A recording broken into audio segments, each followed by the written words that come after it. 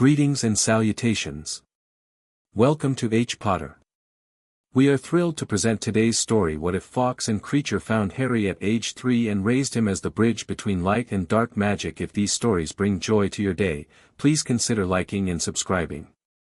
Every bit of support helps us continue this passion project. Now, prepare yourself for an amazing tale. Chapter 1, The Phoenix and the ELF. Lightning cracked across the sky above Little Whinging, illuminating the pristine suburban houses of Privet Drive for brief, electric moments. Number 4 stood identical to its neighbors, except for the small, desperate crying that emanated from the cupboard under the stairs. 3-year-old Harry Potter pressed his tiny hands against his ears, trying to block out the thunder. His cousin Dudley had told him monsters came during storms to eat bad boys, and Aunt Petunia had called Harry a very bad boy, just today when he'd accidentally dropped a plate while drying dishes. No monsters, Harry whispered to himself, rocking back and forth on the thin mattress that served as his bed. No monsters. A particularly violent thunderclap shook the house, and Harry felt something strange happen. The air around him seemed to vibrate, and a soft, golden glow emanated from his skin for just a second. He stared at his hands in wonder as the glow faded. Miles away, in the headmaster's office at Hogwarts School of Witchcraft and Wizardry, a magnificent phoenix lifted his crimson head suddenly. Fawkes, familiar and companion to Albus Dumbledore for decades, felt a disturbance, a ripple in ancient magic he hadn't sensed since that terrible night in Godric's Hollow. Lily Potter's protection spell had just flared. Dumbledore was away at an International Confederation meeting. Without hesitation, Fawkes spread his magnificent wings and disappeared in a burst of flame. At that exact moment, in the ancient and gloomy House of Black, an elderly house elf named Kreacher dropped the silver candlestick he'd been polishing. His bulging eyes grew even wider as visions flooded his mind, visions he hadn't experienced since his beloved Master Regulus had tasked him with destroying that terrible locket. "The Potter boy," Kreacher croaked, his voice raspy from disuse. "Master Regulus's promise. The Dark Lord's bane." With a decisive crack, Kreacher vanished. Both magical beings, drawn by different magical signatures but the same purpose, arrived simultaneously on Privet Drive. Fawkes materialized in a burst of flame above Number 4, while Kreacher appeared with a pop behind a nearby hydrangea bush. They spotted each other immediately. "Phoenix!" Kreacher hissed, backing away. "Dumbledore's Kreacher." Fawkes trilled softly, a sound that somehow conveyed both offense and purpose. He gestured with his head toward the house. "Kreacher knows why he's here," the house elf said defensively. "The Potter boy calls with old magic. Magic Master Regulus knew about."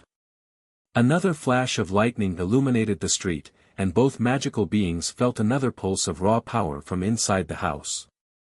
"Kreacher goes now," the elf declared, starting toward the house. Fawkes swooped down, blocking his path.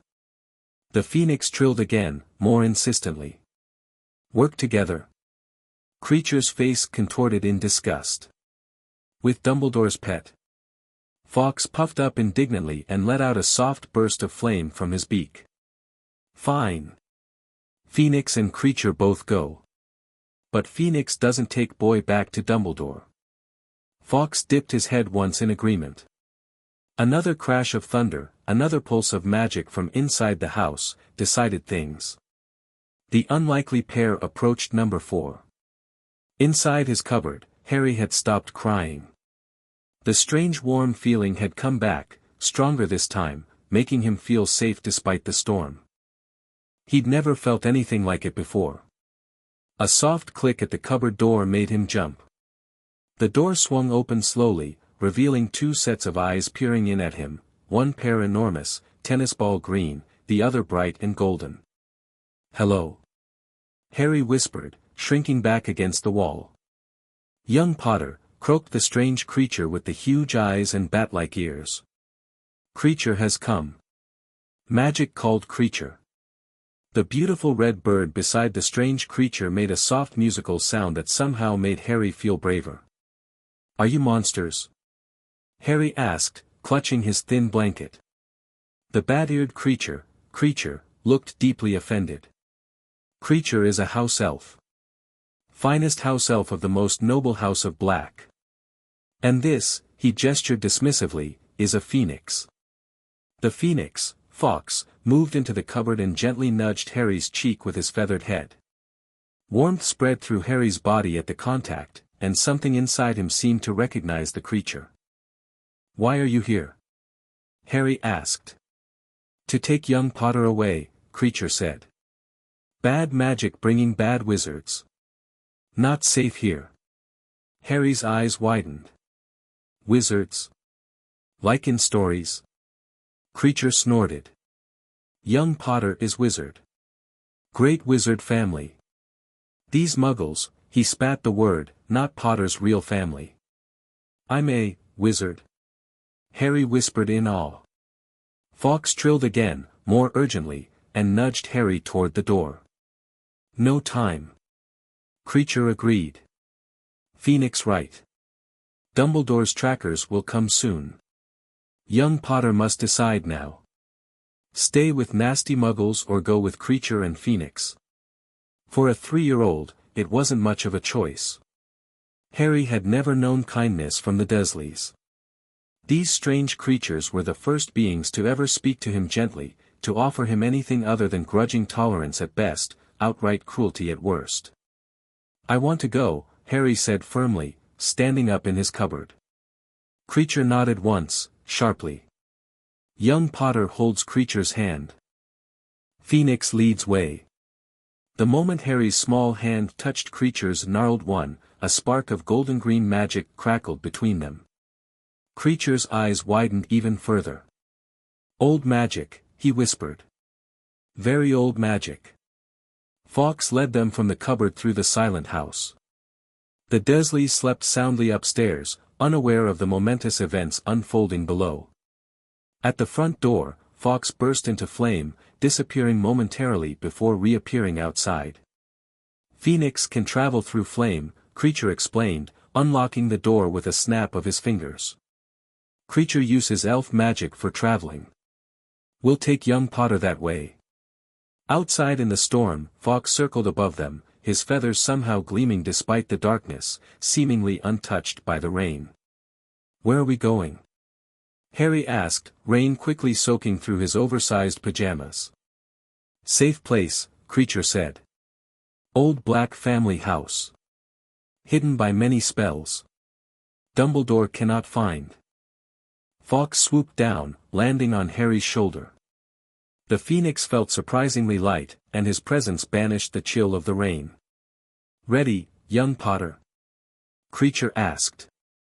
Harry nodded, clutching Kreacher's hand tighter. "Close eyes." Harry obeyed, and immediately felt a sensation like being squeezed through a very tight tube. When the pressure disappeared, he opened his eyes to find himself standing in a grand, if dusty, entrance hall.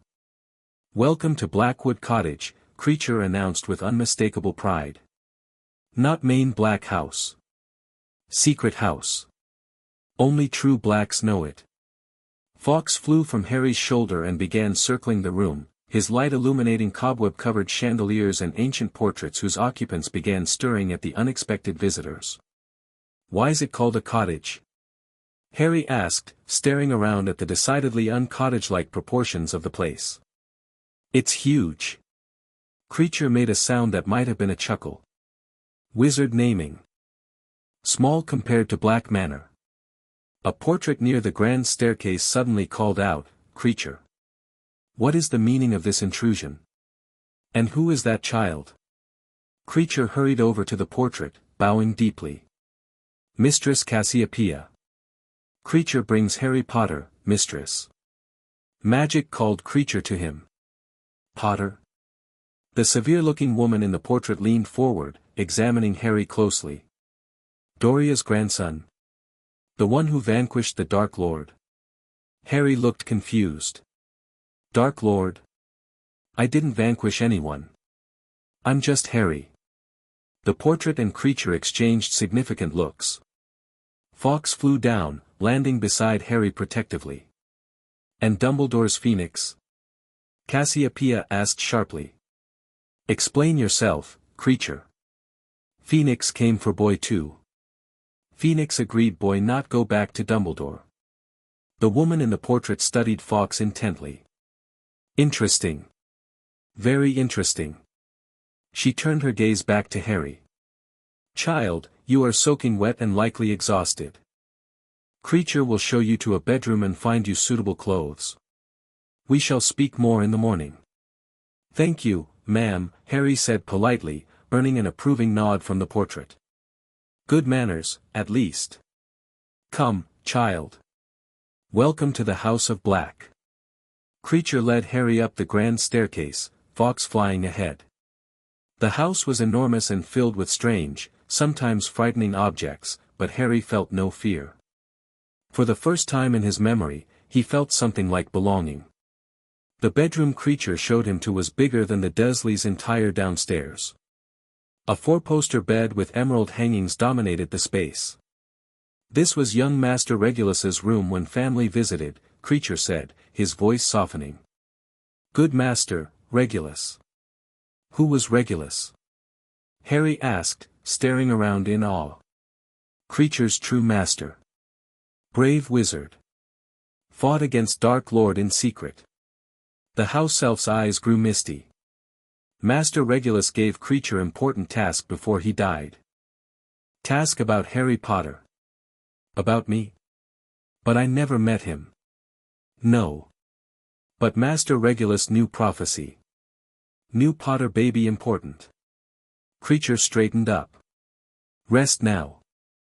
Kreacher brings clothes. With a crack, the house elf disappeared, leaving Harry alone with Fawkes. The phoenix settled on a perch near the bed that seemed made just for him. Did you know this Regulus too? Harry asked. Fawkes gave a gentle trill that somehow conveyed negation. But you knew me? Or my parents?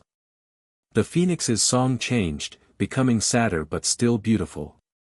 Harry felt it resonate within him, creating images in his mind, a flash of red hair, warm green eyes like his own, a man's laughing face with glasses and untidy hair.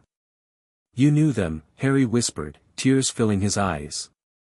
My mom and dad. Fawkes flew to Harry, settling beside him on the bed. One pearly tear fell from the phoenix's eye onto Harry's hand, and immediately warmth spread through him, along with a feeling of profound comfort. Kreacher reappeared with small clothes in his arms. Young master must change. Sleep clothes dry. He snapped his fingers, and Harry's soaked pajamas instantly dried. Thank you, Kreacher, Harry said, yawning suddenly. The night's events were catching up to him. Sleep now, Kreacher said, less gruffly than before. Safe here. Kreacher and Phoenix watch. Harry climbed into the enormous bed, sinking into softness he'd never experienced before. Will you tell me more about magic tomorrow? And my parents? And why you and Fawkes came to get me? Yes, young master, Kreacher promised. Much to learn. But now sleep. As Harry drifted off, the last thing he saw was Kreacher taking up a position by the door like a guard, while Fawkes settled on the headboard above him, softly glowing in the darkness. For the first time in his young life, Harry Potter fell asleep feeling completely safe. Morning brought confusion, then wonder as Harry remembered the previous night's events.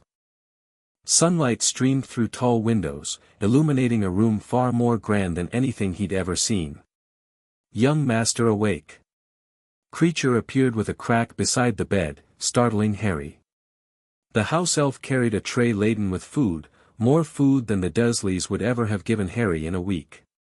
Good morning, Kreacher, Harry said, sitting up and rubbing his eyes. Is that all for me? Young wizard needs proper food, Kreacher said firmly, placing the tray across Harry's lap. Growing magic needs fuel. Fawkes, who had apparently left during the night, flew in through the open window with something clutched in his talons. He dropped it beside Harry's tray, a perfect red apple. Thank you, Harry said to both of them, genuinely moved by their care. At the Dursleys, he'd often gone hungry, Aunt Petunia claiming he needed to earn his keep. As Harry ate, Kreacher bustled around the room, opening drawers and wardrobes. Clothes for young master. Old black family children's clothes. Preserved by elf magic. Kreacher. Harry asked between bites of the most delicious eggs he'd ever tasted. Why did you and Fawkes come for me last night? The house elf paused his activities, turning to face Harry. His expression was solemn. Magic called us. Different magics, same purpose. He approached the bed. Phoenix came because of Mother's protection spell. Kreacher came because of Master Regulus's last command. What spell? What command? Harry was thoroughly confused. Fawkes trilled softly, flying to land beside Harry.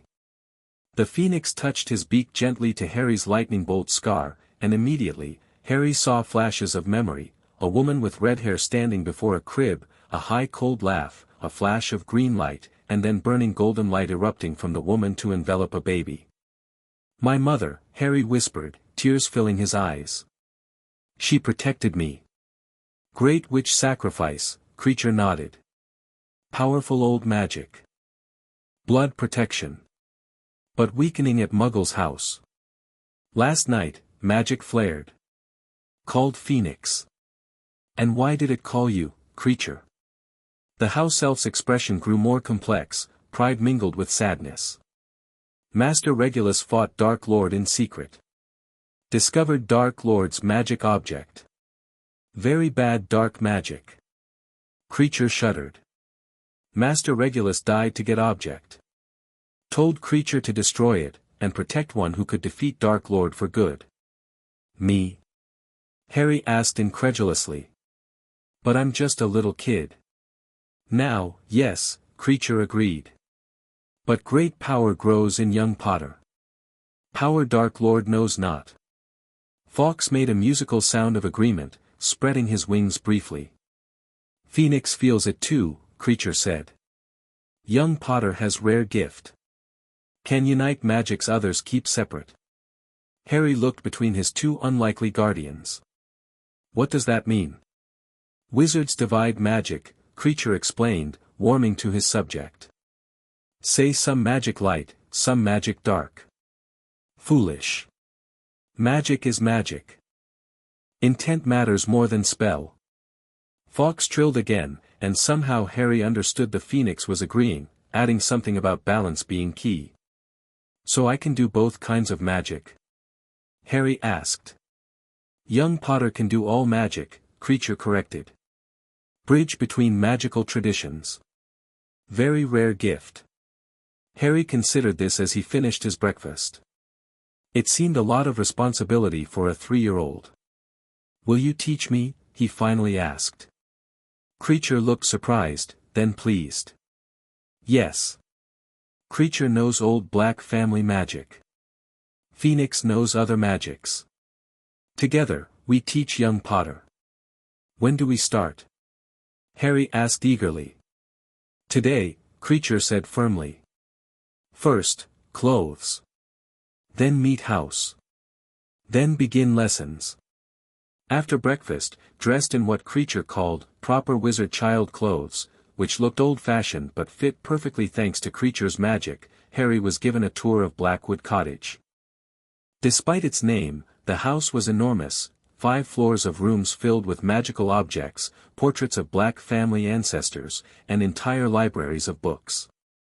Most of the portraits were curious about Harry, though a few muttered about half-bloods, until Kreacher sharply reminded them of Harry's grandmother Doria Black's connection to their family. This house protected by many spells, Kreacher explained as they walked. Fidelius charm, blood wards, elf magic. No one finds unless we want. What about Dumbledore? Harry asked, remembering the name from the previous night. Who is he? Why can't I go to him? Kreacher and Fawkes exchanged looks, and Harry was beginning to find it remarkable how well the unlikely pair seemed to communicate. Albus Dumbledore is powerful wizard, Kreacher said carefully. Leader of light wizards. Phoenix's master, until now. Fawkes shook his head emphatically at that last part, trilling indignantly. Not master. Kreacher asked, surprised. Partner, then. But Phoenix has left Dumbledore for young Potter. Why? Harry asked, looking at Fawkes. The Phoenix flew to a nearby window, gesturing outside with his wing, then made a series of musical notes that somehow conveyed the concept of freedom and choice. Phoenix chooses own path, Kreacher translated, sounding impressed despite himself. Chooses Harry Potter over Dumbledore. But why can't I meet Dumbledore? Harry persisted. If he's a good wizard, good intention, bad methods, Kreacher said bluntly. Dumbledore put young Potter with muggles for protection, but no love there. And Dumbledore has plans for young Potter. Plans that use young Potter as weapon, not as child. Harry frowned. How do you know that? House elves hear things, Kreacher said simply. And Master Regulus researched prophecy before died. Told Kreacher what Dumbledore might do. Their tour concluded in a large, circular room at the top of the house. Windows faced in all directions, giving views of the forest surrounding the property and, in the distance, mountains. Training room, Kreacher announced. Magic practice safe here. The room was mostly empty except for cushions scattered around the floor and strange symbols painted on the walls and ceiling. Are you really going to teach me magic? Harry asked, excitement bubbling up. Even though I'm little. Young wizards start magic early in old days, Kreacher said. Modern wizards wait too long. Magic grows better when trained young. Fawkes flew to the center of the room and spread his wings wide. The Phoenix began to glow, and the symbols on the walls responded, lighting up in sequence. Phoenix activates training wards, Kreacher explained, looking impressed. Very old magic. Helps control young wizards' power, prevents accidents. Harry felt a tingle pass through his body as the room's magic activated fully. It felt friendly, welcoming, like the room itself was happy to have a young wizard to teach. First lesson very simple, Kreacher said, sitting cross-legged on a cushion and indicating Harry should do the same. Feel magic inside. All wizards have magical core. Must connect with core before can direct magic. Harry sat across from Kreacher, mimicking his posture. How do I feel it? Close eyes. Breathe slow. Kreacher demonstrated, his chest rising and falling steadily. Look inside. Find warm feeling. Harry closed his eyes and tried to concentrate, but it was hard. His 3-year-old mind kept wandering to all the amazing things he'd seen that morning. A soft weight settled on his shoulder, Fawkes. The Phoenix began a low, gentle song that seemed to resonate inside Harry's chest. Immediately, focusing became easier. Harry's breathing slowed naturally to match the rhythm of the Phoenix song. And there it was, a warm, pulsing sensation in his chest, like a tiny sun burning just below his heart. As soon as he noticed it, it seemed to flare brighter. I feel it. Harry exclaimed, his eyes flying open with excitement. It's warm. And bright. Kreacher's usually grumpy face split into a wide smile. Young master finds core on first try. Very good sign. Fawkes trilled happily, taking flight to circle the room once before landing beside them again. Next, reach for magic, Kreacher instructed. Like reaching with invisible hand inside body. Touch the warmth. Harry closed his eyes again, finding the warm spot more easily this time. He imagined reaching for it, and to his surprise, it seemed to reach back, tendrils of warm energy extending toward his mental touch. The moment they connected, Harry gasped. The room filled with golden light emanating from his small body. Powerful core. Kreacher exclaimed, shielding his eyes. Most unusual color too. Gold means balance. Fawkes sang a triumphant note, his own glow intensifying to match Harry's. What do I do now? Harry asked, his voice echoing strangely as if coming from everywhere at once. Direct small amount of magic to hand, Kreacher said, demonstrating by creating a small blue light above his own palm. Think of light. Want light in hand. Harry focused on his right hand, imagining some of the warm energy flowing down his arm. A sphere of golden light appeared, hovering just above his palm. I did it. Harry laughed in delight, watching the light pulse in time with his heartbeat. Excellent first control, Kreacher nodded approvingly. Young master natural magical talent. Their lesson continued for another hour, with Harry learning to increase and decrease the size of his light, change its color, though it always retained a golden undertone, and eventually create multiple lights simultaneously. By the end, Harry was tired but exhilarated. That was brilliant. Enough for first day, Kreacher declared. Young wizards need rest between magic practice. Core grows stronger with use but needs recovery time.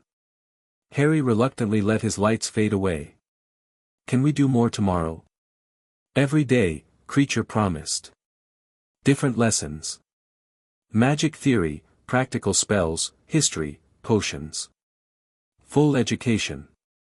Fawkes flew to Harry, rubbing his feathered head against the boy's cheek affectionately.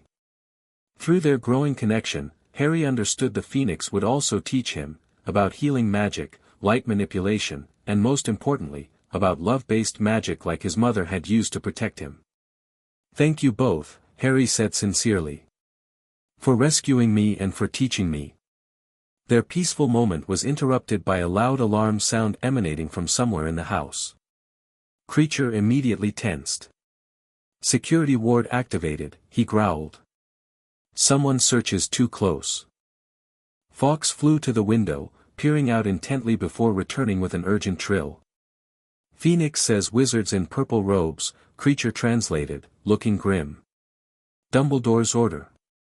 Searching for young master. Will they find us? Harry asked, suddenly afraid. No, Kreacher said confidently. House protected by black family blood wards and elf magic. But shows Dumbledore moves quickly. Already knows young master gone from muggles. Harry joined Fawkes at the window. In the distance, just beyond the property's edge, he could see tiny figures moving through the trees. Even from this distance, their robes looked vibrant against the greenery. Why do they want me so much? Harry asked. Kreacher and Fawkes exchanged another of their meaningful looks. Because of prophecy, Kreacher finally said. Because young master survived killing curse from Dark Lord. Because Wizarding World calls Harry Potter the boy who lived, and thinks young master their savior. I don't understand, Harry said, frowning. I don't remember defeating any Dark Lord. Dark Lord tried to kill baby Potter, Kreacher explained gently. Used worst curse, killing curse. Never fails. But curse rebounded. Hit Dark Lord instead. Dark Lord's body destroyed, but... He hesitated, looking at Fawkes. The Phoenix nodded solemnly, encouraging him to continue. But Dark Lord not truly dead, Kreacher finished. Will return someday. Prophecy says only Harry Potter can defeat Dark Lord for good. Harry stared out the window at the distant searchers. It seemed impossible that so many people were looking for him, that he was supposedly important enough for all this fuss. I don't want to be their savior, he said quietly. Young master has choice, Kreacher said firmly. Kreacher and Phoenix help Harry Potter grow strong, learn all magic. When time comes, young master decides own path. Fawkes trilled in agreement, spreading one wing protectively around Harry's shoulders. As they watched, the searchers eventually moved away, heading in the wrong direction entirely. Harry felt a complicated mix of emotions, relief that they hadn't been found, sadness at the thought of people wanting him enough to search, and a growing determination to learn everything his unusual guardians could teach him. Can we go to the library next? He asked, turning away from the window. I want to learn about this prophecy and the Dark Lord and everything else. Kreacher smiled, a real, genuine smile that transformed his wrinkled face. Young master asks to study. Kreacher very pleased. Better than Hogwarts learning here. Proper magical education. Fawkes let out a musical laugh, flying in an excited circle around Harry. "What's Hogwarts?" Harry asked as they left the training room. "Wizard school," Kreacher explained as they descended the stairs. "Where young wizards go at 11 years. Dumbledore is headmaster." "Will I go there?" "Perhaps. If young master wishes when time comes. But by then, young master will know more magic than most 7th years." The idea made Harry grin. Whatever this prophecy thing was, whatever this Dark Lord wanted with him, he wouldn't be helpless. He'd have knowledge, power, and most importantly, he'd have his strange new family, Kreacher with his ancient magical knowledge and Fawkes with his healing light. For the first time in his short life, Harry Potter had a future worth looking forward to. The days turned into weeks, and weeks into months. Harry thrived under the joint tutelage of Kreacher and Fawkes. The house elf taught him family magic, potions, and history, while the Phoenix showed him healing techniques, fire manipulation, and how to sense magical auras. By his 4th birthday, Harry could already perform wandless magic that would have impressed fully trained wizards, creating light, moving objects, summoning things he needed, and even simple shields. "Young master's core grows strong," Kreacher declared proudly after a particularly successful training session where Harry had maintained a shield against Kreacher's harmless testing spells for over 5 minutes. Harry beamed at the praise. In the 9 months since his rescue, he'd grown taller and healthier. Regular meals, exercise, and most importantly, genuine care had transformed the formerly skinny, withdrawn child into a confident, energetic boy. "Kreacher," Harry asked as they took a break, sipping the sweet fruit juice the house elf had prepared, "can you tell me more about my parents today?" Though Kreacher and Fawkes had told him bits and pieces about James and Lily Potter, Harry remained hungry for more information about them.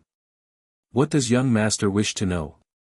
"Everything," Harry said enthusiastically. "What they looked like, what magic they were good at, what they liked to do." Kreacher settled more comfortably on his cushion.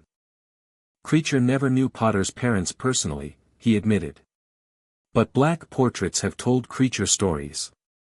James Potter was pure-blood wizard from ancient family. Skilled at transfiguration magic and flying. Became illegal animagus while still in school. "What's an animagus?" Harry interrupted. "Wizard who can transform into animal," Kreacher explained. "Very difficult magic. James Potter became stag, like deer with antlers." "Brilliant!" Harry exclaimed. "And my mum?" Lily Evans Potter was Muggle-born witch. Very powerful, very clever. Exceptional at charms and potions. Created new spells even after leaving Hogwarts. Fawkes, who had been listening from his perch near the window, flew down and landed beside Harry. The Phoenix had a way of sharing memories that went beyond words, a form of magical communication that connected directly with Harry's mind.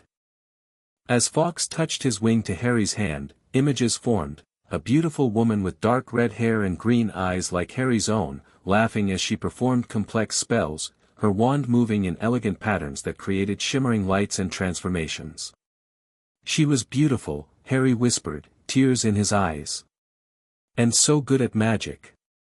Fawkes trilled softly, sharing another memory, this one of James Potter, tall and thin with unruly black hair, practicing dueling with another man who looked remarkably like him but older.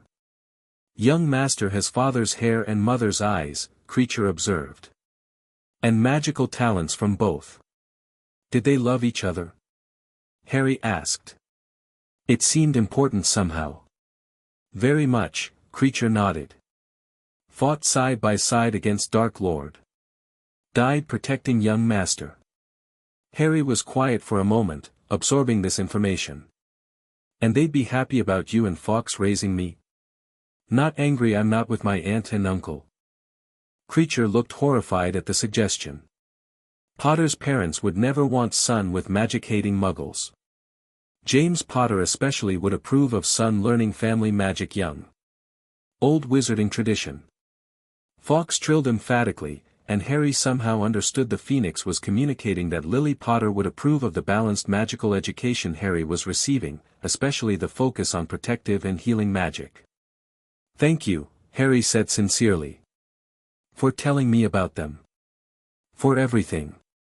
Their moment was interrupted by a soft chime echoing through the house. The gentle alert Kreacher had set to replace the alarming klaxon that had frightened Harry during their first days.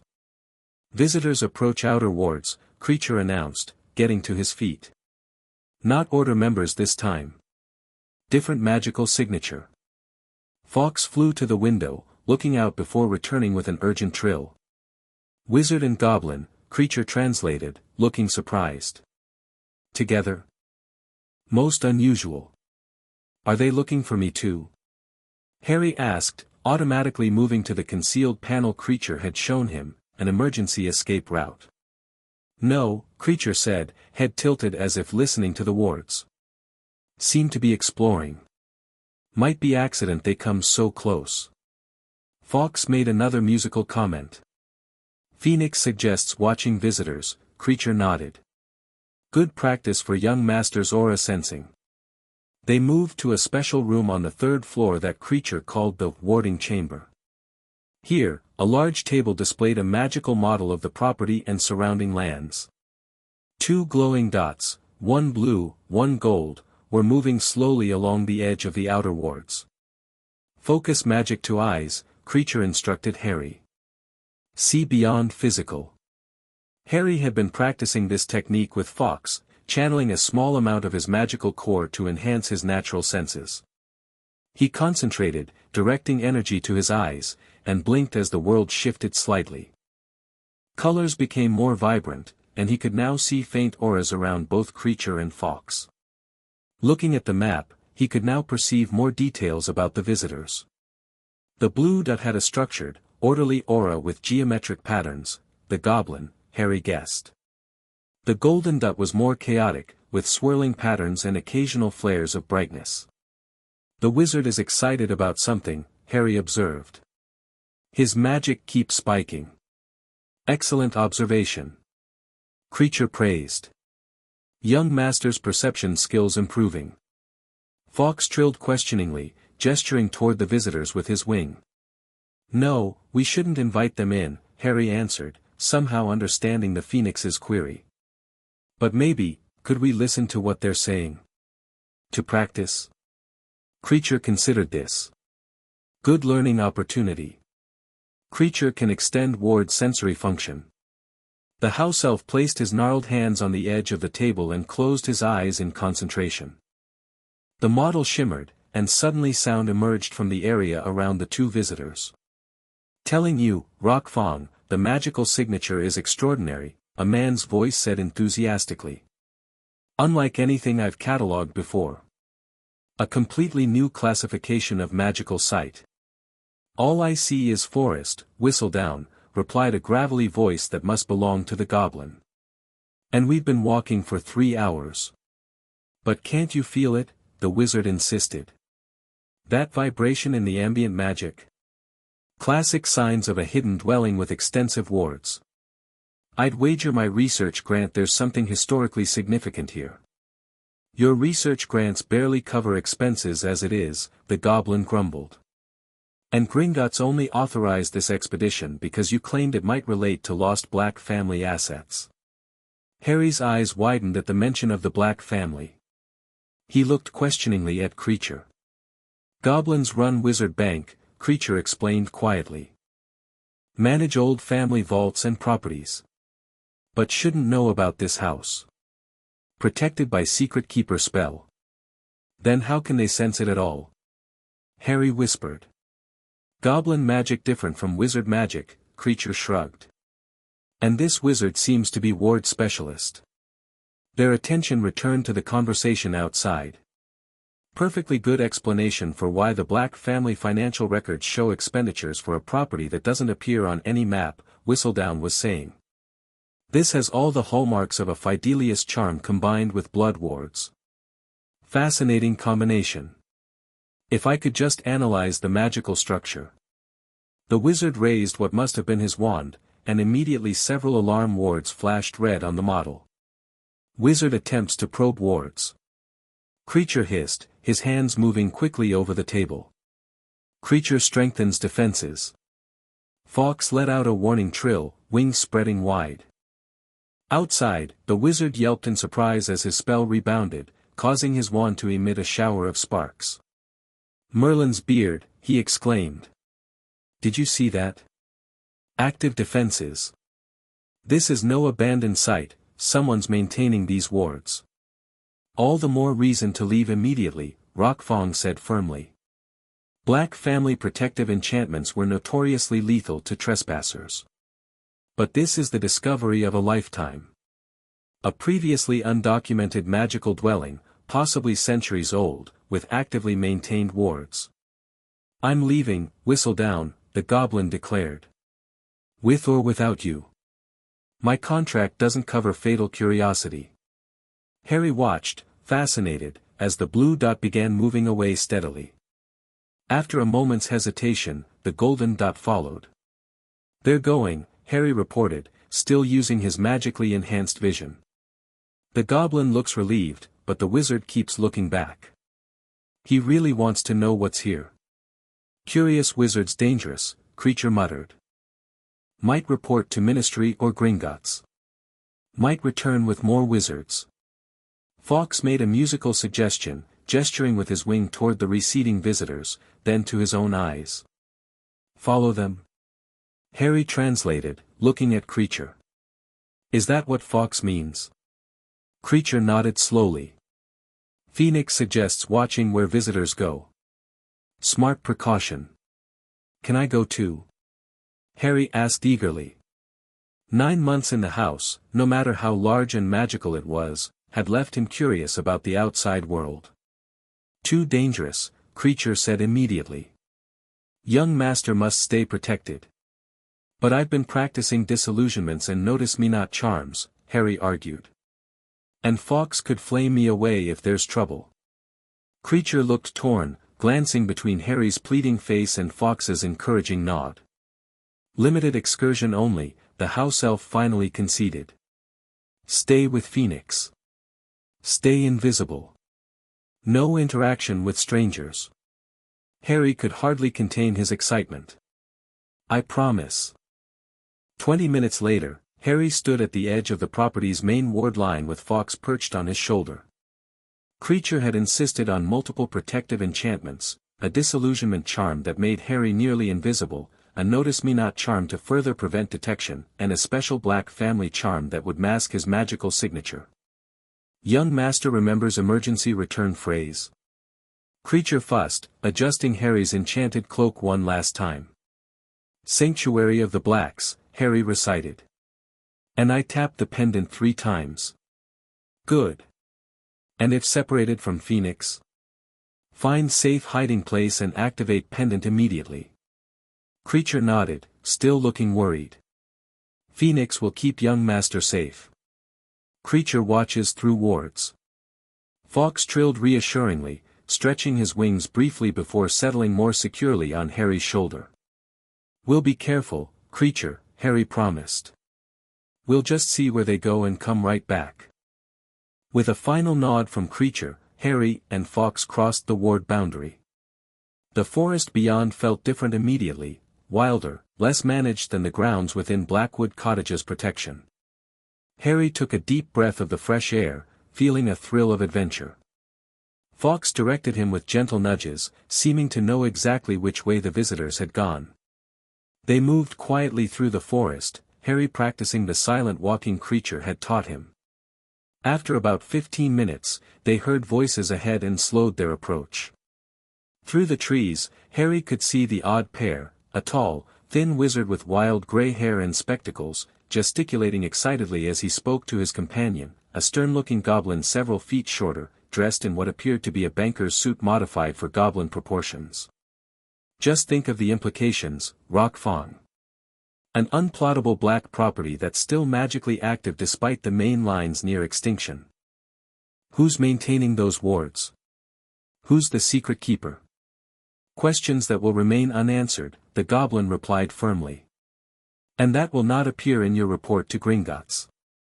Our expedition found nothing conclusive, understood? The wizard looked crestfallen. But, no, whistle down. Goblins have respected the Black family's privacy magic for centuries. It's part of our oldest banking agreements. Whatever we sense back there stays off record.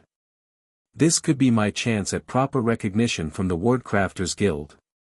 Find another discovery, the goblin said unsympathetically.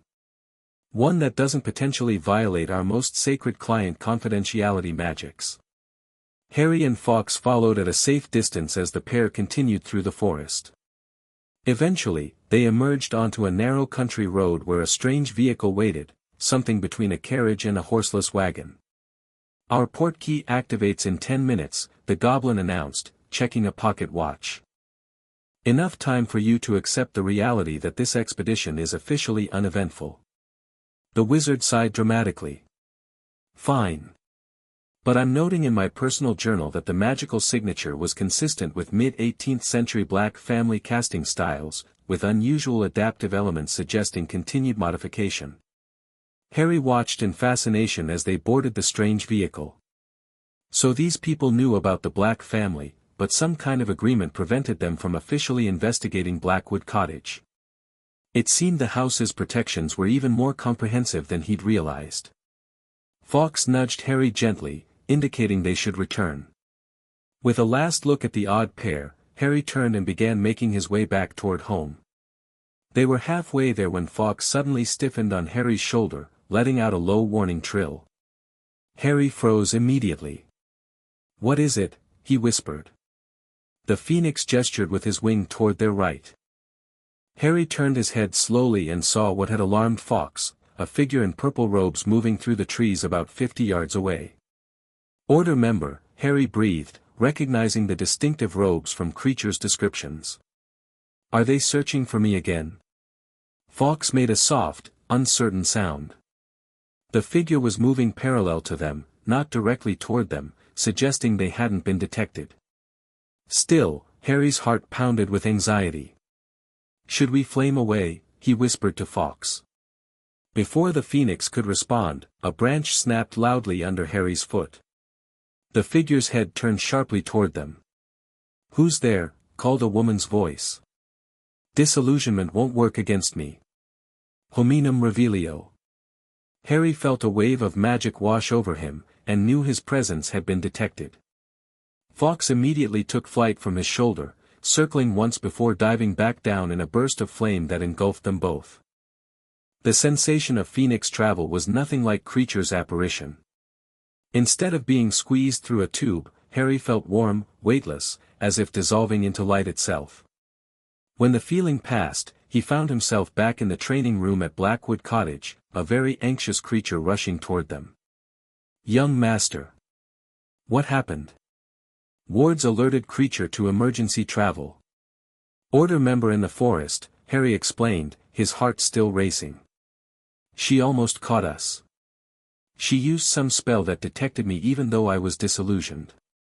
"Hominum revelio," Kreacher nodded grimly. "Reveals human presence. Did witch see phoenix?" "I don't think so," Harry said after a moment's reflection. "Fawkes flamed us away too quickly." Fawkes trilled in agreement, settling on his perch with a reassuring look at Harry. "Good. Order must not know phoenix helps young master."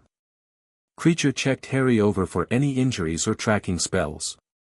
"What did Order witch look like?" "Tall, with dark hair," Harry described. "Stern-looking. She wore purple robes like the others we've seen searching before." Kreacher's eyes narrowed. "Sounds like McGonagall. Dumbledore's deputy. Powerful witch. Was she looking for me specifically? Perhaps. Or patrolling area. Dumbledore keeps searching, even months later." Kreacher looked troubled. "Not good that Order patrols so close to property. But they can't find us here, right?" Harry asked, suddenly worried about their safety. "Cannot find house," Kreacher confirmed. "But could make leaving difficult. Could watch area." Fawkes let out a series of musical notes that somehow conveyed a complex thought about magical protections and counter-strategies. "Phoenix is right," Kreacher nodded. Need to strengthen outer perimeter wards. Add misdirection spells. Make forest seem uninteresting to searchers. Despite the close call, Harry felt a strange exhilaration. His first adventure outside the house had confirmed several things. The wizarding world was indeed searching for him, but their protections were strong, and between Kreacher's defensive magic and Fawkes' ability to flame them to safety, he was well protected. "Can I help with the new wards?" he asked eagerly. Kreacher looked surprised, then thoughtful. "Could be good learning experience. Young master has strong core, could add power to wards." The next several days were spent enhancing the property's protections. Harry learned how to channel his magical core into existing ward structures, strengthening them and adding his own magical signature to their matrix. Kreacher taught him the theory behind protective enchantments, while Fawkes showed him how intention affected magical potency. By the end of the week, Blackwood Cottage was more secure than ever, with expanded misdirection wards that would make even the most determined searcher suddenly remember urgent business elsewhere.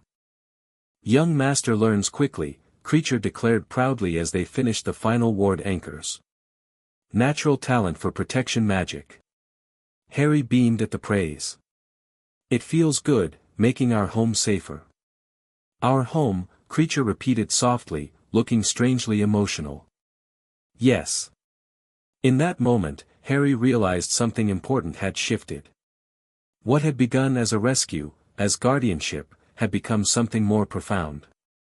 Kreacher, Fawkes, and Harry had become a family, unconventional and unexpected, but a family nonetheless. Fawkes seemed to sense the moment's significance. The phoenix began to sing, not his usual communication trills, but a true phoenix song that filled the house with warmth and light. The music spoke of loyalty, protection, and love that transcended ordinary bonds. As Harry listened, tears in his eyes, he knew with absolute certainty that he was exactly where he belonged, with his unusual guardians who were teaching him to bridge worlds that had long been kept separate. In the months that followed, Harry's education intensified. Kreacher taught him wandless magic techniques passed down through generations of Black family wizards, while Fawkes showed him how to sense and manipulate magical energies directly. By his 5th birthday, Harry could already perform magic that most adult wizards would find challenging, creating shields, moving objects with precision, even simple healing spells that Fawkes had taught him. More importantly, he was learning something few wizards ever understood, that magic itself wasn't inherently light or dark. It was the intention, the emotion behind the casting that determined its nature. With Kreacher teaching traditional pureblood techniques and Fawkes guiding him in phoenix magic, Harry was developing a unique perspective that drew from multiple magical traditions. Young master bridges old divisions, Kreacher observed one evening as they sat in the library after a particularly successful lesson. Uses Black family magic but with phoenix influence. Never seen before. Harry looked up from the ancient tome he'd been studying, a Black family grimoire that detailed protective enchantments. "Is that good?" "Very good," Kreacher nodded firmly. "Magical world too divided. Light wizards ignore powerful old magics because label them dark. Dark wizards ignore protective and healing magics because think them weak. Young master uses all magic. Balanced. Powerful." Fawkes, perched nearby, trilled in agreement.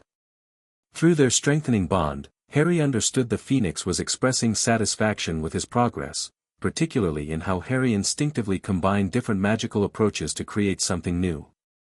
"Kreacher," Harry said thoughtfully, closing the book, "you and Fawkes have taught me so much. But sometimes I wonder, will I ever have friends my own age? Other children to play with?"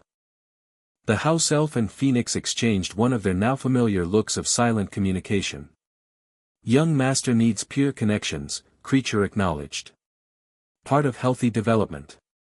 But dangerous to expose young master too soon." "The searchers are still looking for me?" Harry asked. Almost 2 years had passed since his rescue from the Dursleys. "Less actively," Kreacher admitted. "But Dumbledore still sends order members to check areas.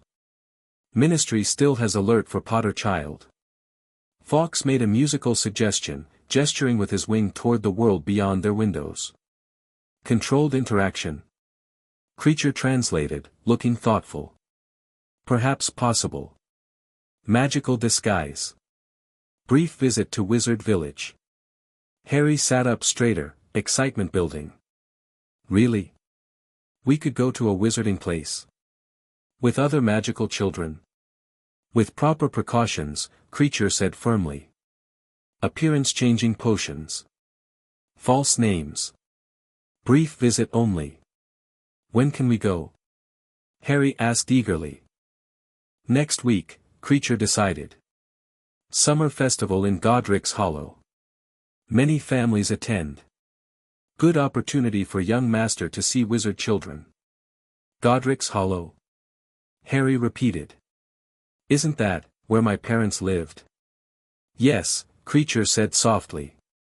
Where Potter family had cottage. Where? He hesitated. Where they died protecting me, Harry finished. He'd learned the full story of that night over the past year. I'd like to see it. Can visit memorial, Kreacher nodded. Under disguise. Pay respects privately. That night, lying in bed, Harry could barely contain his excitement. A trip to a real wizarding village. A chance to see where his parents had lived. And most thrilling of all, the possibility of meeting other magical children. As he drifted off to sleep, Harry thought about how far he'd come from the frightened 3-year-old in the cupboard under the stairs. He had a home now, a family of sorts, and was learning magic beyond what most wizards ever mastered. Whatever the future held, prophecies, dark lords, or the complicated politics of the wizarding world, Harry knew one thing with absolute certainty: he was no longer alone, no longer helpless. With Fawkes and Kreacher guiding him, he was becoming something new, a bridge between magical traditions, a wizard who would one day challenge the very foundations of how the magical world understood itself. Chapter 2, Bridges and Boundaries. The Black family grimoire thudded against the training room wall with a heavy thwack, narrowly missing an 8-year-old Harry Potter's head as he ducked effortlessly. Kreacher said faster shield transitions, the house elf barked, already flicking his fingers to send 3 more objects flying Harry's way. Dark wizards won't wait for young master to prepare. Harry grinned, the challenge lighting up his emerald eyes. 5 years had transformed the once timid child into a confident young wizard. His reflexes sharpened by thousands of training hours, Harry dropped his existing shield and erected a new one in a seamless motion, changing the magical frequency to repel physical objects rather than spells. The candlestick, vase, and small wooden chest bounced harmlessly off the shimmering golden barrier. Better. Kreacher nodded approvingly. Now counter. Without dropping his shield, Harry thrust his right hand forward. A pulse of concentrated magic shot from his palm, catching the hovering furniture and sending it back toward Kreacher, who disappeared with a crack before reappearing behind Harry. Never assume single attack angle, the house elf admonished, tapping Harry's shoulder. Got it, Harry said, spinning to face his instructor. Again. Before Kreacher could answer, Fawkes swooped into the circular training room through an open window. The phoenix trilled an urgent message, circling once before landing on his perch. Phoenix brings news, Kreacher announced, straightening up. Order meeting at Hogwarts today. Plans discussed about Potter search. Harry's eyebrows rose. They're still looking for me? After 5 years? Not active searches anymore, Kreacher translated as Fawkes continued his musical report. But Dumbledore convinced Potter alive. Plans long-term strategy. Harry toweled off the sweat from his training session, taking a seat on one of the cushions scattered around the room. What kind of strategy? Watching magical outbursts in Britain. Monitoring wizard families who might shelter child. Preparing for Potter's eventual reappearance. Kreacher's wrinkled face twisted into something between a grimace and a smile. But no idea Potter thrives with house elf and phoenix. No tracking spells find Blackwood Cottage. Harry grinned. Their home remained completely secure, despite Dumbledore's considerable resources. The combined protections of Black family wards, Kreacher's elf magic, and Fawkes' phoenix enchantments had created a sanctuary that even the most powerful wizards couldn't detect. "So our trip to Diagon Alley is still on for tomorrow?" Harry asked eagerly. After their successful visit to Godric's Hollow 3 years ago, they'd made occasional, carefully planned excursions to wizarding locations. Each trip required extensive preparations and disguises, but Harry treasured these rare glimpses of the wider magical world. "Yes," Kreacher confirmed. "Summer crowds provide good cover. Phoenix will watch from above. Young Master remembers disguise protocols. Appearance-altering potion, false name, keep magic contained, stay with you at all times, emergency port key ready," Harry recited. "And we're going for books on elemental magic and advanced shielding theory. And rare ingredients," Kreacher added. "Growing wizard needs fresh potion supplies." Fawkes trilled questioningly, tilting his head toward Harry. "Yes, I've been practicing my occlumency shields," Harry answered, understanding the Phoenix's concern. "No legilimens will break through." Mental magic had been a focus of their training over the past year. Kreacher had explained that many powerful wizards, particularly Dumbledore and the still disembodied Voldemort, were skilled at reading others' thoughts.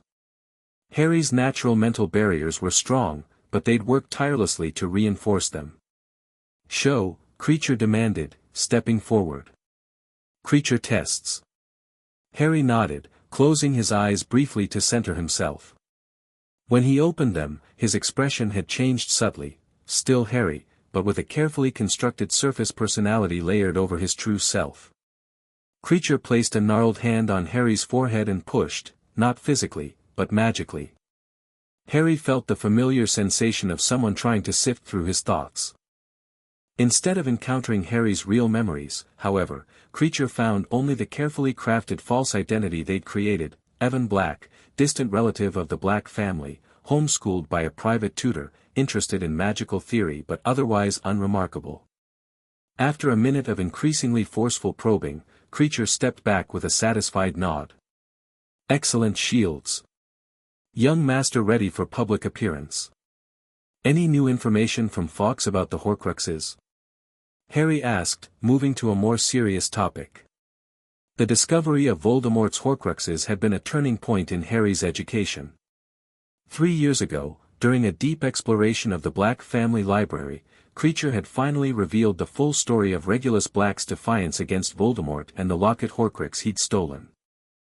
Fawkes, recognizing the description from objects he'd sensed at Hogwarts, had helped them piece together the terrible truth: Voldemort had created multiple soul vessels to ensure his immortality. "Phoenix confirms suspicion," Kreacher said gravely. "Cursed object in Hogwarts, likely Horcrux. Hidden in secret room 7th floor. The room of requirement," Harry nodded. From countless stories shared by the Black family portraits about Hogwarts, he knew about the castle's most mysterious chamber. "That makes 3 we know about: the locket Regulus stole, the object at Hogwarts, and—" He touched his scar lightly. The revelation that Harry himself carried a fragment of Voldemort's soul had initially been devastating. But rather than despair, his guardians had turned it into an opportunity. Fawkes had discovered that Harry could sense other Horcruxes due to his connection. More importantly, they'd found ancient rituals that might eventually separate the soul fragment without harming Harry. "Young Master makes progress controlling soul fragment influence," Kreacher said encouragingly. "Shields keep dark whispers contained." Harry nodded. The fragment occasionally tried to influence his dreams or emotions, but his occlumency barriers kept it firmly trapped. In fact, he'd learned to draw upon the fragment's knowledge while keeping its malevolence contained, accessing Voldemort's vast magical understanding without succumbing to his evil. "I had an idea about that," Harry said, leaning forward eagerly. "What if we used a variation of the Contigo Animus shield, but focused it inward instead of outward? We could create a spiritual containment field that isolates the fragment completely while still allowing me to examine it safely." Kreacher's eyes widened at the sophisticated magical theory. "Creative application. Might work." Would need phoenix tears as catalyst. Fawkes trilled his willingness, extending one wing toward Harry. We can try after the Diagon Alley trip, Harry suggested. I want to check a few reference books first. Young master thinks like true magical researcher, Kreacher said with unmistakable pride. Creates new magic by combining traditions. It was the highest compliment in their household. Over the years, Harry had developed a magical education unlike any other young wizard in Britain. From Kreacher, he'd learned traditional pureblood magics often classified as dark by modern standards, blood wards, ritual magic, soul protections, and ancient black family spells. From Fawkes, he'd mastered techniques traditionally considered light, healing magic, protective enchantments, magical harmonizing, and phoenix fire manipulation. But what made Harry truly unique was his ability to see beyond these artificial classifications, combining elements from supposedly opposed traditions into something new and powerful. I want to check out Flourish and Blot's historical section too, Harry added. I'm still researching those references to the Bridge of Worlds we found in that old Peveril text. 3 months ago, they'd acquired a rare book written by a descendant of the legendary Peveril brothers. It contained a prophecy so ancient it predated the Hogwarts founders, speaking of a wizard who would stand between light and shadow, bridge divided worlds, and restore magic's true balance. Interesting pursuit, Kreacher acknowledged. But ancient prophecies notoriously vague. Still, the timing fits, Harry persisted. And it mentioned that a child marked by darkness but bathed in sacrificial light. That has to be about my scar and my mother's protection. Fawkes made a musical sound that somehow conveyed cautious agreement. The Phoenix had been particularly interested in the Peveril prophecy, recognizing elements that echoed in Trelawney's more recent prophecy about Harry and Voldemort. Research continues tomorrow, Kreacher decided. Now, final lesson before dinner. Elemental calling. Harry's face lit up. Elemental magic was his newest and most challenging area of study. Unlike most forms of magic that manipulated existing elements, true elemental calling involved connecting with the primal forces of nature and inviting their cooperation.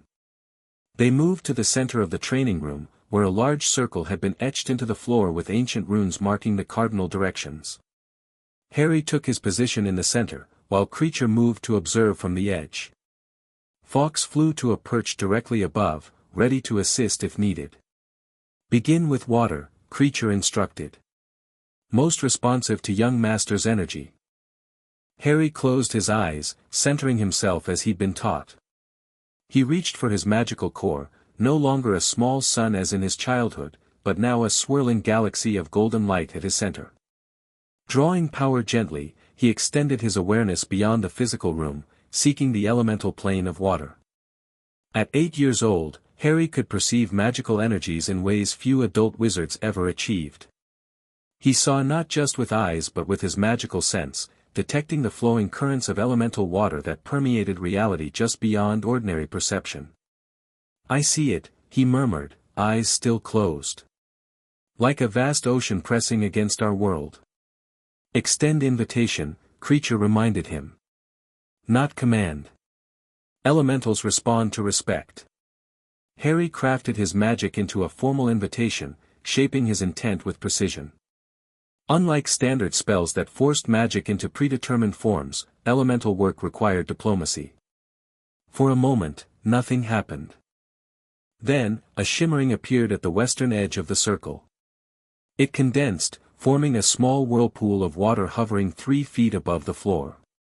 The water shaped itself into a vaguely humanoid form, its head tilting as if examining Harry. Greetings, water elemental, Harry said respectfully. Thank you for answering my call. The water being made no sound, but Harry felt its response as ripples of emotion in his mind, curiosity, interest, and something like amusement. I seek to understand your nature, Harry continued, following the ritual dialogue. To learn from your wisdom and flow. The elemental spiraled closer, circling Harry once before stopping before him. It extended what might be called a hand, waiting. Harry knew what was expected. He held out his own hand, palm up. The water flowed over his skin, cool but not wet, as if assessing his essence. After a moment, the elemental withdrew, then did something unexpected. It split into two forms, one remaining as it was, the other taking on an appearance that roughly mimicked Harry's. "Progress!" Kreacher exclaimed from the sideline. "Elemental offers mirroring bond. Rare honor." Harry felt a thrill of excitement. Elemental mirroring was an ancient form of magical connection, where the elemental created a sympathetic link to the wizard, allowing deeper understanding and cooperation. "I accept your generous offer," Harry said formally. "And promise to honor water's wisdom." The water Harry smiled, or at least, its face rippled in what seemed like a smile, before both water forms flowed together and spiraled around Harry 3 times. He felt magic washing through him, cool and fluid, as the elemental shared its essential nature. Knowledge flooded his mind, water's patience in wearing down mountains, its adaptability in taking any shape, its power in great masses and its subtlety in single drops. Most importantly, he felt water's fundamental connectedness, how all water, from oceans to rain to the moisture in air, remained part of a single elemental whole. The experience lasted less than a minute before the elemental withdrew, condensing into a small sphere that hovered before Harry momentarily before dissolving back into the ether. Harry opened his eyes, swaying slightly as he readjusted to ordinary perception. "Incredible," he breathed. "It showed me everything. How water thinks, how it connects, how it exists across dimensions." Kreacher nodded approvingly. "Elemental favors young master. Good sign for future workings." Fawkes trilled from above, a sound of congratulation and warning combined. "Phoenix right," Kreacher agreed. "Enough for today.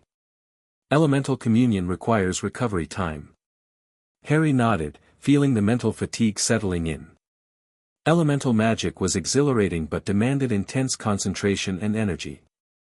"Will I be recovered enough for Diagon Alley tomorrow?" "Yes, with proper rest and food," Kreacher assured him. "Speaking of which, dinner ready in library. Special treacle tart for dessert." Harry's face lit up. "Brilliant. Race you there." He dashed from the training room, his footsteps echoing down the corridor. Kreacher shook his head fondly before disapparating with a crack, reappearing in the library just as Harry burst through the door. "Cheater." Harry laughed, pointing accusingly at the house elf. "Efficient," Kreacher corrected, a rare smile creasing his face. "Different concept." Fawkes arrived in a flash of flame, settling on his library perch as the small family began their evening meal. Over dinner, they continued discussing their plans for Diagon Alley, unaware that their carefully constructed life was about to face its most significant challenge yet. Diagon Alley buzzed with summer activity as Harry and Kreacher emerged from the leaky cauldron's back entrance. Harry, disguised by a combination of potions and subtle magic, now sported light brown hair, hazel eyes, and slightly altered facial features. At a glance, no one would connect this ordinary-looking boy with Harry Potter, the famous missing boy who lived. "Remember, Evan Black, distant cousin visiting from abroad," Kreacher murmured, now disguised as an elderly human wizard with a silver beard and formal robes. "Limited eye contact with adult wizards." "Got it," Harry replied, eyes wide with excitement despite the caution. No matter how many times they ventured into wizarding society, he never tired of the magical atmosphere. Above them, nearly invisible against the bright sky, Fawkes circled watchfully. The Phoenix had developed a method of partial disillusionment that made him appear as nothing more than a faint red bird to casual observers, just another wizard's familiar. Their first stop was Flourish and Blots for the research materials Harry needed. The bookshop was crowded with Hogwarts students purchasing early supplies for the coming school year. "Stay close," Kreacher reminded as they navigated through the throngs of shoppers. Harry nodded, but his attention was immediately captured by the towering shelves of magical texts. Despite their extensive library at Blackwood Cottage, there were always new publications and rare finds at the famous bookstore. "Ancient elemental bindings, third shelf from right," Kreacher directed, pointing to the theoretical magic section. Kreacher checks rare books room for Peveril references. As Kreacher moved toward the back of the shop, Harry headed for the elemental magic section. He located the book they needed quickly, then found himself drawn to a nearby display featuring recently discovered magical texts. Historical find, announced a sign hovering over a glass case. Lost writings of Anatolius the Harmonizer, legendary magical unifier of the 5th century, recently discovered in Egyptian tomb. Harry's breath caught. Anatolius the Harmonizer was a figure they'd encountered repeatedly in their research on magical integration, a nearly mythical wizard who had supposedly mastered both traditionally light and dark magics, combining them into a unified approach that transcended conventional categories. He leaned closer to examine the ancient text fragments displayed under preservation charms. "Fascinating, aren't they?" said a voice beside him. Harry turned to find a girl about his age with bushy brown hair studying the display with equal interest. She had intelligent eyes and an air of enthusiastic curiosity that reminded Harry of himself. "Absolutely," he agreed, remembering to use his practiced, Evan, voice, slightly different from his natural speech. Especially the references to magical harmonization. The girl's eyes lit up at finding someone who shared her interest. "Yes. Most wizards divide magic into such rigid categories, but Anatolius proposed that all magic exists on a continuous spectrum rather than in opposed camps." Harry blinked in surprise. Few adult wizards understood this concept, let alone children his age. "Exactly," he said, unable to hide his enthusiasm. And he suggested that the most powerful magic comes from balancing supposedly opposing forces rather than choosing between them. "I'm Hermione Granger," the girl said, extending her hand. "Are you starting Hogwarts soon too?" "Evan Black," Harry replied, shaking her hand and noting her firm grip. "And no, I'm homeschooled. Just visiting London for research materials." "Homeschooled?" Hermione looked fascinated. "That must be wonderful, designing your own curriculum." "I've just found out I'm a witch last year. I'm Muggle-born, you see, and I'm trying to learn everything I can before school starts." "Muggle-born?" Harry asked with genuine interest. His education had included extensive magical theory and history, but actual interaction with diverse magical backgrounds remained limited. What was that like, discovering magic? Hermione's face lit up at the question. "Absolutely incredible. Strange things had happened around me for years, books moving on their own. Once my teacher's hair turned blue when she was unfair to me, but when Professor McGonagall arrived and explained everything, it all made sense." "McGonagall?" Harry kept his voice casual despite his internal alarm. "The same witch who'd nearly caught him and Fawkes years ago." "Yes, she's the deputy headmistress at Hogwarts," Hermione explained. "She visits Muggle-born students to introduce them to the magical world. She was quite kind, if rather stern." "She sounds impressive," Harry said diplomatically. "She is. She can transform into a cat. It's called being an animagus." Hermione leaned closer. "I've already decided that's what I want to learn someday, though apparently it's incredibly difficult magic." Harry smiled, finding her enthusiasm infectious. "It is advanced, but not impossible with the right approach. The key is understanding the sympathetic connection between your magical core and your inner animal nature before attempting the transformation matrix." Hermione stared at him. "How do you know that?" "That's well beyond OWL level magic." Harry mentally kicked himself for the slip. "My tutor is thorough," he said vaguely. "I read ahead a lot." "You must be extraordinarily advanced," Hermione said, looking impressed rather than suspicious. "Do you have a specialty focus?" "I'm particularly drawn to transfiguration and charms, though ancient runes sounds fascinating too." The conversation flowed naturally from there, both children delighting in finding someone who matched their intellectual curiosity. Harry carefully avoided revealing anything too unusual about his education, but still found himself engaging in theoretical discussions far beyond typical 8-year-old understanding. The fundamental problem with most shield charms, Harry was explaining, is that they're designed to block specific magical frequencies rather than adapting to incoming spell signatures. That makes perfect sense. Hermione exclaimed.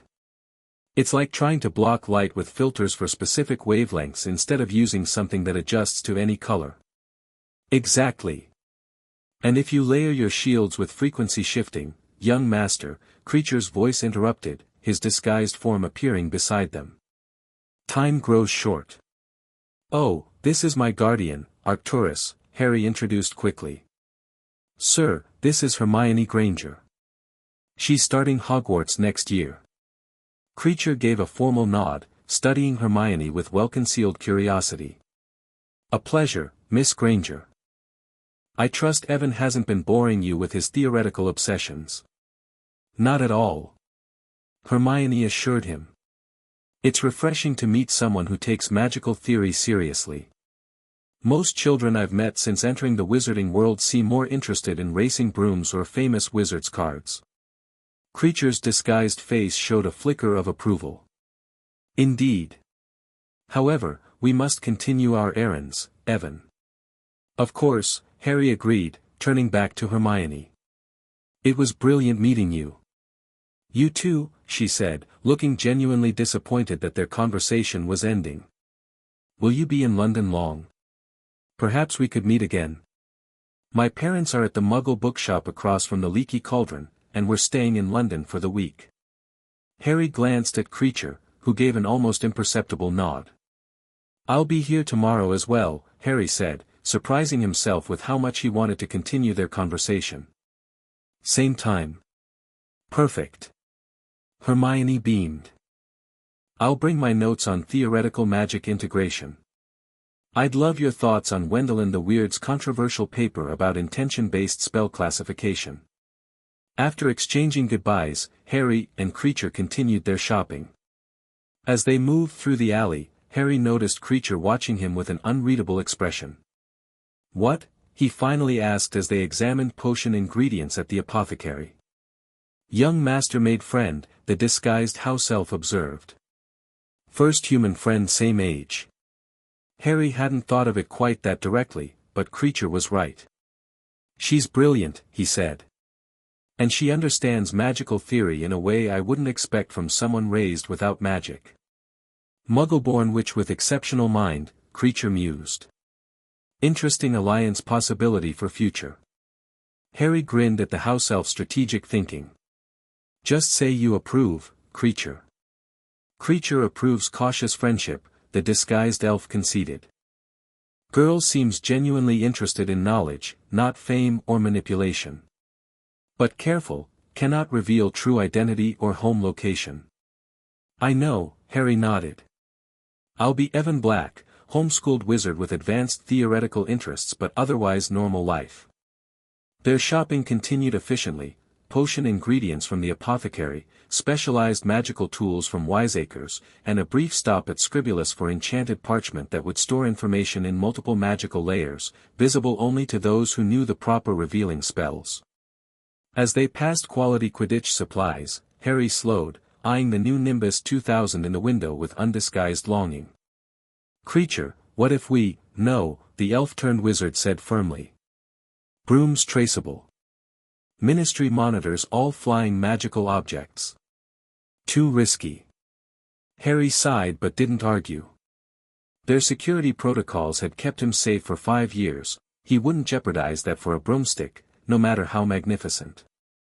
Their last stop was Ollivander's, not for a wand, as Harry was still 3 years from the legal wand-making age, but for wand-making components. While most young wizards purchased complete wands, Harry's unique education included wand lore. They'd begun collecting rare woods and core materials for Harry to craft his own wand when he turned 11. The bell tinkled softly as they entered the dusty shop. Unlike the other stores in Diagon Alley, Ollivander's was empty of other customers, creating an immediate sense of hushed anticipation. Ah, Master Black, returning for more components, I see, came the soft voice of Ollivander himself, emerging from the shadowy back room. The wand-maker's silvery eyes studied Kreacher's disguise with knowing amusement. And young Master Evan. Growing into quite the wand-crafter, are we? Harry had long suspected that Ollivander saw through their disguises but had decided the eccentric wandmaker posed no threat. His loyalty seemed to be to Wandlore itself rather than any political faction. "Yes, sir," Harry replied respectfully. "We're interested in phoenix feather bonding techniques today." "Phoenix feather," Ollivander mused, glancing momentarily toward the window where a faint red bird could be glimpsed circling outside. "Fascinating core material. Capable of the greatest range of magic, though temperamental in the bonding process. You have your samples." Kreacher produced a small box from inside his robes, opening it to reveal 3 gleaming red-gold feathers, freely given by Fawkes over the past year specifically for Harry's wand project. Ollivander's eyebrows rose dramatically. "Extraordinary specimens," he breathed, not touching but examining them closely. "Freely given, I perceive, and from a particularly ancient and powerful phoenix. Most unusual. We need the proper binding solution," Harry explained. "The standard approach seems too restrictive for these particular feathers." Indeed, Ollivander nodded vigorously. "These require the Concordia method, a binding approach that allows for growth and adaptation rather than fixed containment." The wand-maker disappeared into the back of his shop, returning moments later with a small crystal vial containing silvery liquid. "Phoenix tears, freely given, combined with essence of dawn light and willing unicorn horn dust," Ollivander explained, handling the vial with reverence. "Creates a binding matrix that respects the phoenix feather's autonomous nature while establishing harmonic resonance with the wood chamber." "Perfect," Harry said, eyes shining with genuine appreciation for the complex wand lore. "And for woods compatible with this approach? You'll want something equally adaptive," Ollivander mused. "Elder would be traditional, but perhaps too dominating for these particular feathers. I would suggest." He paused, studying Harry with those unnerving silver eyes. "Rowan for protection, willow for adaptability, or holly for complementary balance." Harry and Kreacher exchanged quick glances. Holly had been mentioned in their research into the Peveril prophecy as the Wood of Fate's challenge. "We'll take samples of all 3, Kreacher decided. "And the binding solution?" As Ollivander wrapped their purchases, he fixed Harry with a penetrating look. "You walk an unusual path, young Evan. Wandlore tells us that the wizard chooses as much as the wand does. Your choice of components suggests a desire to bridge traditional boundaries." Harry maintained his calm expression despite his surprise at Ollivander's insight. "I believe magic is more unified than most wizards acknowledge." "Indeed," the wandmaker said softly. "A perspective largely forgotten in our segregated magical society. Most intriguing to find it in one so young." With their purchases secured, they bid Ollivander goodbye and stepped back into the bright alley. Harry felt the wandmaker's silvery gaze following them long after the shop door closed. "Ollivander knows more than he says," Kreacher muttered as they walked. "But keeps secrets well. Wand oath prevents him revealing customers' business." "Do you think he suspects who I really am?" Harry asked quietly. "Perhaps. But wand-makers neutral in wizard politics for centuries. Their loyalty to craft, not factions." Their shopping complete, they headed back toward the leaky cauldron. The day had been productive and pleasantly uneventful, until a commotion near Gringotts caught their attention. A group of wizards in expensive robes stood arguing with a shabbily dressed man whose face was lined with premature age and fatigue. Even from a distance, Harry could feel the tension in their magical auras. "Keep moving," Kreacher urged, trying to steer Harry toward a side street. But before they could change course, the confrontation escalated. One of the well-dressed wizards drew his wand, pointing it at the shabby man's chest. "Your kind should be registered and monitored, Lupin," sneered a tall wizard with long blonde hair. "The minister will hear about your application. Werewolves have no place in proper wizarding society." Harry froze mid-step.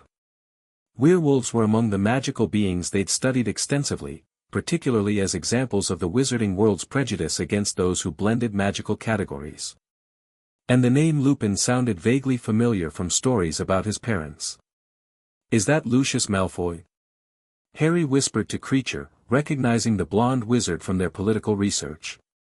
Yes, Kreacher confirmed tensely. Dark Lord supporter who claimed imperious defense. Powerful political figure now. Very dangerous. The confrontation was drawing attention from shoppers, but no one intervened. The shabby man, Lupin, maintained a dignified posture despite being outnumbered. The law allows me to apply for the position, Malfoy, he said calmly. Hogwarts hiring decisions remain outside ministry jurisdiction, as you well know. Laws can be changed, Malfoy replied silkily. Especially with the right, financial incentives to the right ministry officials. Harry felt a surge of indignation. Without thinking, he took a step toward the confrontation, but Kreacher's iron grip on his arm stopped him. No, the disguised house elf hissed. Cannot reveal self. Cannot intervene. But they're threatening him just for being a werewolf, Harry whispered back fiercely. That's exactly the kind of magical prejudice we've talked about. Observation only, Kreacher insisted. Young master's safety paramount. Before Harry could argue further, the confrontation took an unexpected turn. The werewolf, Lupin, suddenly looked past Malfoy directly at Harry. For a brief, disconcerting moment, their eyes met, and Harry had the strange sensation of recognition passing between them, despite his disguise. Lupin's eyes widened almost imperceptibly before he quickly returned his attention to Malfoy. This conversation is finished, Lucius, he said with newfound firmness. Threaten all you want, but Dumbledore makes his own hiring decisions. We'll see about that, werewolf, Malfoy sneered, but he lowered his wand, perhaps aware of the growing audience. With a dramatic swirl of his expensive robes, he and his companions departed up the alley. We leave now, Kreacher decided, pulling Harry toward the leaky cauldron. Werewolf noticed young master. Dangerous. But how could he know anything? Harry protested as they hurried away. I'm completely disguised. Werewolf senses stronger than human, Kreacher explained tensely. Can detect bloodlines through scent. Might recognize Potter blood. That was concerning, but Harry couldn't help glancing back over his shoulder. The werewolf, Lupin, was watching them depart, a strange expression on his tired face. Kreacher, Harry said suddenly. Wasn't there a Lupin who was friends with my parents? In the stories we've read? The disguised house elf's pace quickened. Remus Lupin. Member of Order of Phoenix. Close friend to James Potter. One of my father's best friends, Harry realized. And he might have recognized me. Possible. Werewolves remember scents for lifetime. It held baby Harry. They reached the leaky cauldron and moved swiftly through to Muggle London, where Fawkes would meet them in a predetermined secluded location for Phoenix Flame transport home. Should we be worried? Harry asked as they navigated through the Muggle crowds. Cautious, Kreacher corrected. Lupin loyal to Dumbledore historically. But also loyal to Potter family. Unpredictable factor. Harry fell silent, processing this unexpected connection to his parents' past. Part of him wanted to turn around, to speak with someone who had known his father and mother personally. But the larger part understood the risks. They reached the secluded alleyway where Fawkes awaited them, his magnificent form now fully visible without the partial disillusionment. Successful expedition otherwise, Kreacher summarized for the Phoenix. Acquired all needed materials. Young master made human friend, intelligent Muggle-born witch. Returning tomorrow to meet her again. Fawkes trilled questioningly, gesturing with his wing back toward Diagon Alley. Yes, concerning encounter with werewolf Lupin, Kreacher confirmed. Possible recognition despite disguise. We'll discuss at home. The Phoenix extended his tail feathers. Harry and Kreacher each grasped one, and in a burst of warm flame, they vanished from Muggle London. Back at Blackwood Cottage, Harry paced the library while Kreacher and Fawkes discussed the day's events. The ancient Black family portraits watched with interest, occasionally offering their own opinions on the situation. Lupin was one of my father's 3 best friends, Harry said, still processing the near encounter. Along with Sirius Black and Peter Pettigrew. Sirius Black in Azkaban for betraying Potters and killing Pettigrew, Cassiopeia Black's portrait reminded him from above the fireplace. Though some family members have questioned the lack of trial. The werewolf always seemed the most level-headed of that group, offered Phineas Nigellus Black from his smaller frame. Prefect at Hogwarts, despite his condition. Tried to restrain some of James Potter's more reckless tendencies. Harry stopped pacing, struck by a sudden thought. Could Lupin be an ally? Someone outside Dumbledore's direct control who knew my parents? Kreacher and Fawkes exchanged one of their communicative looks. Risky, Kreacher said finally. Werewolf's loyalty complex. Grateful to Dumbledore for Hogwarts admission despite condition. But he was also loyal to my father, Harry countered. And he's clearly still facing prejudice, even after all these years. Fawkes trilled thoughtfully, a series of notes that suggested cautious consideration rather than outright rejection. Phoenix suggests observing Lupin from distance before making contact decision, Kreacher translated. Harry nodded, accepting the compromise. How would we do that? Leave to Phoenix, Kreacher said. Can watch without being detected. The discussion shifted to their finds at Flourish and Blots, particularly the newly discovered writings of Anatolius the Harmonizer. Harry showed Kreacher the notes he'd taken during his brief examination of the display. Anatolius claimed magical integration requires 3 components, Harry explained, spreading his parchment on the library table. Intellectual understanding of both traditions, emotional resonance with magical intent rather than form, and something he called the bridge state, a consciousness capable of holding opposing magical concepts simultaneously. Significant discovery, Kreacher acknowledged, examining Harry's notes. Connects to Peveril prophecy terminology. And to the experiment we've been developing to contain the Horcrux fragment, Harry added excitedly. What if the bridge state is a form of magical consciousness that allows for the separation of attached but distinct magical entities? Fawkes trilled his agreement, flying to the section of their library devoted to soul magic. The Phoenix selected a particular tome with his beak, dropping it onto the table. It fell open to a chapter titled Cohabitation of Souls and Magical Bifurcation. Phoenix right, Kreacher nodded. Connection exists between concepts. Must research further. They spent hours exploring the intersection between Anatolius's theories, the Peveril prophecy, and their ongoing work to safely extract the Horcrux from Harry's scar. By dinner time, they had developed a modified approach to their containment experiment. Theory sound, Kreacher declared, reviewing their work. Phoenix tears as catalyst, Black family containment matrix, and bridge state consciousness to separate foreign soul fragment from young master's core. When can we try it? Harry asked eagerly. After meeting with Muggleborn Witch tomorrow, Kreacher decided. Young master needs full strength. Harry tried not to show his impatience. The soul fragment had been relatively dormant for years, contained by his occlumency barriers, but recently he'd felt it stirring more frequently, particularly when he practiced certain forms of magic that resonated with Voldemort's own affinities. Fine, he agreed reluctantly. But I want to make notes on the procedure tonight. The next morning found them preparing once again for Diagon Alley. This time, however, their disguises were slightly different, a precaution in case Lupin was actively looking for them. Different hair color today, Kreacher announced, handing Harry a variation of their appearance-altering potion. Darker brown, blue eyes instead of hazel. Slightly taller appearance. And you? Harry asked, downing the potion and feeling the now familiar tingling as his appearance shifted. Younger wizard form, Kreacher decided, transforming his disguise into a middle-aged wizard with a short black beard streaked with gray. Less memorable than elderly wizard.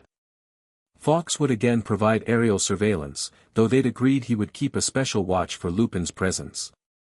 They arrived in Diagon Alley shortly before the agreed meeting time with Hermione. As they approached Flourish and Blots, Harry spotted her waiting outside, her bushy hair unmistakable even in the crowd. She clutched a thick notebook and looked around expectantly. She came, Harry said, feeling an unexpected surge of pleasure.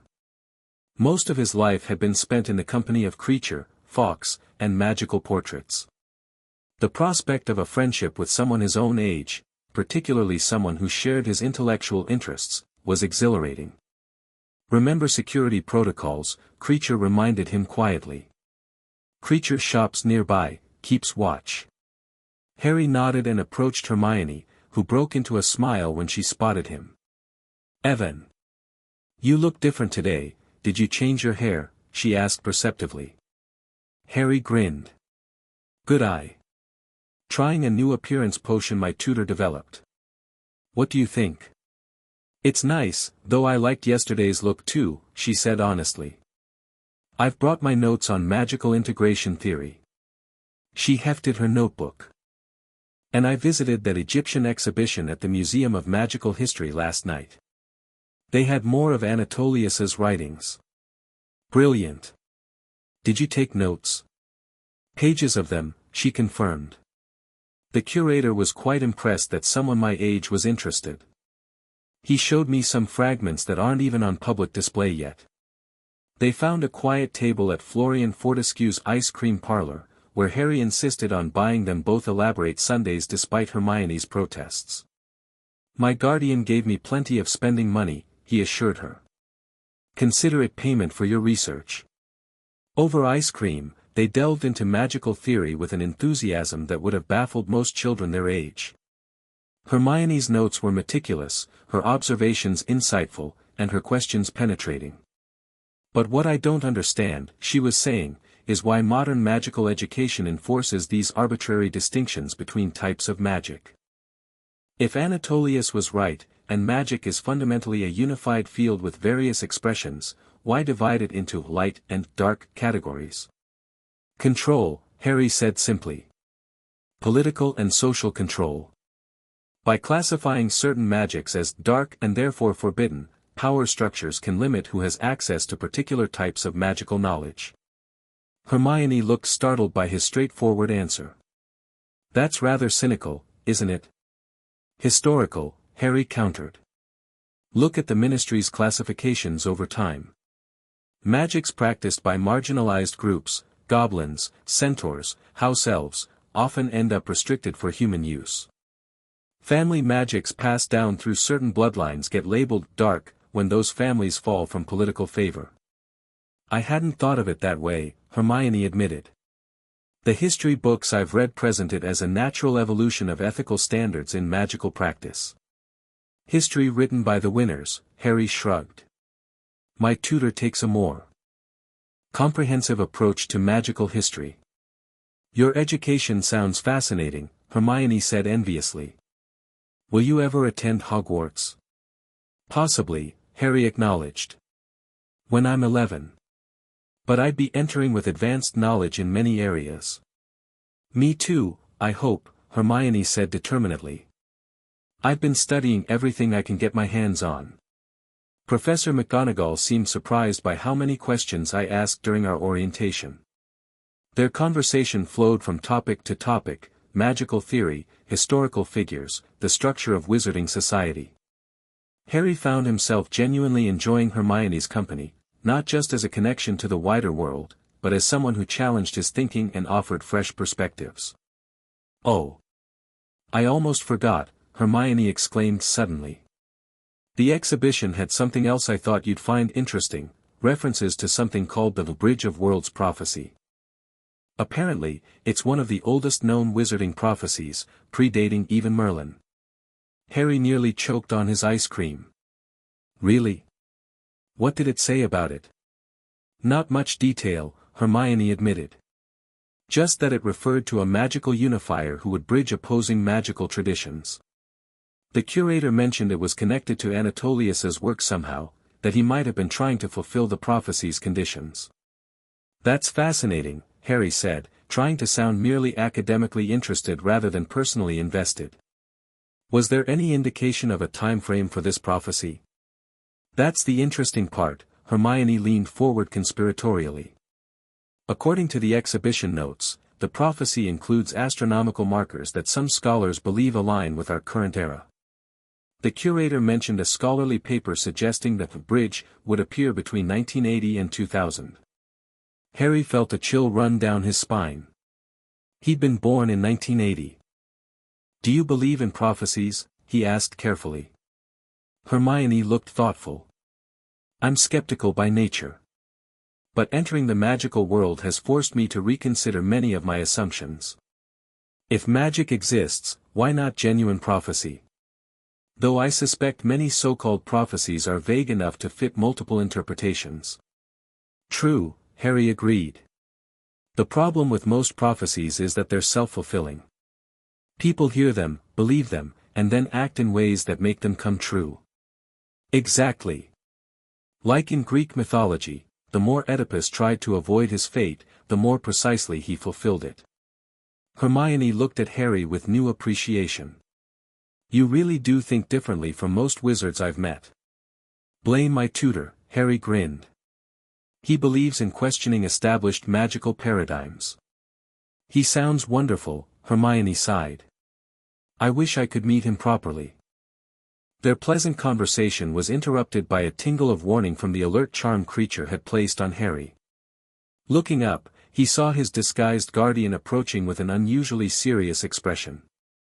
Evan, we need to leave, Kreacher said without preamble. Family matter requires immediate attention.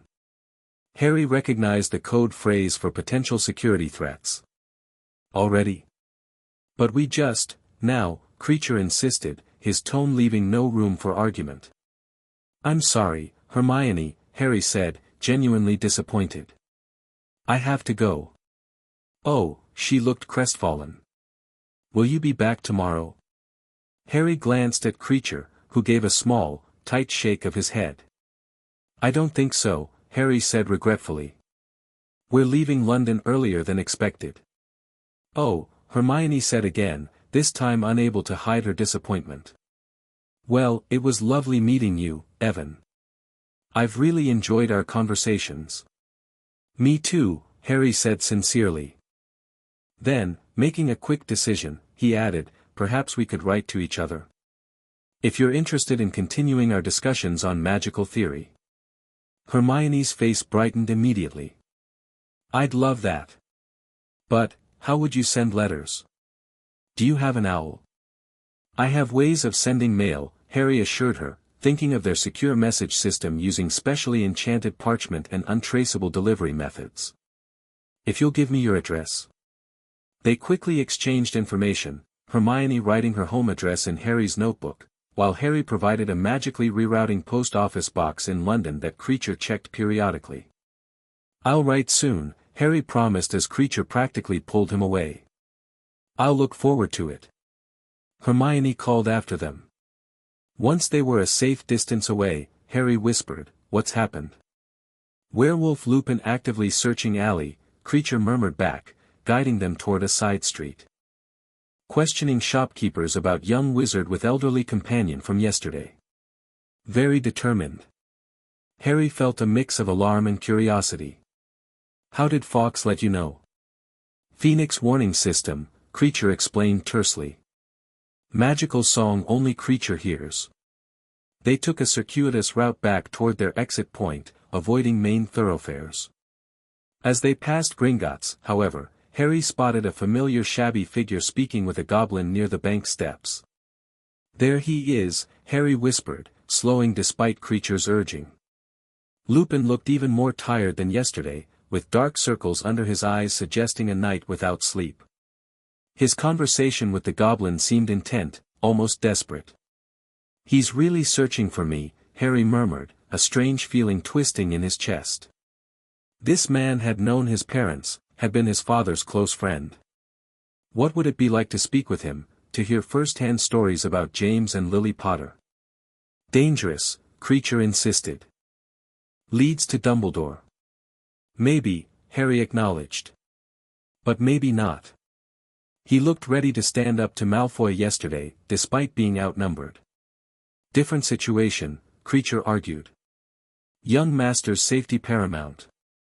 Harry allowed himself to be led away, but his mind kept returning to Lupin throughout their journey home. For 5 years, his world had consisted of Kreacher, Fawkes, and the Black family portraits. While he wouldn't trade his unusual family for anything, the encounters with Hermione and the glimpse of Lupin had awakened a longing for wider connections. Back at Blackwood Cottage, their discussion continued in the library, with Fawkes joining them after completing his surveillance. Phoenix confirms werewolf's determination, Kreacher reported after receiving Fawkes's update. Visited every shop young master entered yesterday. Described young wizard and companion with unusual accuracy despite disguises. What exactly did he say? Harry pressed. Asked about boy with familiar green eyes and old wizard companion with unusual magical signature, Kreacher translated from Fawkes's musical report. Very specific. Very concerning. He recognized me through the disguise, Harry mused. And he recognized you weren't human, Kreacher. Werewolf senses extremely acute, Kreacher nodded grimly. See past surface illusions to magical core and bloodline signatures. Which means disguise potions won't work if we encounter him again, Harry concluded. Correct. Must avoid werewolf entirely. Harry frowned, torn between caution and curiosity. What if we learn more about him first? His current situation, his relationship with Dumbledore, his loyalties? Fawkes could observe him, couldn't he? The Phoenix trilled thoughtfully, exchanging another look with Kreacher. Phoenix willing to monitor werewolf, Kreacher translated reluctantly. But young master must promise no contact without extensive preparation and security measures. I promise, Harry agreed quickly. I just want information for now. With that decided, they turned to their other significant discovery, the additional information about the Bridge of Worlds prophecy that Hermione had provided. Astronomical markers aligning with young master's birth year, Kreacher mused, reviewing Harry's notes. Consistent with our previous research. Strengthens connection between Peveril prophecy and young master. And connects to Anatolius's work on magical integration, Harry added excitedly. What if he was researching the same prophecy, trying to understand the magical mechanics behind it?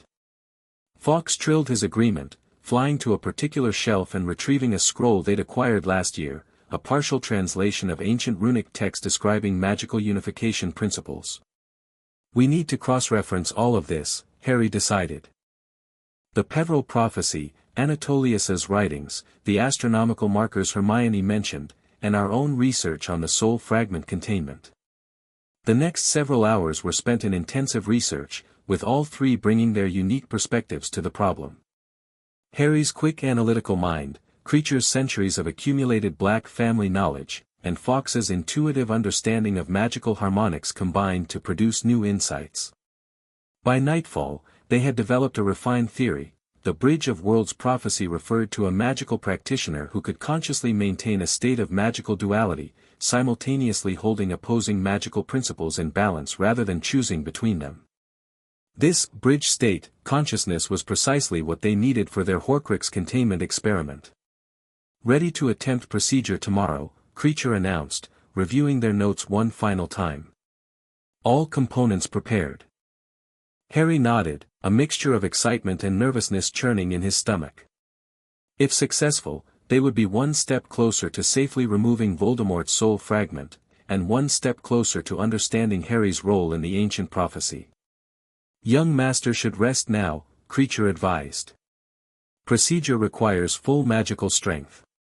Despite the house elf's recommendation, Harry found sleep elusive that night. His mind kept returning to the day's events, meeting Hermione again, glimpsing Lupin, and the revelations about the prophecy's timing. It felt as if disparate threads of his life were beginning to weave together into a pattern he couldn't yet fully discern. When morning came, Harry was up early, reviewing their procedure notes one last time before breakfast. The containment experiment would take place in the ritual room, a specially warded chamber in the eastern wing of Blackwood Cottage, used only for their most sensitive magical workings. "Young master prepared?" Kreacher asked as they finished a light meal. The house elf had spent the pre-dawn hours setting up the ritual space according to their careful plans. "As ready as I'll ever be," Harry replied, setting aside his tea. "Fawkes." The phoenix trilled confidently from his perch, then flew to Harry's shoulder in a show of support. The ritual room was illuminated by specially enchanted crystals that emitted pure magical light without the fluctuations of flame.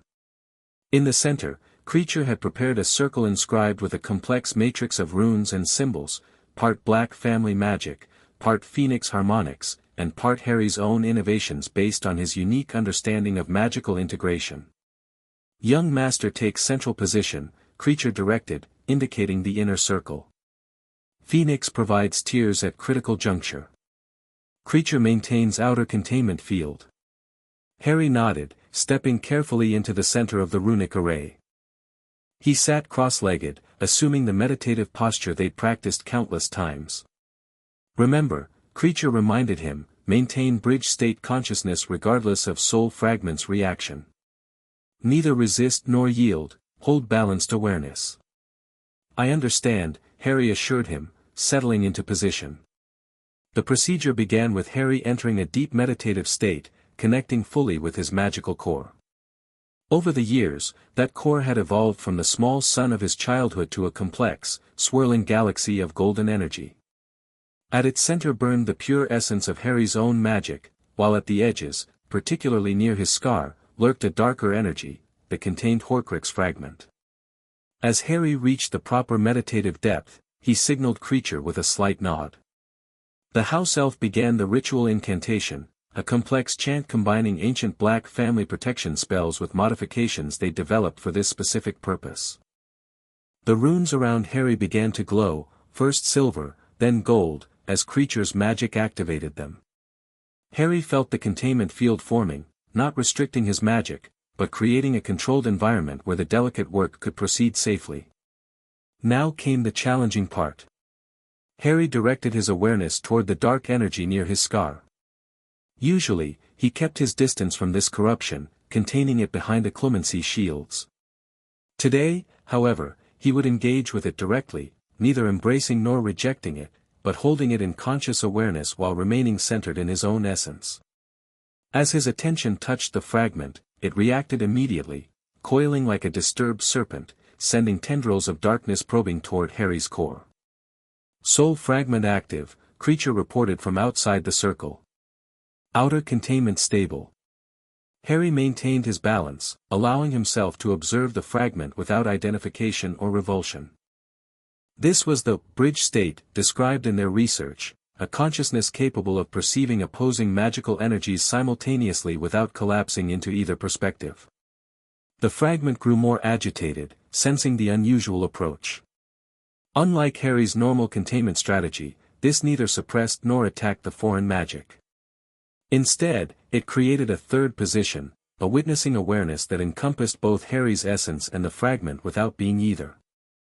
"Phoenix tears now," Kreacher instructed. Fawkes flew to hover directly above Harry, releasing 3 pearly tears that fell onto the lightning bolt scar. The moment they made contact, a reaction occurred. The tears didn't simply touch the physical scar but penetrated to the magical level, where they acted as a catalyst. Harry gasped as sensation flooded through him, not pain, but intense awareness. For the first time, he could perceive the fragment as entirely separate from himself, a distinct magical entity rather than a corruption of his own essence.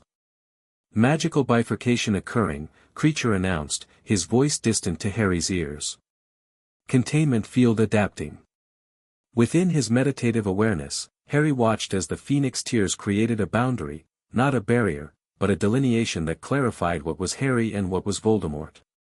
The fragment, recognizing its increasing isolation, fought back viciously, sending spikes of dark magic against Harry's core. This was the moment of greatest danger. Harry had to maintain the bridge state while actively protecting his essence.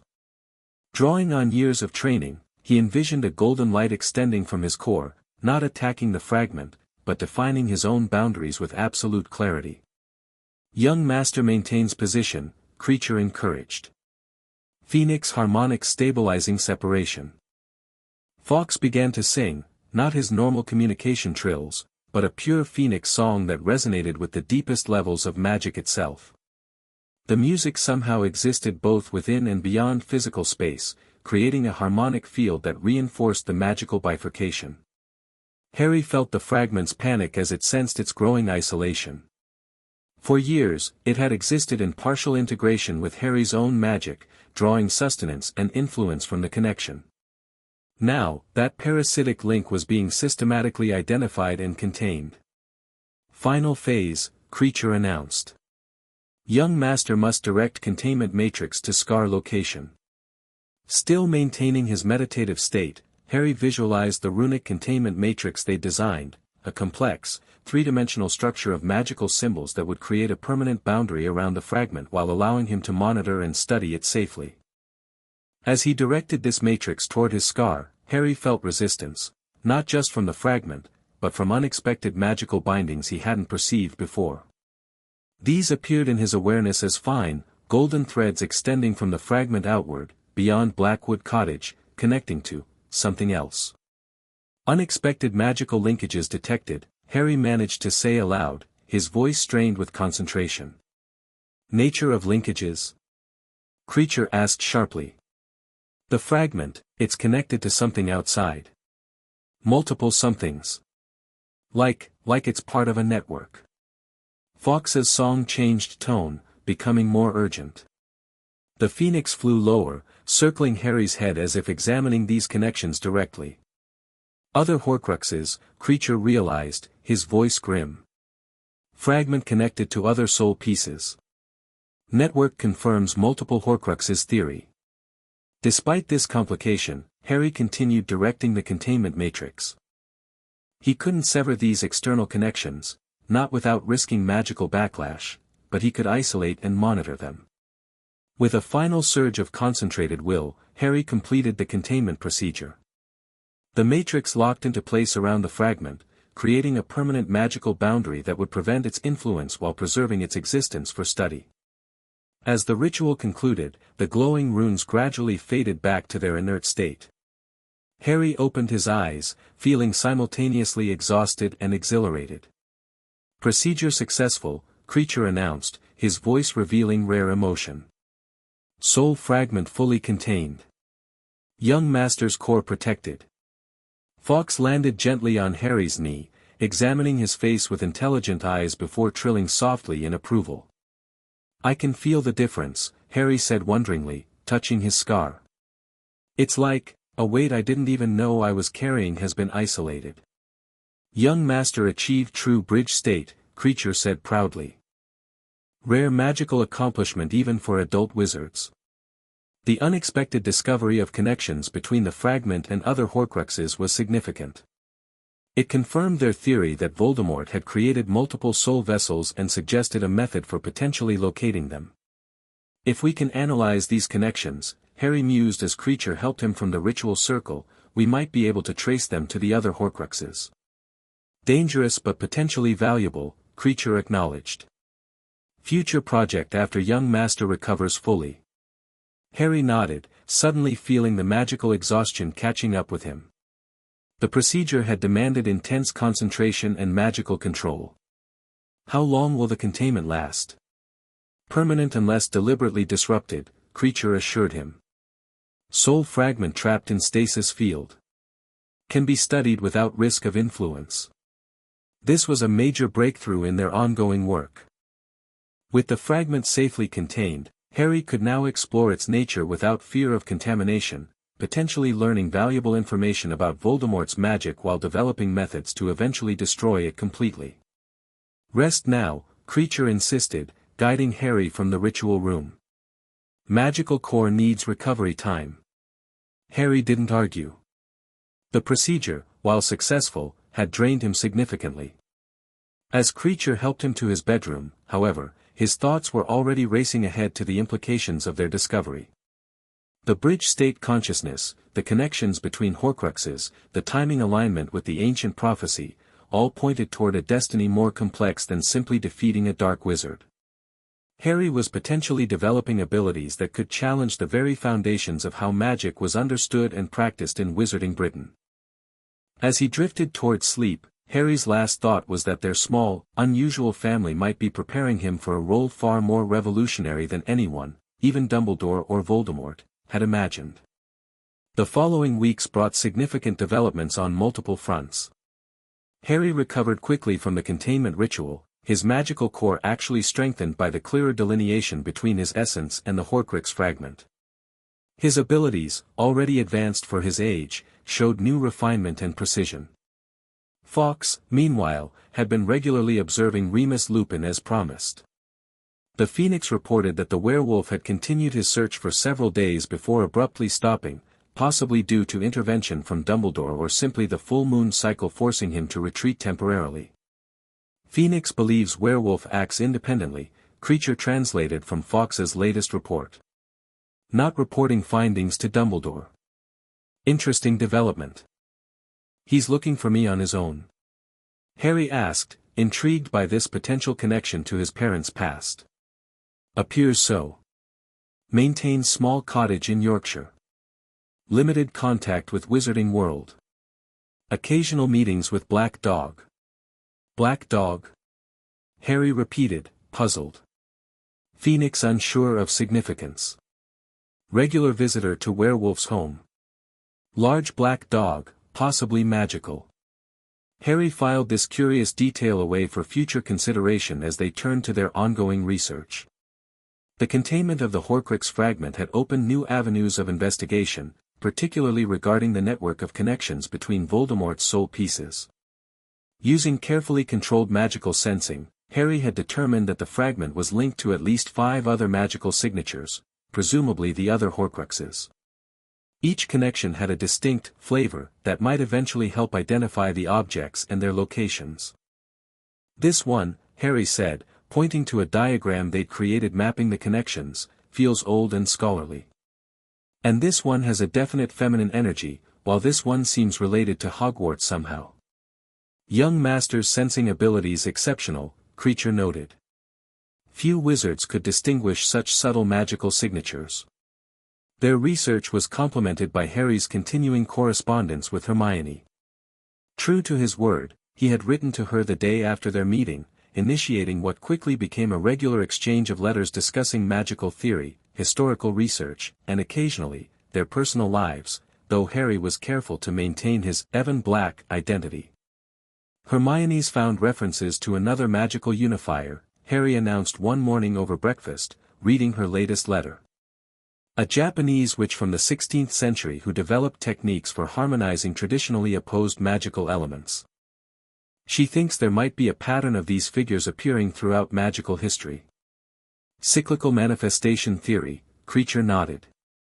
Consistent with ancient magical calendars. Magic seeks balance when divisions become too extreme. This perspective aligned with their growing understanding of Harry's unusual magical development. In a society where magical practices had become increasingly segregated into light and dark categories, his ability to work with both traditions represented a potential rebalancing. Their research into both the prophecy and Horcruxes continued steadily until an unexpected event forced them to shift focus. One morning, nearly a month after the containment ritual, Fawkes returned from his regular surveillance in an unusual state of agitation. "What's happened?" Harry asked as the Phoenix circled the breakfast table urgently, trilling a complex sequence of notes. Kreacher listened intently, his expression growing grave. "Serious development. Dark wizards gathering. Planning expedition to retrieve magical artifact from Albania." "Albania?" Harry repeated. "Isn't that where Voldemort's wraith was rumored to be hiding?" "Yes."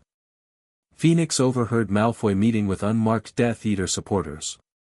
Plan to retrieve object connected to Dark Lord's return. Harry exchanged alarmed looks with Kreacher. "They're trying to help him come back." "Appears so. Expedition leaves 3 days from now. Remote location in Albanian forest. We have to stop them," Harry said immediately. If they're collecting something that could help restore Voldemort, dangerous intervention, Kreacher cautioned. Dark wizards experienced duelists. Beyond young master's current capabilities. But we can't just let them help Voldemort return, Harry argued. Everything we've worked for, all our preparation, would be wasted if he comes back before I'm ready to face him.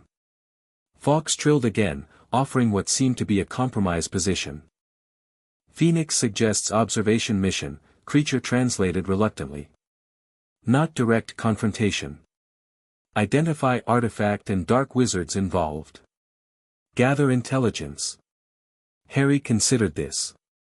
At 8 years old, he possessed magical knowledge and abilities that would impress fully trained wizards, but he lacked combat experience against determined adult opponents. An observation mission made tactical sense.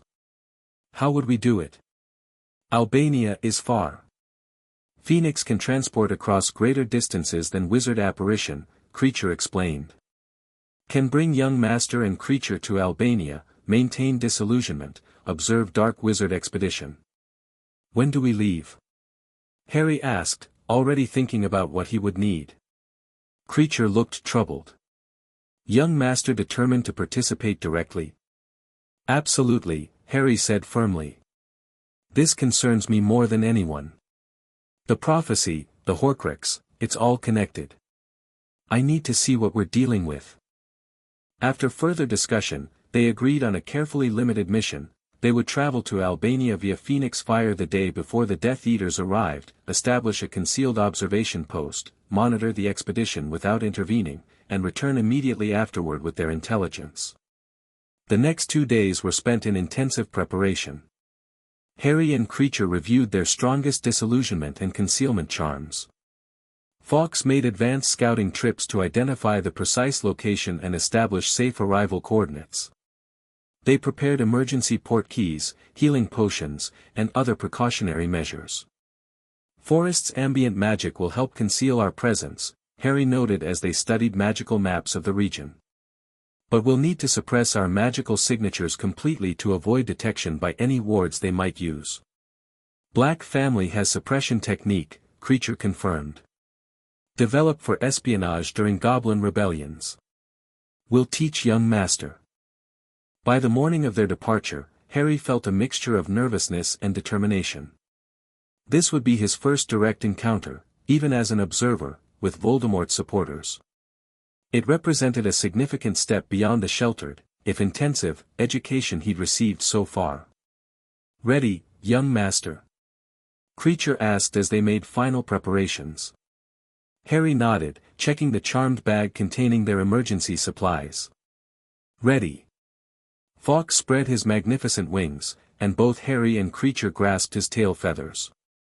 With a burst of warm flame that engulfed them completely, they vanished from Blackwood Cottage. The sensation of long-distance Phoenix travel was disorienting but not unpleasant, like floating through warm currents of light that somehow existed outside normal space. When the feeling subsided, Harry found himself standing in a dense, ancient forest. Tall trees blocked most of the sunlight, creating a permanent twilight beneath their canopy. The air felt different here, heavy with moisture and wild magic. Albanian forest, Kreacher whispered unnecessarily. Dark Lord's hiding place for many years after first defeat. Harry shivered slightly, not from cold but from the palpable sense of lingering dark magic that permeated the area. I can feel traces of him. Old, but still present. Young master's connection to fragment enhances sensitivity, Kreacher nodded. Useful for tracking. Fawkes led them deeper into the forest, following some path invisible to Harry's eyes but apparently clear to the Phoenix. After nearly an hour of careful movement, they reached a small clearing dominated by the hollow remains of an enormous, ancient oak tree. Expedition target location, Kreacher murmured. Dark wizards come here tomorrow morning. Seeking object hidden within tree. There's definitely something magical here, Harry confirmed, extending his magical senses cautiously. Something old and hungry. They established their observation post in a dense thicket overlooking the clearing, about 50 yards from the dead oak.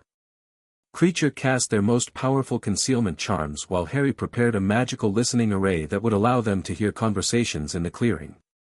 Fawkes would maintain aerial surveillance, watching for the Death Eater's approach. With their preparations complete, they settled in to wait. The forest grew darker as night fell, the natural sounds of wildlife gradually diminishing until an unnatural silence prevailed. The forest itself feels corrupted, Harry observed quietly. As if something's been feeding on its magical essence for years. Dark Lord's presence damages magical environments, Kreacher confirmed. Like magical parasite. They took turns resting through the night, maintaining constant vigilance. Shortly before dawn, Fawkes returned with news. The expedition was approaching, a group of 5 wizards moving purposefully through the forest. "Show time," Harry whispered, activating their listening array with a subtle gesture. The wizards entered the clearing as the first light of dawn filtered through the trees. Harry recognized Lucius Malfoy immediately, his long blonde hair unmistakable. The others were unfamiliar, though their bearing and mannerisms suggested pureblood backgrounds. "This is the place," Malfoy announced, approaching the dead oak. "The Dark Lord's temporary vessel should be within." "I still don't understand why he couldn't simply possess one of us," complained a heavy-set wizard. "Surely a willing follower would make a better host than whatever's in there." Questioning the Dark Lord's wisdom, Crabbe? Malfoy asked silkily. "Perhaps you'd like to volunteer that opinion when we restore him?" The heavy-set wizard paled. "No, the Dark Lord requires a specific magical vessel prepared through ancient rituals," interrupted a thin, scholarly-looking wizard. "Not just any body will do for temporary housing. This object has been prepared over centuries for exactly this purpose." "Get on with it, Malfoy ordered. "The detection spells, if you please." The scholarly wizard began casting complex diagnostic charms around the tree hollow. Harry watched intently, memorizing the wand movements for later analysis. "Yes, it's here," not confirmed after several minutes. "Heavily warded, but exactly as described in the texts." "Proceed with extraction," Malfoy directed. What followed was a meticulous, hour-long process of dismantling ancient protective enchantments. Harry and Kreacher exchanged meaningful glances as they recognized elements of soul magic, blood wards, and several extremely dark protection spells. "Whatever they're after, it's been very deliberately hidden and protected," Harry whispered. Finally, Nott reached into the hollow and withdrew a small object wrapped in decaying velvet. With reverent care, he unwrapped it, revealing what appeared to be an ancient dagger with a curved blade and handle carved from some dark material. "The Athame of Herpo," Nott announced, his voice hushed with awe. "The first known creator of a Horcrux. The blade capable of housing a soul fragment temporarily while a new body is prepared." Harry felt his blood run cold. This was worse than they'd feared, not just any magical artifact, but a tool specifically designed for soul transfer. If Voldemort's supporters obtained this, they could potentially provide him with a temporary body while they worked on a more permanent restoration. Is he in there now?" asked one of the other wizards nervously. "No," Malfoy said. "The Dark Lord's essence remains where we last detected it. This is merely the tool we'll use to house him once we locate him. The ritual requires preparation." As the Death Eaters continued discussing their plans, Harry felt a sudden, sharp pain in his scar. The contained fragment was reacting to the Athame's proximity, straining against its magical prison. "Young master." Kreacher whispered in concern, noticing Harry's pained expression. "The fragment, it recognizes that weapon," Harry managed through gritted teeth. "It's trying to reach out to it somehow." This was an unexpected complication. The containment should have prevented such reactions. The fact that the fragment could still respond to external stimuli suggested the Athame possessed extraordinary power over soul magic. "We must withdraw," Kreacher decided immediately. Risk of fragment detection too great. Harry wanted to argue, to gather more intelligence about the Death Eater's plans, but the pain was increasing. Worse, he could feel the carefully constructed containment matrix beginning to fluctuate. Okay, he conceded reluctantly. Signal Fawkes. Kreacher sent their predetermined signal, a subtle magical pulse that only the Phoenix would detect. Within moments, Fawkes appeared silently in the branches above them. Moving with practiced stealth, they retreated from their observation post, maintaining their concealment charms. Once they were a safe distance from the clearing, Fawkes transported them back to Blackwood Cottage in a burst of flame. The moment they arrived home, Harry collapsed into a chair, pressing his hand against his scar. The containment held, but just barely. That athame has some kind of resonance with Horcruxes. Ancient dark artifact, Kreacher confirmed grimly. Created by first known Horcrux maker. Dangerous tool for Dark Lord supporters. We have to stop them, Harry insisted. If they use that thing to give Voldemort even a temporary body, beyond current capabilities, Kreacher said firmly. But information valuable. Now no Dark Lord supporters plan. Can prepare countermeasures. Harry reluctantly acknowledged the reality of their situation.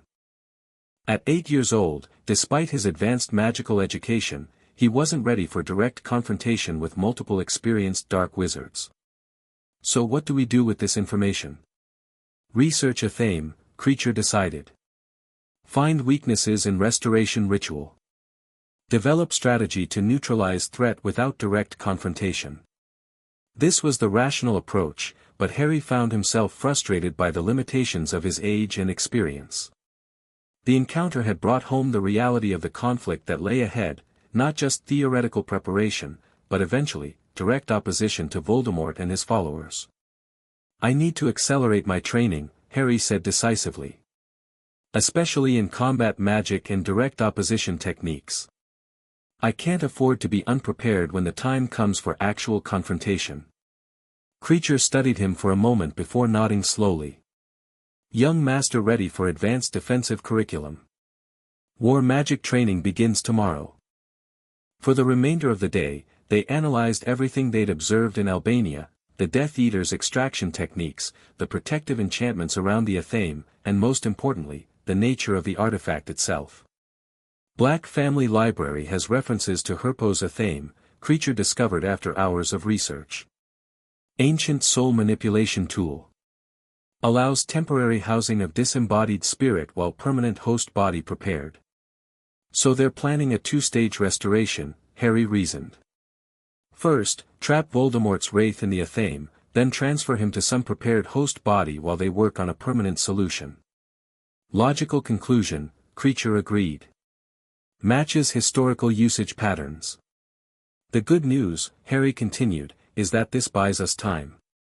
The ritual to trap a wraith in the athame is complex and can only be performed under specific astronomical conditions.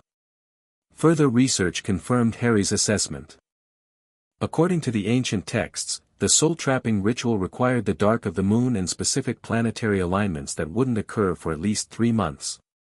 We have a deadline, Harry realized. 3 months to either interfere with their ritual or prepare countermeasures against a partially restored Voldemort. This concrete timeline changed the nature of their preparations. No longer working towards some nebulous future confrontation, they now faced a specific, imminent threat. War magic training intensifies, Kreacher declared. Young master must master advanced defensive and offensive techniques before deadline. The following week saw Harry's education take a more martial turn. While they continued their research into soul magic and the properties of the athame, much of their daily training now focused on combat techniques. Kreacher, drawing on the Black family's extensive knowledge of battle magic, proved to be a demanding instructor. Harry learned advanced shield variations, counter curses, area effect defensive spells, and increasingly powerful offensive magic. Fawkes contributed his own unique perspective, teaching Harry Phoenix-based protective techniques that could counter even the darkest curses. The combination of traditionally dark, Black family battle magic and light, Phoenix protection created a defensive repertoire unlike anything taught at Hogwarts or other conventional magical institutions. Shield transition faster, Kreacher barked during one particularly intense training session. Enemy won't wait while young master adjusts defenses. Harry, sweat pouring down his face, dropped his existing shield and erected a new one in a single fluid motion, deflecting Kreacher's barrage of stinging hexes. Better, the house elf acknowledged. Now counter. These sessions were physically and magically exhausting, but Harry pushed himself relentlessly. The encounter in Albania had crystallized his understanding of what was at stake. This wasn't merely academic preparation, it was training for actual combat against wizards who would show no mercy. Young master's progress exceptional, Kreacher noted one evening as they reviewed the day's training. Mastering techniques that take adult wizards years to learn. It's not enough, Harry insisted, studying a complex counter-curse diagram. I need to be better, faster, more unpredictable. Balance important, Kreacher cautioned. Magical core still developing. Overtraining risks burnout. Harry reluctantly acknowledged the warning. Despite his determination, he was still physically an 8-year-old boy with a growing magical core. Pushing too hard could cause long-term damage. Fine, but we can still improve efficiency, he compromised. Let's focus on combining techniques, layered defenses that activate simultaneously rather than sequentially. This approach proved fruitful. By conceptualizing defensive magic as integrated systems rather than isolated spells, Harry developed a more fluid, adaptive style that maximized his magical efficiency. Parallel to their combat training, they continued researching ways to counter the Death Eater's plans for the Athame ritual. After weeks of investigation, they identified a potential vulnerability. Ritual requires 5-point magical convergence, Kreacher explained, pointing to a diagram they'd reconstructed from historical references. If any point disrupted, entire process fails.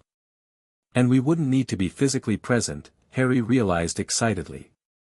We could create a remote magical disruptor, something that activates at the precise moment of the ritual, sending out a counter-frequency that destabilizes their magical construct. Theoretical possibility, Kreacher agreed cautiously. Requires precise timing and tuning to ritual-specific magical signature. Which means we need more information about exactly when and where they plan to perform it, Harry concluded. This presented a new challenge.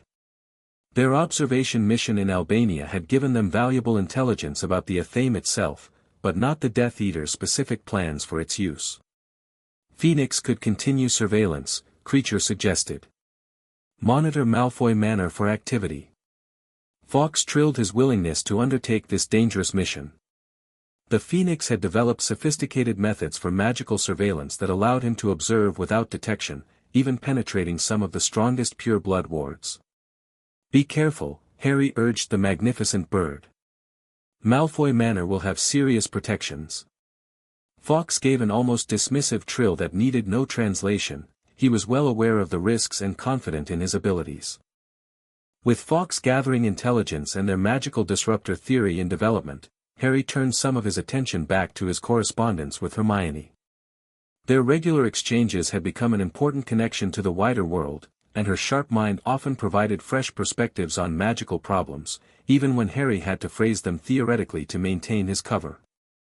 Hermione's found something interesting about Athames in general, Harry told Kreacher one morning, reading her latest letter. She's been researching ritual tools for a comparative magical cultures project, and she says that ceremonial daggers like that are inherently unstable when used for soul magic. They're designed for temporary containment only, and the container degrades over time, especially if the soul fragment is particularly powerful or active. Useful information, Kreacher nodded appreciatively. Suggests time limitation on Dark Wizard's plan. Even if successful, Athame containment temporary solution only. This aligned with their own research but provided additional confirmation from an independent source.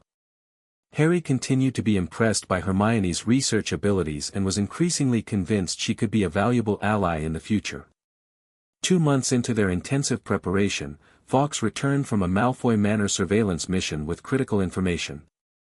The Death Eaters had set a date for the ritual, the Dark Moon in October, just 3 weeks away. They planned to perform it in the ritual chamber beneath Malfoy Manor, using the Athame to capture Voldemort's wraith, which they would summon from Albania. Location complicates disruption plan, Kreacher noted grimly. Malfoy Manor heavily warded. Remote magical interference difficult to achieve through such protections. But not impossible, Harry insisted. Especially if we tune our disruptor to the exact magical frequency of the ritual itself. The wards are designed to keep physical intruders out, not to block specific magical resonances they themselves are creating inside. This insight proved key to their approach.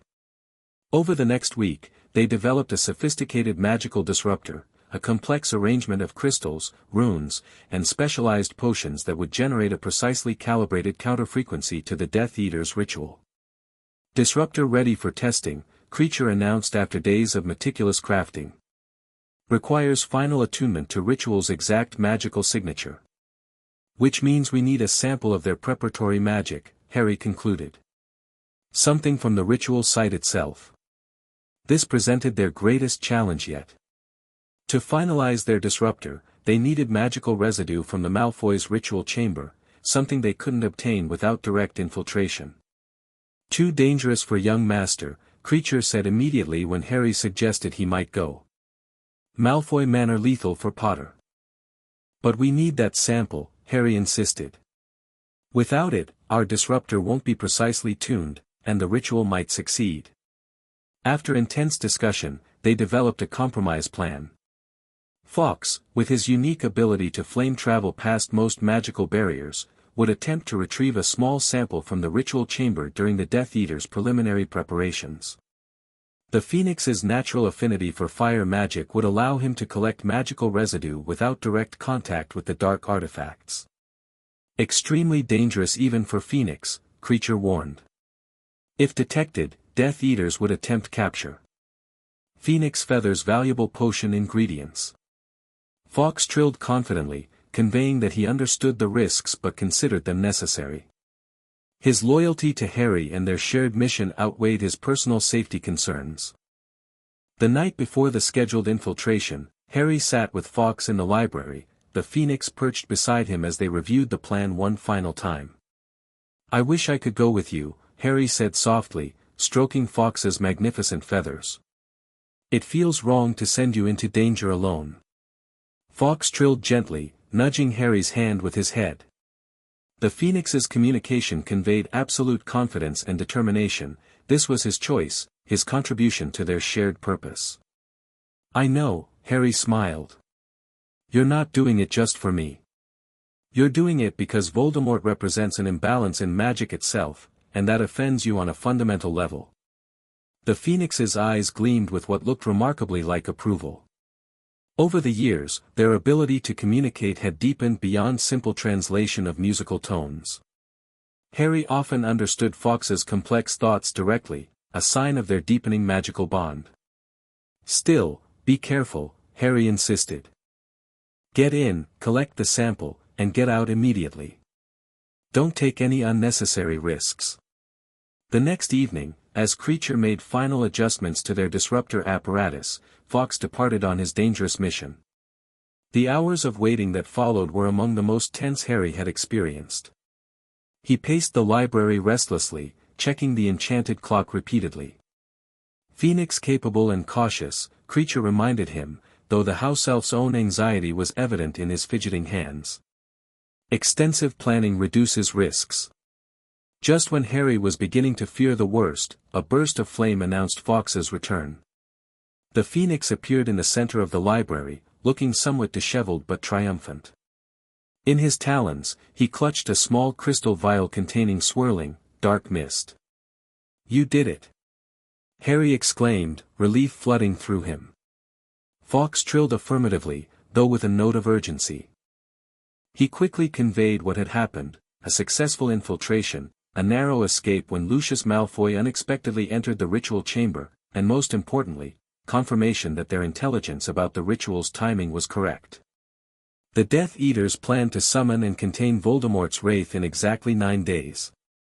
"Excellent work," Kreacher praised, taking the vial carefully. "Ritual residue perfect for disruptor attunement." With the sample in hand, they could now finalize their countermeasure. The next week was spent in painstaking calibration of the disruptor, adjusting its magical resonance to perfectly counter the specific frequency of the Death Eater's ritual. Disruptor requires positioning within specific distance of ritual site, Kreacher explained as they completed the final adjustments. Not inside wards, but close enough for magical field to penetrate. This meant another dangerous mission, placing the disruptor in the woods near Malfoy Manor on the night of the ritual. After much debate, they decided all three of them would go. Fawkes would transport them, Kreacher would handle the complex magical calibrations, and Harry would monitor the ritual's progress using his unique sensitivity to Voldemort's magic. The night of the ritual arrived, a moonless October evening with a biting chill in the air. Dressed in dark clothing with multiple protective enchantments layered over them, Harry and Kreacher grasped Fawkes's tail feathers and vanished from Blackwood Cottage in a burst of flame. They materialized in a dense copse of trees approximately half a mile from Malfoy Manor. Even at this distance, Harry could feel the dark magic gathering in the manor's ritual chamber, a pulsing, malevolent energy that made his contained scar fragment react uncomfortably. "They've already begun the preliminary invocation," he whispered, rubbing his forehead. "We need to hurry." Kreacher nodded, carefully unpacking their disruptor, a complex arrangement of crystals, runes, and specialized potions housed in a compact, hexagonal frame.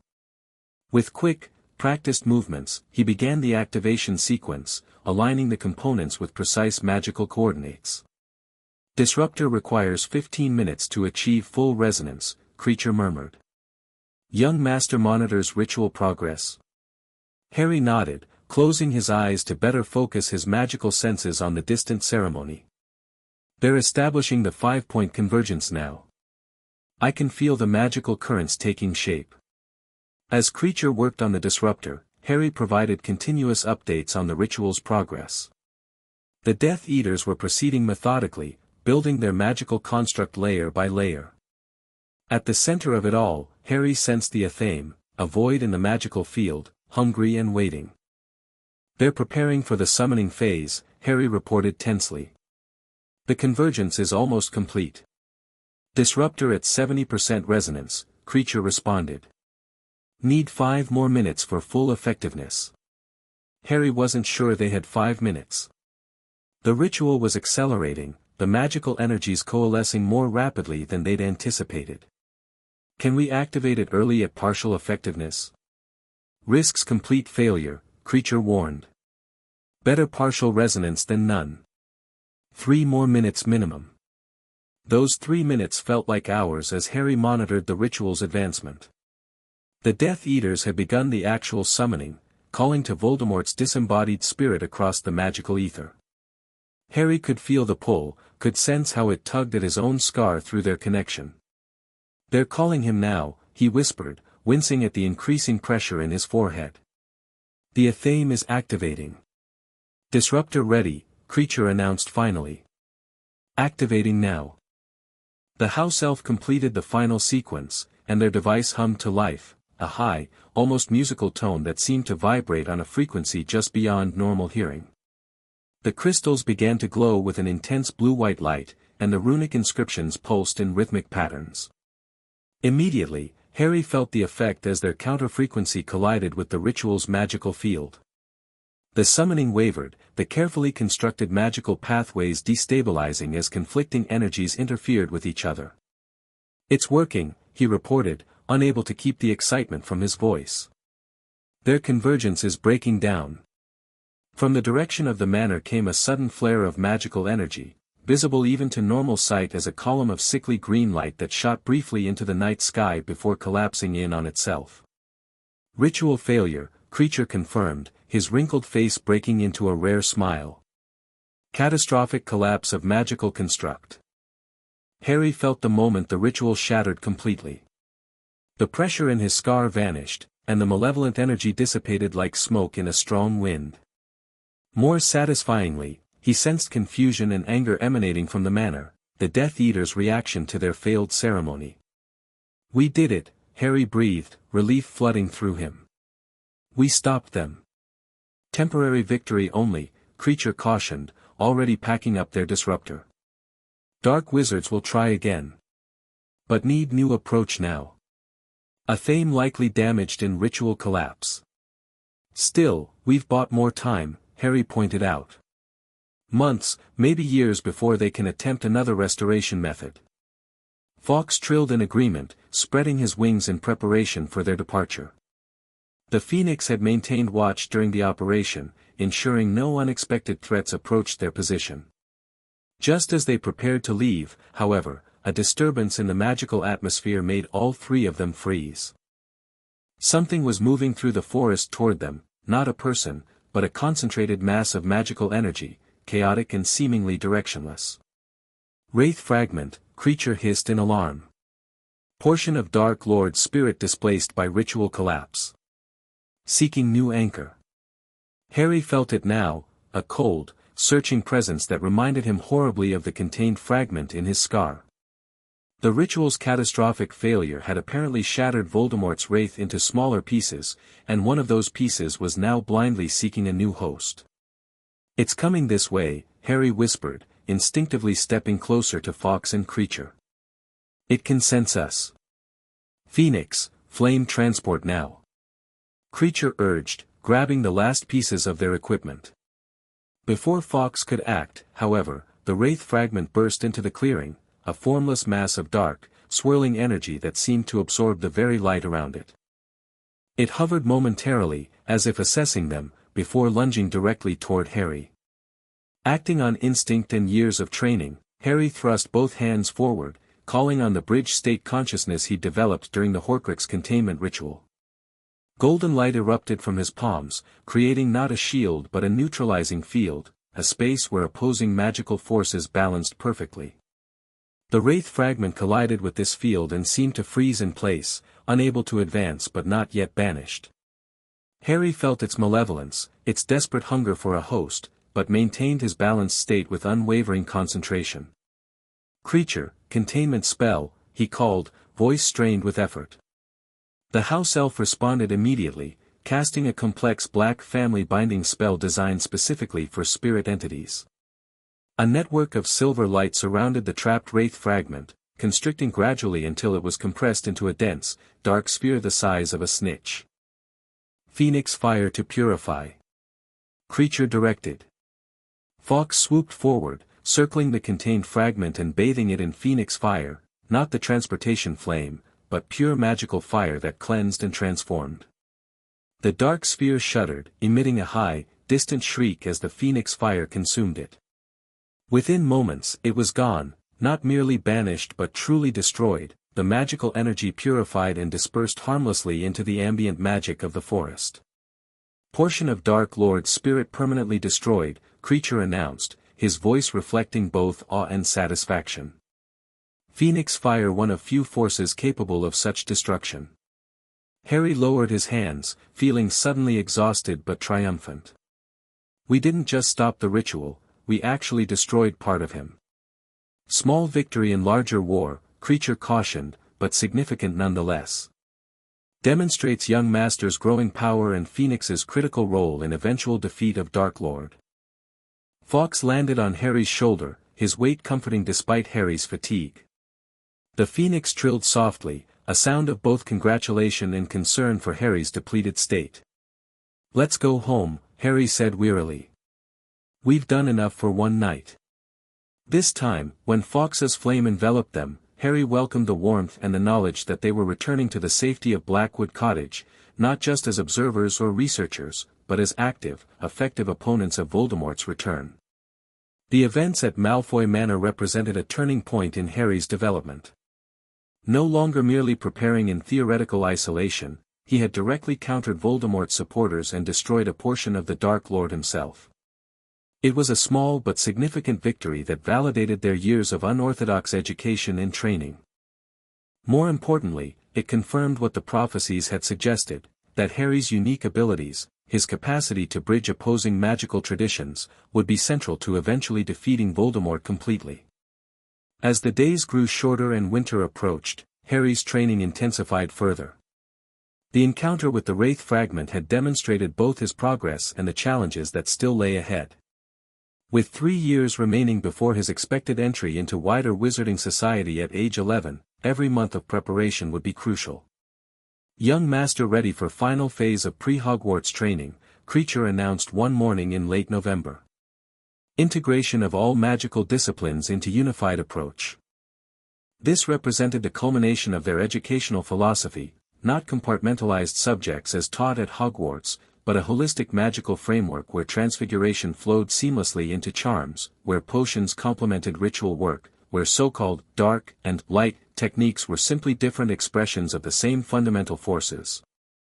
As the year drew to a close, Harry reflected on how far he'd come from the frightened 3-year-old in the cupboard under the stairs. Under the guidance of his unusual guardians, he developed into something unprecedented in the modern wizarding world, a young mage whose magical education transcended traditional boundaries, whose very existence challenged the artificial divisions of magical society. The coming years would bring new challenges as he prepared to enter the wider magical world. Dumbledore, the Ministry, Voldemort's supporters, all represented potential obstacles to his unique path. But with Kreacher's ancient knowledge, Fawkes' divine fire, and his own growing abilities, Harry Potter was becoming what both prophecies had foretold, the bridge between worlds, the unifier of magic's divided traditions. Chapter 3, The Boy Between Worlds. Harry slammed his hand against the training dummy, channeling a precise surge of magic through his palm. The wooden figure shuddered, frost crystallizing across its surface before it exploded into thousands of frozen splinters that hung suspended in midair. Again, Harry commanded, sweat dripping from his forehead despite the winter chill in the training room. With a snap of his fingers, Kreacher reassembled the dummy. Young master pushes too hard. 3rd hour of training without rest. I need to be ready, Harry insisted, wiping his brow with the back of his hand. Hogwarts letters come in 6 months. Everything changes then. At nearly 11, Harry Potter hardly resembled the neglected child rescued from the Dursleys 8 years earlier. Tall for his age and moving with the fluid grace of someone trained in both magical and physical combat, he carried himself with quiet confidence. His lightning scar, now a thin silver line thanks to years of Phoenix tear treatments, remained the only visible mark of his encounter with Voldemort. Fawkes trilled from his perch near the window, a sound conveying both concern and understanding. Yes, I know you both worry, Harry sighed, finally relenting. Fine. 10-minute break, then we continue with the wandless conjuration sequence. Harry dropped onto a cushion, accepting the water Kreacher handed him. The past 3 years since their successful disruption of the Death Eater's ritual at Malfoy Manor had been filled with increasingly advanced magical training, strategic planning, and careful observation of the wider wizarding world. Owl from Hermione arrived while young master trained, Kreacher mentioned, producing a thick envelope. Harry brightened immediately. Brilliant. What she found this time? His friendship with Hermione Granger had flourished through their correspondence, though he'd maintained his Evan Black identity throughout. Her intelligence, curiosity, and increasingly nuanced understanding of magical theory made her letters a highlight of his otherwise isolated life. Girl continues research on magical classification systems, Kreacher noted as Harry scanned the letter's first page. Impressive dedication for Muggleborn with limited access to magical resources.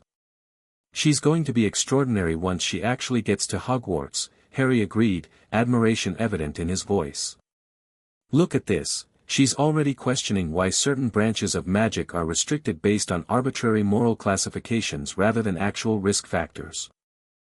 As Harry continued reading, his expression grew more animated.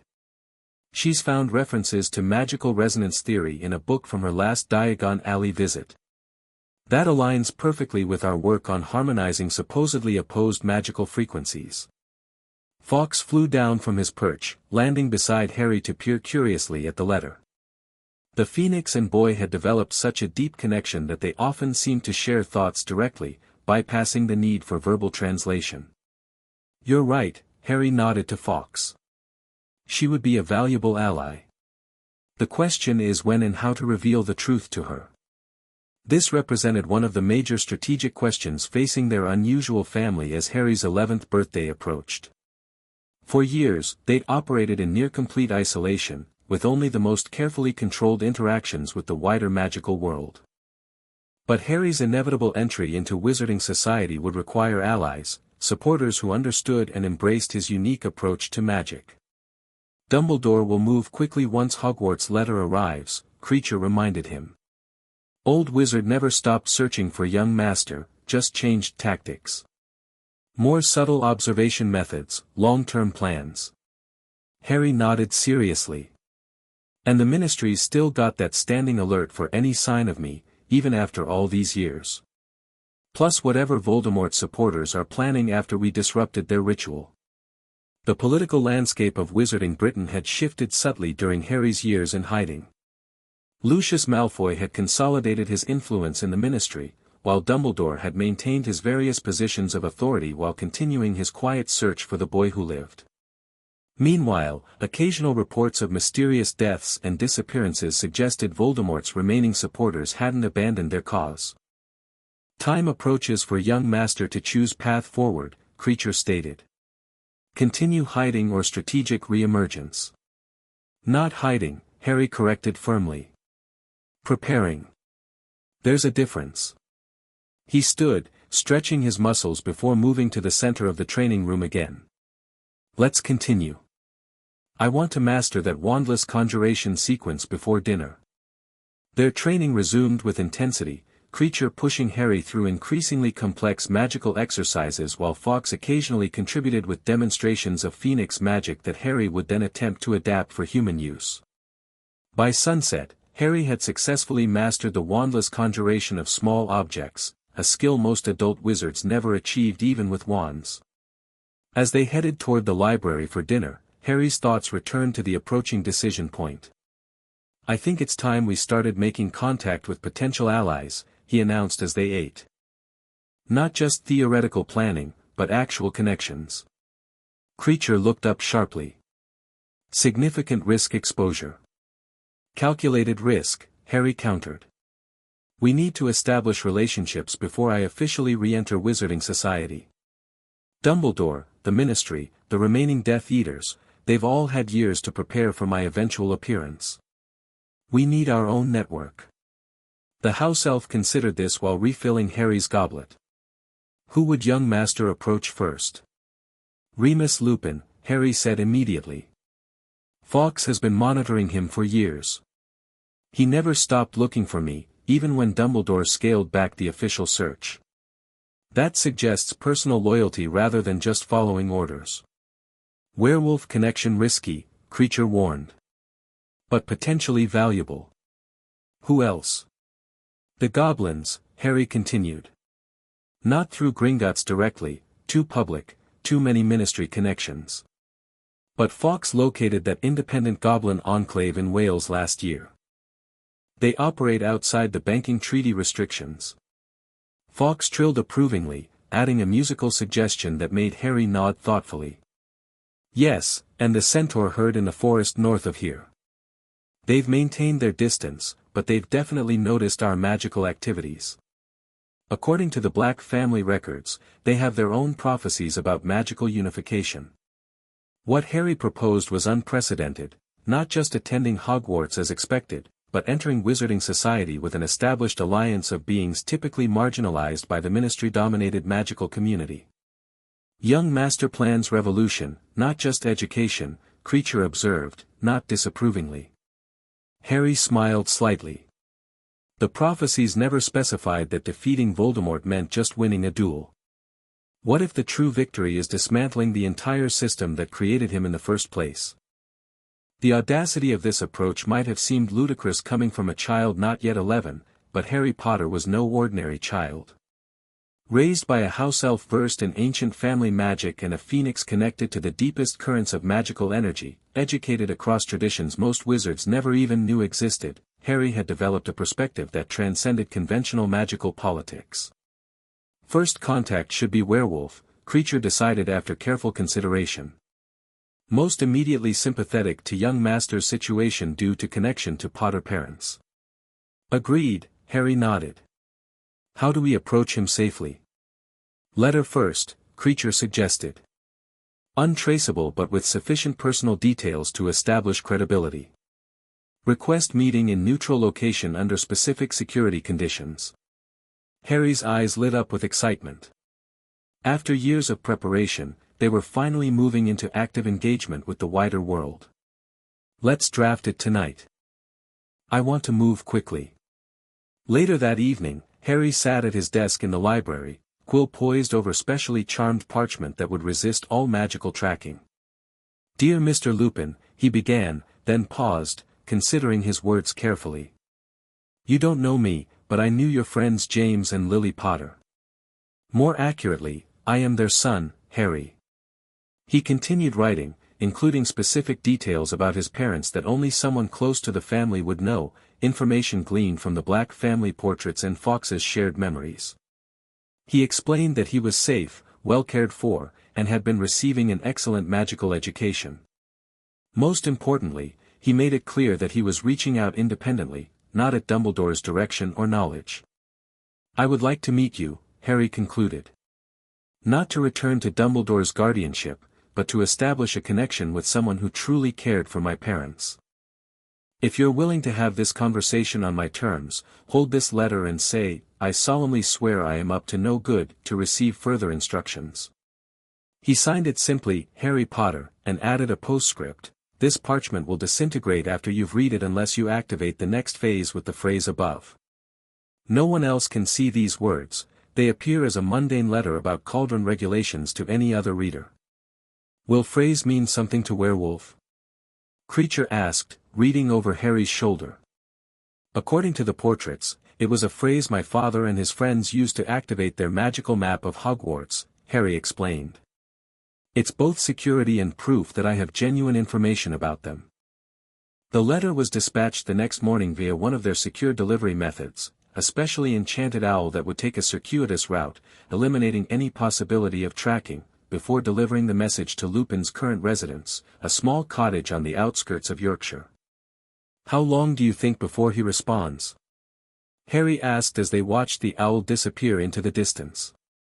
If truly loyal to Potter family above Dumbledore, within hours, Kreacher predicted. If conflicted, perhaps days while deliberates. If reports to Dumbledore. Then we'll know he can't be trusted, Harry finished grimly.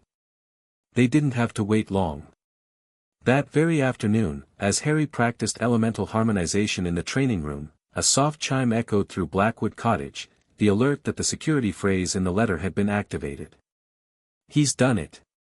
Harry exclaimed, immediately ceasing his practice. He's triggered the second phase. They hurried to the communication room, where a specially enchanted mirror now showed the image of Remus Lupin sitting alone in a shabby but neat cottage, holding the letter with trembling hands. The werewolf looked older than his years, his light brown hair already streaked with grey, his face lined with the hardships of his condition and what appeared to be years of grief. The second phase instructions are appearing for him now, Harry whispered, watching intently as Lupin's eyes widened at the new text manifesting on the previously read parchment. Through the mirror, they could see Lupin reading aloud, if you wish to meet, come alone to the clearing in Wistman's Wood, Dartmoor, tomorrow at noon. Tell no one. You will be observed upon arrival to ensure you haven't been followed or placed under tracking charms. Any attempt to involve others will end all possibility of contact. Lupin looked up from the parchment, his expression a complex mixture of hope, suspicion, and what might have been fear. Harry, he whispered, seemingly to himself. Could it really be you? The mirror's enchantment allowed them to hear his words, though he couldn't see or hear them in return. After all this time, Lupin continued quietly. Where have you been, cub? What happened to you? The raw emotion in the man's voice affected Harry more than he'd expected. This was someone who had truly cared for his parents, who had never stopped looking for him despite years of disappointment. He called me cub, Harry said softly. That's a werewolf term for a pack child. Kreacher nodded. Werewolves form strong pack bonds. If considered young Potter part of pack, explains persistent search efforts despite Dumbledore scaling back official hunt. They watched as Lupin carefully folded the letter and placed it in an inner pocket of his shabby robes. His movements became decisive, purposeful, as he began preparing for the meeting, checking his wand, gathering a traveling cloak, and most significantly, not rushing to a fireplace to contact anyone else. "He's coming alone," Harry observed. "No indication he plans to alert Dumbledore." "First test passed," Kreacher agreed. "But full security protocols still necessary for meeting." The next day found Harry, Kreacher, and Fawkes arriving at Westminster 2 hours before the scheduled meeting time. The ancient, moss-covered forest with its twisted oak trees created a naturally magical environment, perfect for their purposes, isolated enough for privacy, but with multiple exit routes should they need to retreat quickly. Perimeter wards in place, Kreacher reported after setting a complex array of detection and protection spells around the clearing.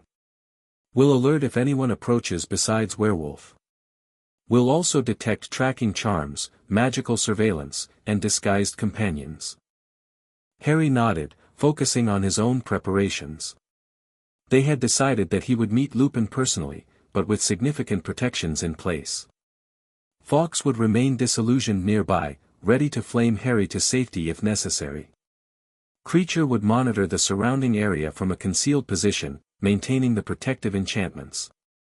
"Remember plan if werewolf compromised," Kreacher reminded him. "No extended conversation. Immediate extraction." "I remember," Harry assured him. "But I don't think it will come to that. Fawkes has been watching him for years. If he were truly Dumbledore's man through and through, we'd have seen evidence by now." At precisely noon, their perimeter alerts chimed softly. Harry straightened, taking a deep breath to center himself as he had before countless training exercises. This was no practice session, however. This was his first direct contact with someone from his parents' world, a connection to his original family. "He's alone," Kreacher confirmed, monitoring the detection wards. "No tracking charms, no disguised companions. Appears to have taken considerable precautions himself against being followed." Harry nodded, impressed by Lupin's thoroughness. "I'll meet him now. Stay alert." Stepping into the clearing, Harry positioned himself near a massive, gnarled oak tree that provided both symbolic protection and a tactical advantage, solid coverage at his back. He wore simple but high-quality robes, neither flaunting wealth nor appearing neglected. His wand, self-crafted from holly with one of Fawkes's freely given feathers, remained hidden but accessible in a wrist holster. A moment later, Remus Lupin entered the clearing from the opposite side. He stopped immediately upon seeing Harry, his amber eyes widening with visible shock. For several heartbeats, the werewolf seemed frozen in place, his expression cycling through disbelief, hope, and what might have been pain. "Harry," he finally whispered, his voice rough with emotion. "It's really you." Harry studied the man carefully before responding. Lupin looked even more careworn up close, his robes patched and frayed, dark circles under his eyes suggesting recent difficulty sleeping. Yet there was strength in his bearing, a resilience that spoke of someone who had endured much and survived. "Hello, Mr. Lupin," Harry replied formally, maintaining his position. "Thank you for coming, and for coming alone." Lupin seemed to physically restrain himself from moving closer. "You look so much like James," he said softly. "But you have Lily's eyes." "Exactly her eyes." "So I've been told," Harry acknowledged. "Though I have few personal memories of them." "Harry, where have you been?" Lupin asked, the question bursting forth as if he couldn't contain it any longer. "Everyone has been searching for years. After you disappeared from your aunt and uncle's home, I was rescued," Harry corrected firmly. "Not disappeared. Rescued from neglect and abuse." Lupin flinched visibly. "Abuse? But Dumbledore assured us you were safe there, protected by blood wards through Lily's sacrifice." "Physically protected from external magical threats, perhaps," Harry conceded. "But not from being locked in a cupboard, starved, and treated like an unwanted burden." The werewolf's face drained of color. "A cupboard? Harry, I had no idea. None of us did." Dumbledore said many things, it seems," Harry interrupted, his voice steady. But he never actually checked, did he? Never visited personally to see how I was being treated. Shame flashed across Lupin's face. I should have insisted on seeing you myself. James and Lily would never have wanted, he broke off, visibly struggling with emotion. Harry, I'm so sorry. I failed you. The raw sincerity in Lupin's apology struck Harry unexpectedly. He'd prepared for denials, for justifications, for attempts to manipulate him into returning to Dumbledore's influence. This immediate, personal acceptance of responsibility was disarming. You weren't the only one who failed me, Harry said, his tone softening slightly. But you're the only one who never stopped looking, even when the official search was scaled back. That's why I contacted you first. First? Lupin repeated, focusing on the word. Then you plan to reconnect with others?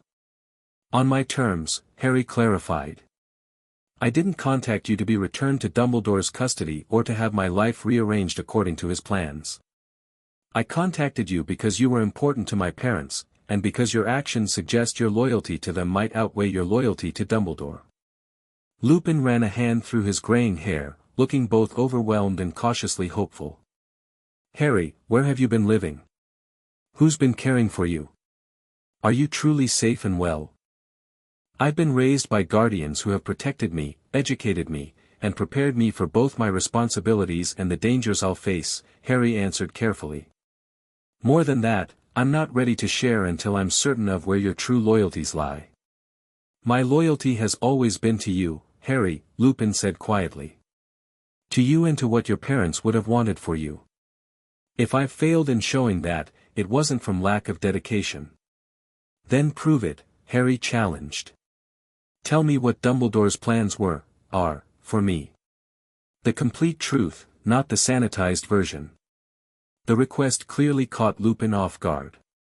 He hesitated, conflict evident in his expression. You're testing me, he finally realized. Asking me to betray Dumbledore's confidence to prove my loyalty to you. Harry nodded, unashamed. Exactly. Because I need to know if you'll put my welfare above Dumbledore's strategies. He's not an evil man, Mr.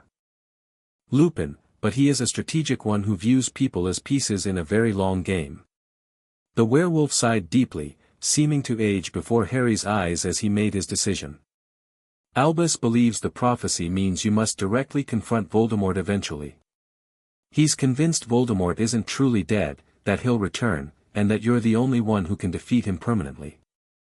That much I already knew, Harry said. What were his specific plans for my development? How did he intend to prepare me for this confrontation? Lupin's gaze dropped momentarily before meeting Harry's eyes with new resolve. He didn't, not really. At least, not until much later. The plan was for you to grow up away from magical fame, then enter Hogwarts as an ordinary student, discovering your abilities gradually under his distant guidance. He believed you would need to develop certain qualities, humility, selflessness, willingness to sacrifice, that might be compromised by too much power or knowledge too soon. In other words, Harry translated coldly, he wanted me ignorant, malleable, and primed for martyrdom if necessary. Harry, I don't think, it's a logical conclusion based on the information, Harry interrupted. Keep me weak and dependent enough to follow his lead, with just enough training to fulfill my prophesied role, but not enough to question his authority or develop independent plans. Lupin looked deeply troubled. When you put it that way, it sounds manipulative, but Albus genuinely believes he's working for the greater good. Most people who do terrible things believe they're justified, Harry countered. The question is whether you're willing to prioritize what's actually best for me over what Dumbledore believes is necessary for his strategy. The clearing fell silent as Lupin visibly wrestled with this challenge to his long-held loyalties. Harry waited patiently, knowing this moment would define their future relationship. James would never have accepted anyone using his son as a weapon or a sacrifice, Lupin finally said, his voice gaining strength. Neither would Lily. And neither will I. He straightened, looking directly at Harry. Whatever help you need that doesn't compromise your safety or independence, I'll provide it. Without reporting to Dumbledore. Harry studied him intently, stretching out his magical senses to detect any deception. He found none, only genuine emotion and newfound resolve. "Thank you," Harry said simply. "That's what I hoped you'd say." Some of the tension left the clearing as both took a moment to acknowledge this new understanding between them. "May I ask who's been raising you?" Lupin ventured carefully. "You're obviously well-educated, healthy, and more confident than I'd expect from someone your age." Harry considered how much to reveal. "I've been raised by two guardians who have different but complementary magical perspectives. One is deeply versed in ancient family magic, protective enchantments, and what most would classify as traditional magical approaches. The other specializes in healing magic, phoenix fire manipulation, and what might be called more light-oriented practices." Lupin's brow furrowed in concentration. "Phoenix fire manipulation? Harry, that's incredibly rare magic. The only wizard I know who works directly with a phoenix is Dumbledore." "Yes," Harry nodded. "But Fawkes is his own being, capable of making independent choices." The werewolf's eyes widened dramatically. "Fawkes has been helping raise you? But that would mean," he broke off, putting pieces together rapidly. "And you mentioned ancient family magic, a house elf. A black family house elf?" "You're quick," Harry acknowledged with a slight smile. "Now you understand why secrecy has been so important. My guardians would be considered unusual by conventional wizarding standards." "That's putting it mildly," Lupin muttered, looking stunned. "A phoenix and a house elf raising the boy who lived. It's unprecedented. And highly effective," Harry pointed out. "I've received an education no other young wizard in Britain could claim, one that crosses the artificial boundaries between magical traditions and draws from sources most never access." Lupin's expression shifted from shock to thoughtful consideration. "That would explain why your magical signature felt so unusual when I sensed you in Diagon Alley years ago. You've been trained in both traditionally light and dark magic, haven't you?" "I've been trained in magic," Harry corrected firmly. "The classifications of light and dark are largely political constructs designed to control access to certain forms of power. Real magic exists on a spectrum, with intent and purpose determining its effect far more than arbitrary categorization." A flash of something, surprise, respect, perhaps even pride, crossed Lupin's face. "That's a remarkably sophisticated perspective for someone not yet 11. Age doesn't determine wisdom, Mr. Lupin. Experience and education do." "Call me Remus, please," the werewolf requested. "Or Moony, if you prefer." "It's what your father called me." "Moony," Harry repeated, the nickname creating an unexpected connection to his past. "Because of your lycanthropy." Lupin, Remus, looked surprised again. "You know about my condition?" "Of course. It's an integral part of who you are, not something to be hidden or ashamed of. Werewolves represent another artificial division in magical society, beings who bridge the supposed gap between human and beast, persecuted for having a foot in both worlds."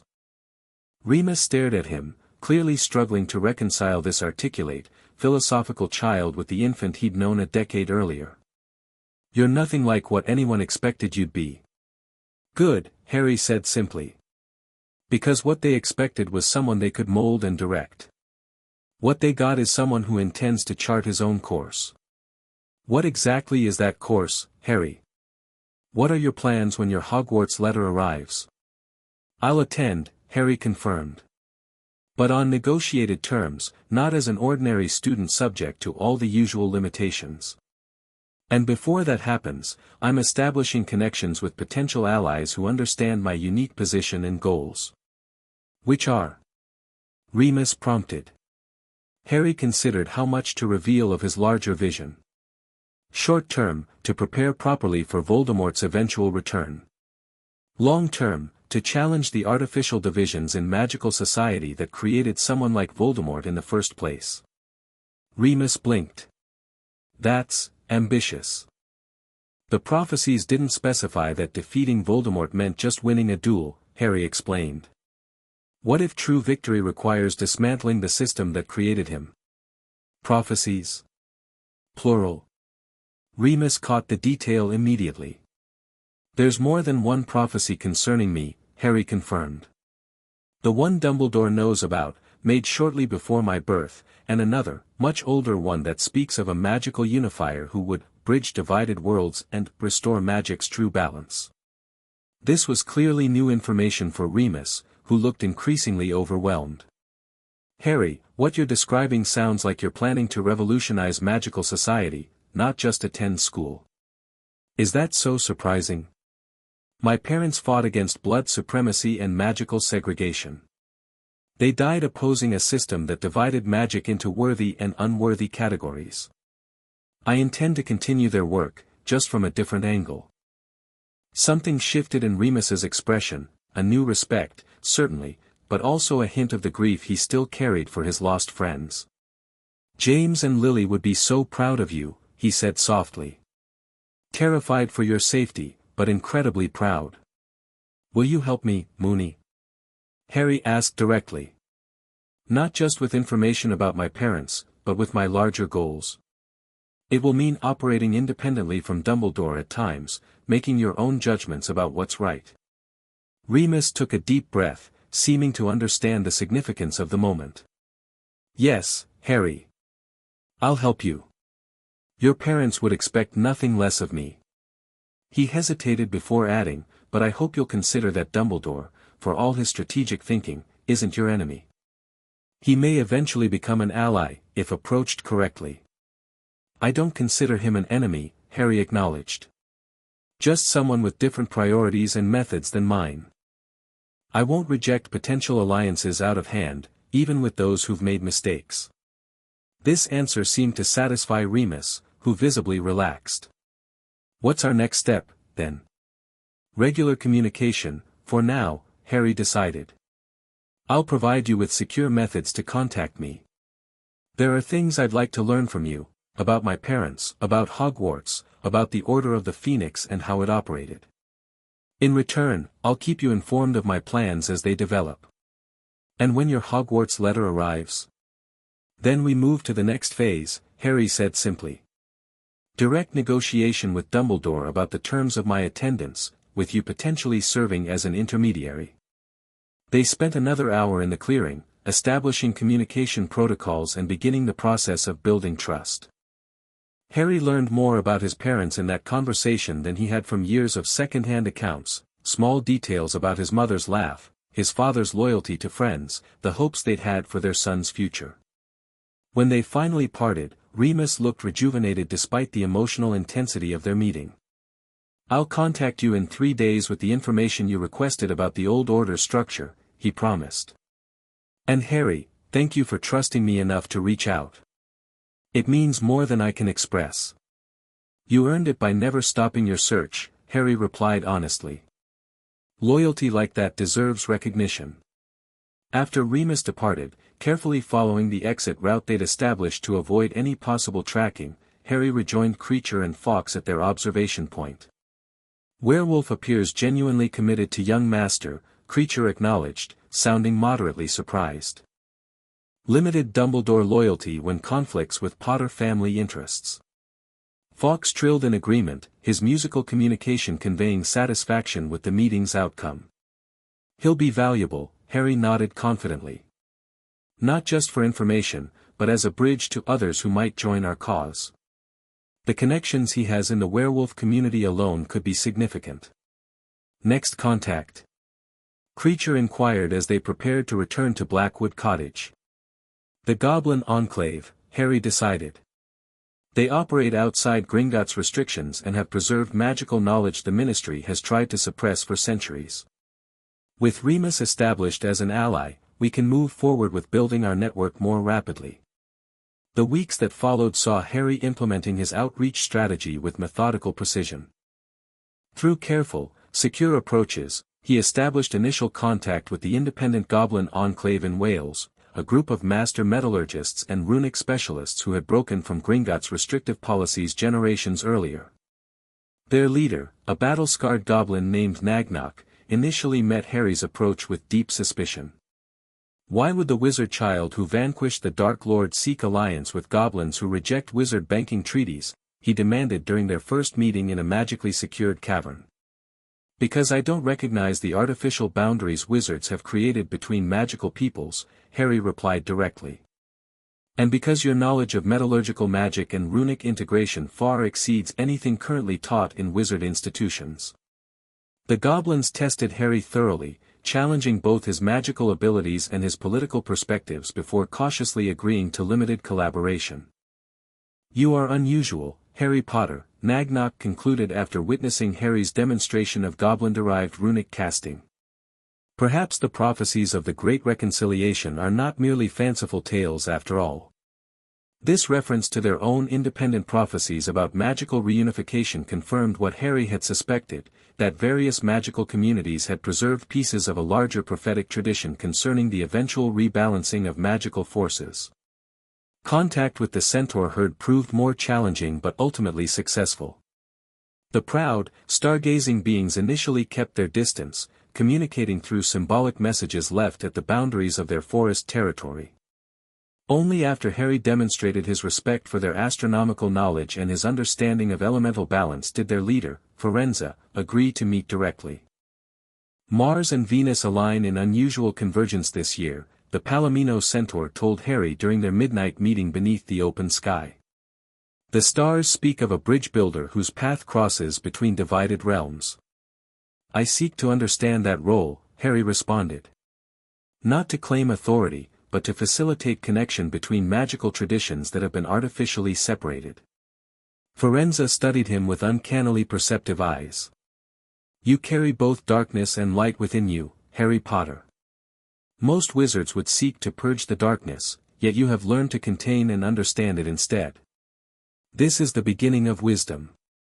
By spring, Harry had established a small but significant network of unconventional allies, Remus providing insight into the human wizarding world, the Goblin Enclave offering expertise in metallurgical and runic magic, and the Centaurs contributing astronomical predictions relevant to the prophecies. Most significantly, Harry had cautiously revealed his true identity to Hermione through their correspondence, after years of writing as Evan Black. Her initial shock had quickly given way to fascination with his unusual upbringing and magical education. This explains so much, her response letter had exclaimed, underlined 3 times. I knew your understanding of magical theory was far too advanced for a homeschooled student with limited resources. The way you questioned the standard magical classifications never quite fit with what I'd read about traditional wizarding education. Her acceptance had been immediate and enthusiastic. Of course I'll keep your secret, Harry. What the wizarding world has done, artificially dividing magic into acceptable and forbidden categories based on political considerations rather than actual magical principles, is exactly the kind of irrational system I've been questioning from the beginning. Count me as an ally in whatever comes next. As his 11th birthday approached, Harry intensified his preparations for officially entering Wizarding Society. With Kreacher and Fawkes, he developed contingency plans for various scenarios they might face when his Hogwarts letter arrived. Dumbledore will insist on personal meeting, Kreacher predicted as they reviewed their strategies in the library. Will attempt to establish guardianship influence, assess young master's development. We'll agree to a meeting, but on neutral ground and with specific conditions, Harry decided. Remus can help arrange it, presenting himself as someone who's made independent contact with me. Fawkes trilled thoughtfully, conveying a complex idea about magical binding communications. That's brilliant, Harry agreed, understanding immediately. A modified communications bond between the 3 of us would allow you both to advise me even when I'm at Hogwarts, beyond Dumbledore's detection. Creating such a bond would be complex magic, blending house elf communication enchantments with Phoenix fire speaking in a way that connected to Harry's own magical core. It would allow instant, undetectable communication regardless of distance or intervening wards. They spent the next several weeks developing and testing this bond, ultimately creating a three-way connection that manifested as a subtle warmth in Harry's mind when either of his guardians wished to communicate. Through concentration, he could hear Kreacher's thoughts or perceive Fawkes's visual and emotional communications as if they were standing beside him. Bond successful, Kreacher confirmed after their final test across significant distance. Undetectable by conventional magical monitoring. Functions through Hogwarts wards based on Phoenix fire transmission principles. As July approached, the atmosphere at Blackwood Cottage grew increasingly focused. Harry's birthday, and with it, his Hogwarts letter, would mark the transition from preparation to active engagement with the wizarding world he'd observed from a distance for so many years. "Young Master ready," Kreacher declared one evening, rare pride evident in his voice. "Magic strong, mind protected, strategy sound." Fawkes trilled in agreement from his perch, golden eyes reflecting the firelight as he studied his young charge with obvious affection. "I couldn't have done any of it without you both," Harry said sincerely. "Whatever happens next, we face it together, the unusual family that fate or chance or something else entirely brought together." The morning of Harry's 11th birthday dawned clear and bright. As arranged through their secure communications, Remus arrived early to be present for what they all expected would be a significant day. "Happy birthday, Harry," the werewolf greeted him warmly, presenting a carefully wrapped package. "This was your father's. I've kept it safe all these years, waiting for the right moment to pass it on." Inside the package, Harry found a silvery, fluid-like cloak that seemed to shimmer between visibility and transparency as it moved. An invisibility cloak, Harry breathed, immediately recognizing the magical item from his studies. "And not just any cloak, this is exceptionally powerful. It's been in the Potter family for generations," Remus explained. "James loaned it to Dumbledore for study shortly before that night. I retrieved it afterwards, feeling it should return to you eventually." Harry ran his fingers reverently over the silky material, feeling the ancient magic pulsing within it. "Thank you, Moony. This is..." He swallowed against unexpected emotion. "This means a great deal." Their moment was interrupted by a soft chime from the cottage's external wards. "Magical owl approaches," Kreacher announced, moving to the window. "Hogwarts seal visible." Despite having anticipated this moment for years, Harry felt a surge of nervous excitement. This was it, the official beginning of his re-entry into wizarding society. The owl, a dignified tawny creature, delivered the thick parchment envelope directly to Harry before departing without waiting for a response. The address was written in emerald green ink: Mr. H. Potter, the library, Blackwood Cottage, unplottable location. "They still can't pinpoint our exact location," Harry noted with satisfaction. "Just enough information to deliver the letter, but not enough to find us." The letter inside contained exactly what they'd expected: an offer of admission to Hogwarts School of Witchcraft and Wizardry, signed by Minerva McGonagall as deputy headmistress, along with a list of required supplies and a request for owl confirmation of attendance by July 31st. "And now we implement Phase 1, Harry said decisively, moving to his desk and retrieving pre-prepared parchment. His response was cordial but direct: "Dear Professor McGonagall, I am in receipt of my Hogwarts acceptance letter and am pleased to confirm my attendance for the coming term. However, given the unusual circumstances of my upbringing for the past 8 years, I request a personal meeting with Headmaster Dumbledore to discuss certain accommodations regarding my attendance.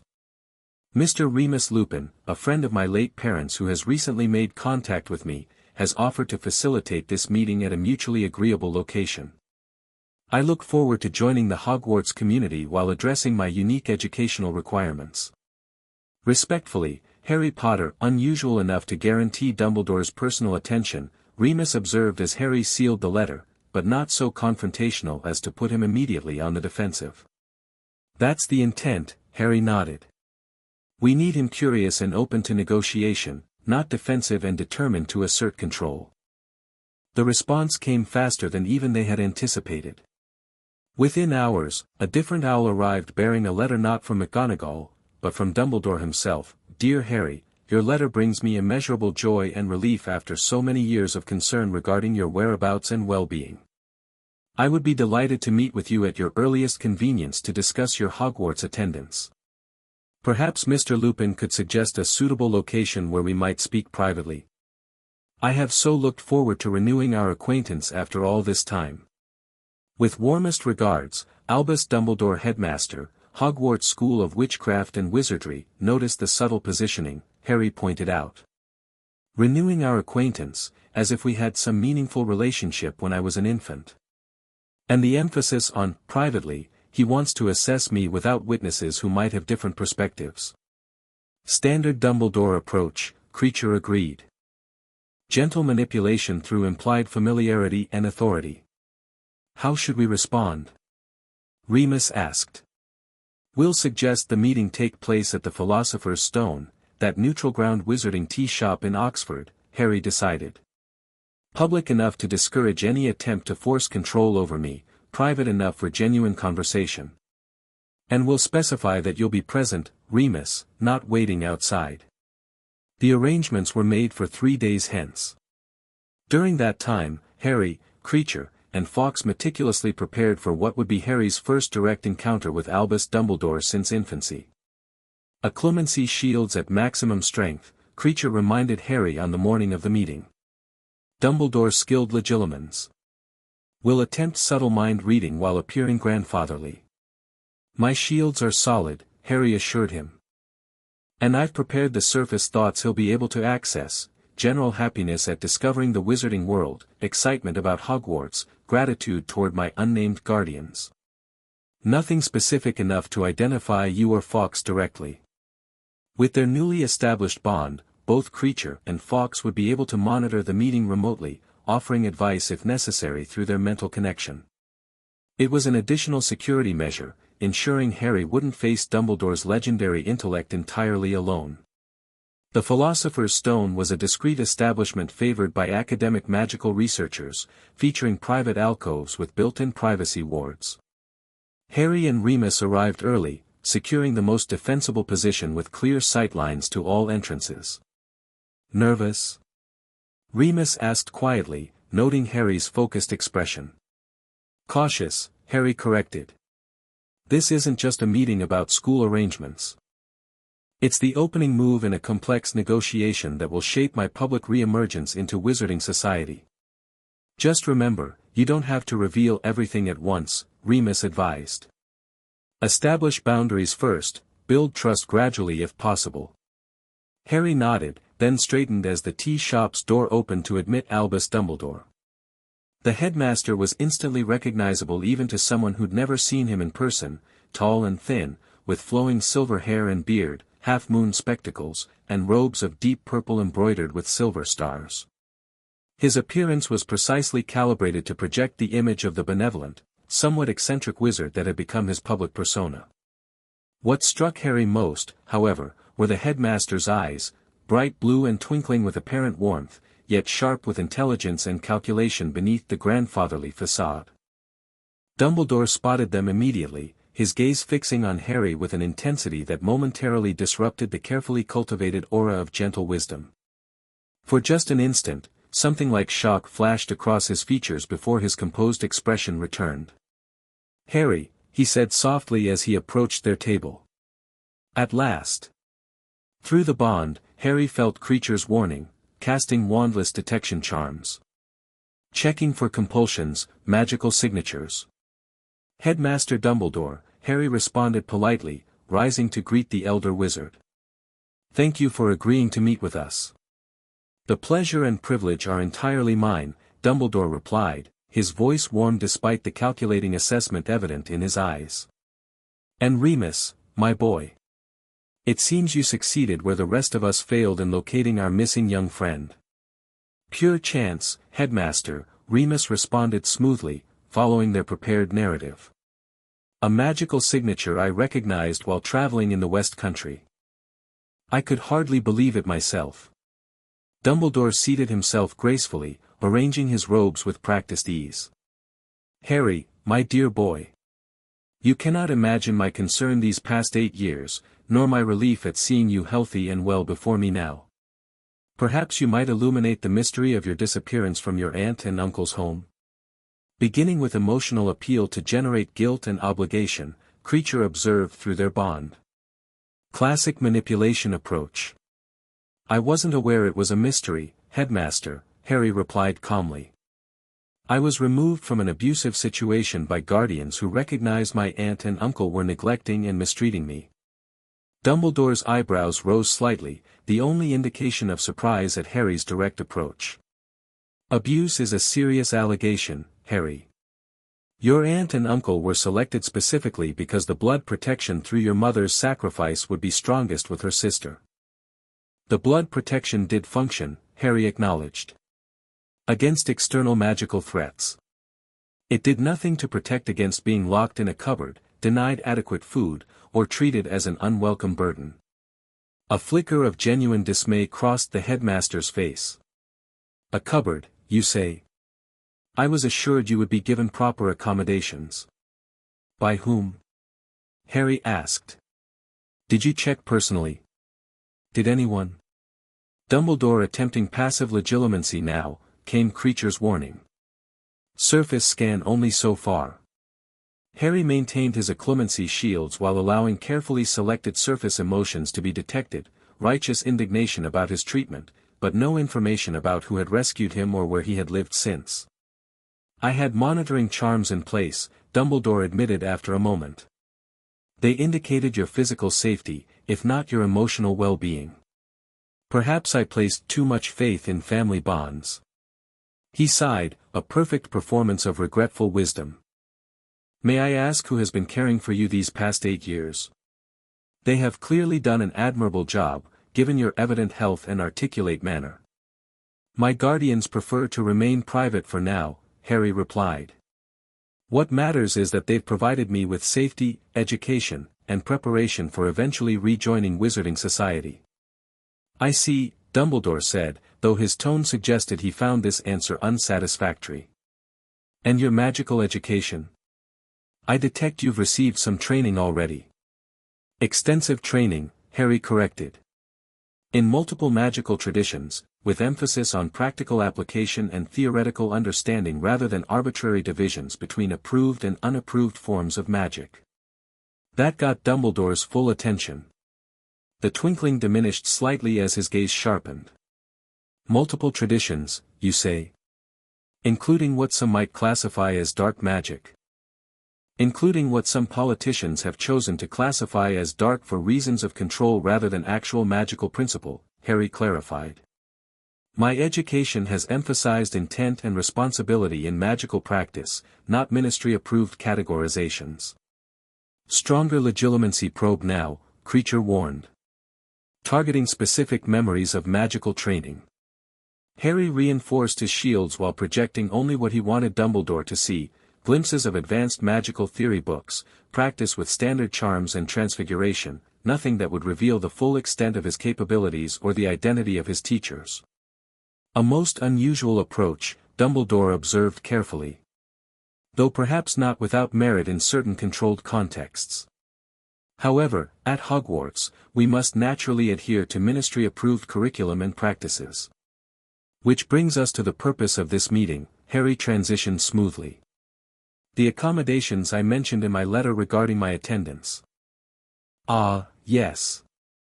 Dumbledore steepled his fingers, visibly shifting to his role as educational administrator. What sort of accommodations did you have in mind, my boy? Harry outlined his requirements precisely, exemption from certain introductory classes in subjects where he'd already achieved proficiency, permission to continue his independent studies in advanced magical theory, and recognition of his status as neither a ward of the ministry nor subject to standard restrictions on underage magic given his unusual upbringing.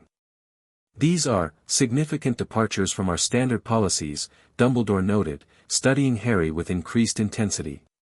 While I appreciate your educational progress, integration with your peers in a structured environment is an essential part of the Hogwarts experience. I'm not opposed to integration, Harry clarified. Just to having my existing knowledge and abilities artificially restricted to match those who haven't had my advantages. I'll attend core classes, participate in house activities, and build relationships with other students. But I won't pretend ignorance or incapacity where none exists. Through their bond, Fawkes communicated approval, accompanied by an impression of Harry standing his ground against swirling mist that sought to envelop him, the phoenix's metaphorical representation of Dumbledore's attempt to assert control. The negotiation continued for nearly 2 hours, with Dumbledore attempting various approaches, appeals to tradition, subtle warnings about the dangers of advanced magic without proper oversight, reminders of Harry's prophesied importance to the wizarding world. Through it all, Harry maintained his position with respectful but unwavering determination. "You are remarkably self-possessed for someone your age, Harry," Dumbledore finally observed, a new note in his voice that might have been reluctant respect.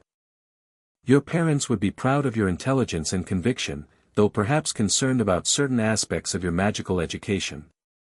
"My parents fought against artificial restrictions and prejudices in magical society," Harry countered. "I believe they'd approve of an education that questions arbitrary limitations rather than reinforcing them." Something shifted in Dumbledore's expression, a reassessment, perhaps, or a recalculation of his approach. "It seems we have much to learn about each other, Harry. While I cannot agree to all your proposals without consultation with the Board of Governors, I believe we can establish a framework for your attendance that respects both your unusual background and the necessary structure of Hogwarts education." They eventually reached a compromise. Harry would be assessed in each subject during the first week of term, with advanced placement available based on demonstrated proficiency. He would be permitted to continue certain independent studies under faculty supervision. Most significantly, Dumbledore agreed that Harry's unique status, neither raised in the Muggle world nor within traditional wizarding society, warranted special consideration regarding the trace and underage magic restrictions. "I must admit, Harry, you are not what I expected," Dumbledore said as their meeting concluded. "Though perhaps I should not be surprised. Your parents were exceptional people who never chose the conventional path when a better one presented itself." "Thank you for saying so, Headmaster," Harry replied sincerely. "Despite our differences in approach, I believe we share fundamental goals regarding both my education and the larger challenges facing the wizarding world." "Indeed?" Dumbledore's eyebrows rose slightly. "And what challenges might those be, from your perspective?" "The artificial divisions that weaken magical society from within," Harry said directly. "The prejudices that elevate certain magical traditions while suppressing others, that privilege certain beings while marginalizing others. The same divisions that created the environment in which Voldemort could rise to power in the first place." At the casual use of Voldemort's name, and the sophisticated analysis accompanying it, Dumbledore's expression showed genuine surprise before shifting to thoughtful consideration. "You have given these matters substantial thought," he observed. "Most unusual for one so young. I find myself most curious about the influences that have shaped your perspectives." "All in good time, Headmaster," Harry smiled slightly. "For now, shall we consider our arrangements for the coming term settled?" As they parted ways outside the tea shop, Dumbledore offered one final observation. "You know, Harry, there is an old prophecy, far older than the one concerning you and Voldemort, that speaks of a magical unifier who would bridge divided worlds and restore magic's true balance. I find myself wondering if perhaps these prophecies are more connected than we previously understood." Harry met the headmaster's gaze steadily. "Perhaps they are. The question is whether we'll recognize the connection in time for it to matter." With that cryptic exchange, they separated, Dumbledore returning to Hogwarts with much to consider, Harry and Remus heading to their next appointment with their network of unconventional allies. "That went better than expected," Remus commented once they were safely away. "You handled him masterfully, Harry. I've rarely seen Albus so consistently off balance in a negotiation." "He's reassessing everything now," Harry nodded. "Trying to determine whether I'm a potential ally with a different approach, or a new variable that disrupts his carefully constructed plans. The reference to the older prophecy was particularly interesting. He's testing to see how much I know about it." Through their bond, Kreacher and Fawkes conveyed their own assessments. Both agreed that Dumbledore had departed with more questions than answers, which served their immediate purposes perfectly. Better for the headmaster to be intrigued and reconsidering his assumptions than hostile and determined to assert control. The weeks leading up to September 1st saw intense activity as Harry prepared for his public debut in Wizarding Society. Their network expanded further with cautious outreach to selected families who might be sympathetic to Harry's unique perspective. Neville Longbottom, whose parents had been friends with James and Lily Potter before being tortured into insanity by Death Eaters, was contacted through a carefully orchestrated, chance, meeting in a specialized magical plant nursery. The shy, seemingly unconfident boy initially appeared overwhelmed by Harry's direct approach, but gradually revealed unexpected depth and a quiet determination to honor his parents' legacy. "Gran's always told me to be proud of my parents' sacrifice," Neville confided during their second meeting. "But sometimes I think she'd prefer if I were more like my dad, naturally talented, confident, powerful." "Our parents' legacies are important," Harry acknowledged, "but we have to find our own paths too. And from what I've observed, you have substantial magical potential that's been suppressed, not absent." Their budding friendship represented an important alliance, the two boys directly connected to the prophecy about Voldemort's downfall, approaching Hogwarts with very different experiences but potentially complementary strengths. Similarly calculated contacts were established with the Bones family, whose head, Amelia, held a key position in magical law enforcement, and surprisingly, with the Greengrass family, traditionally aligned with Slytherin House but maintaining careful neutrality during Voldemort's first rise. Political balance requires connections across traditional boundaries, Harry explained to Remus, who had expressed surprise at the outreach to a family with historical Slytherin ties. The artificial house divisions at Hogwarts reflect and reinforce the larger segregation in magical society. Breaking those patterns starts with building relationships that cross expected lines. The most significant preparation, however, involved completing the three-way magical bond between Harry, Kreacher, and Fawkes. The ritual, performed under the August full moon, created a permanent connection that would allow instantaneous communication regardless of distance or intervening wards. Bond complete, Kreacher announced as the final runic sequence activated, golden light briefly enveloping all three of them. "Young Master can now call either of us through thought alone, receive guidance or assistance when needed." The bond manifested differently for each connection. With Kreacher, Harry could exchange clear verbal thoughts as if speaking directly. With Fawkes, communication came as intuitive impressions, emotional resonances, and occasionally vivid images. Together, they represented complementary approaches to magic and guidance that would remain accessible even when Harry was physically separated from his guardians. "This doesn't mean you'll be constantly monitoring my thoughts, right?" Harry confirmed, suddenly envisioning his unusual guardians commenting on his every action at Hogwarts. "Privacy filters incorporated in bond design," Kreacher assured him. "Contact initiated by conscious choice, not continuous observation. Young Master maintains mental independence." Their final preparation involved Harry's first visit to Diagon Alley without disguise, a calculated public appearance designed to establish his presence in Wizarding Society on his own terms before the more confined environment of Hogwarts. "Significant risk," Kreacher warned as they reviewed the plan. "First public appearance guarantees media attention, potential security threats.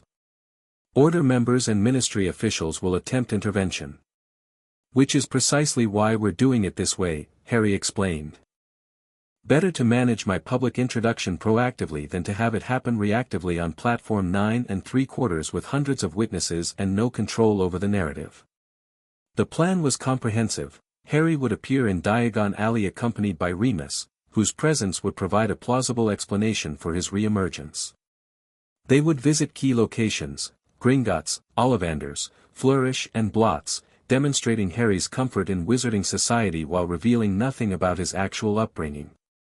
Most importantly, they would implement the carefully crafted public narrative, that Harry had been raised in a secure, unplottable location by guardians who had rescued him from mistreatment, received an excellent magical education emphasizing both traditional and innovative approaches, and was now prepared to take his place at Hogwarts while maintaining his independence from ministry control. The morning of their planned appearance dawned clear and bright.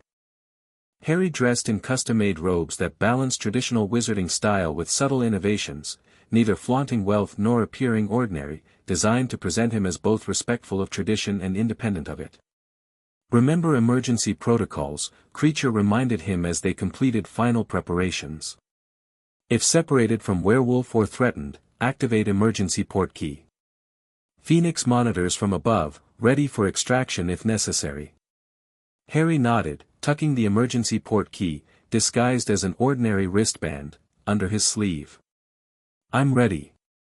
Remus arrived precisely on schedule, looking more presentable than usual in new robes that Harry had insisted on providing for the occasion. Nervous? He asked, noting Harry's focused expression. Prepared, Harry corrected. This is just the first public move in a much longer game.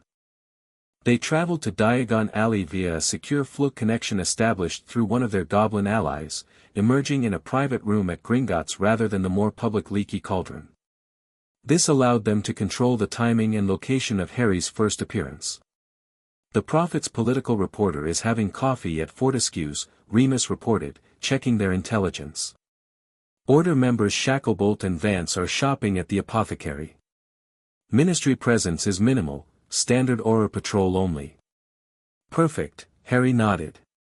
We'll start with Gringotts, then proceed to Ollivanders, then Flourish and Blots. Maximum visibility with controlled interactions. Their exit from Gringotts produced the first ripple of recognition. A wizard waiting on the marble steps did a double take, staring at Harry's forehead where the lightning bolt scar was visible beneath his casually swept hair. Merlin's beard, the man gasped, loud enough for nearby shoppers to hear. It's Harry Potter. The effect was immediate, heads turning, conversations halting, people changing direction to move closer for a better look. Harry maintained a calm, dignified expression, neither hiding from the attention nor appearing to court it. Mr. Potter, called a witch in professional robes, pushing forward with a notepad hovering beside her. Rita Skeeter, Daily Prophet. Your reappearance after 8 years is the story of the decade. Care to comment on where you've been all this time? More people gathered, creating an impromptu crowd on the bank steps. Harry felt creatures alert through their bond, order members approaching from north. Ministry officials alerted, en route from Leaky Cauldron. Ms. Skeeter, Harry acknowledged politely, speaking clearly enough to be heard by the growing audience. I've been raised in a secure location by guardians who prioritize my safety, education, and well-being. Now that I'm preparing to attend Hogwarts, it seemed appropriate to re-enter Wizarding Society more openly. But who are these mysterious guardians? Skeeter pressed, her quick quotes quill scratching frantically beside her. Why was the boy who lived hidden away when the entire wizarding world has been searching for you? The circumstances of my placement with my Muggle relatives after my parents' murder were well-intentioned but deeply flawed, Harry replied evenly. My guardians intervened to remove me from an abusive situation and provide the protection and education I needed. This direct reference to abuse created an immediate buzz in the crowd. Before Skeeter could follow up, 2 wizards in Auror robes pushed through to the front. Mr. Potter, the lead Auror addressed him officially. The Ministry has had an alert concerning your whereabouts for 8 years. We need to escort you to the Department of Magical Law Enforcement to verify your identity and welfare. That won't be necessary, Auror Dawlish, Remus interjected smoothly. Mr. Potter is here legally, accompanied by an adult wizard, and has broken no laws. The Ministry has no grounds for detention or forced interview of a minor preparing for his Hogwarts attendance. And you are? The Auror demanded. Remus Lupin, friend of the Potter family. The standoff attracted even more attention, shoppers abandoning their errands to witness the confrontation. Harry noted several Order members now positioned strategically around the periphery of the crowd, clearly waiting for Dumbledore's instructions rather than intervening immediately. Perhaps we can resolve this without disrupting everyone's shopping, Harry suggested reasonably, addressing both the Aurors and the onlookers. I'm simply here to purchase my school supplies, not to create a public spectacle. His mature, measured response generated murmurs of approval from the crowd. The Aurors found themselves in an awkward position, trying to assert Ministry authority while aware of the growing public sympathy for the composed young wizard before them.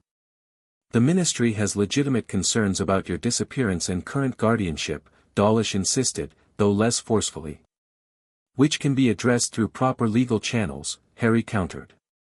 Not through public confrontation in Diagon Alley.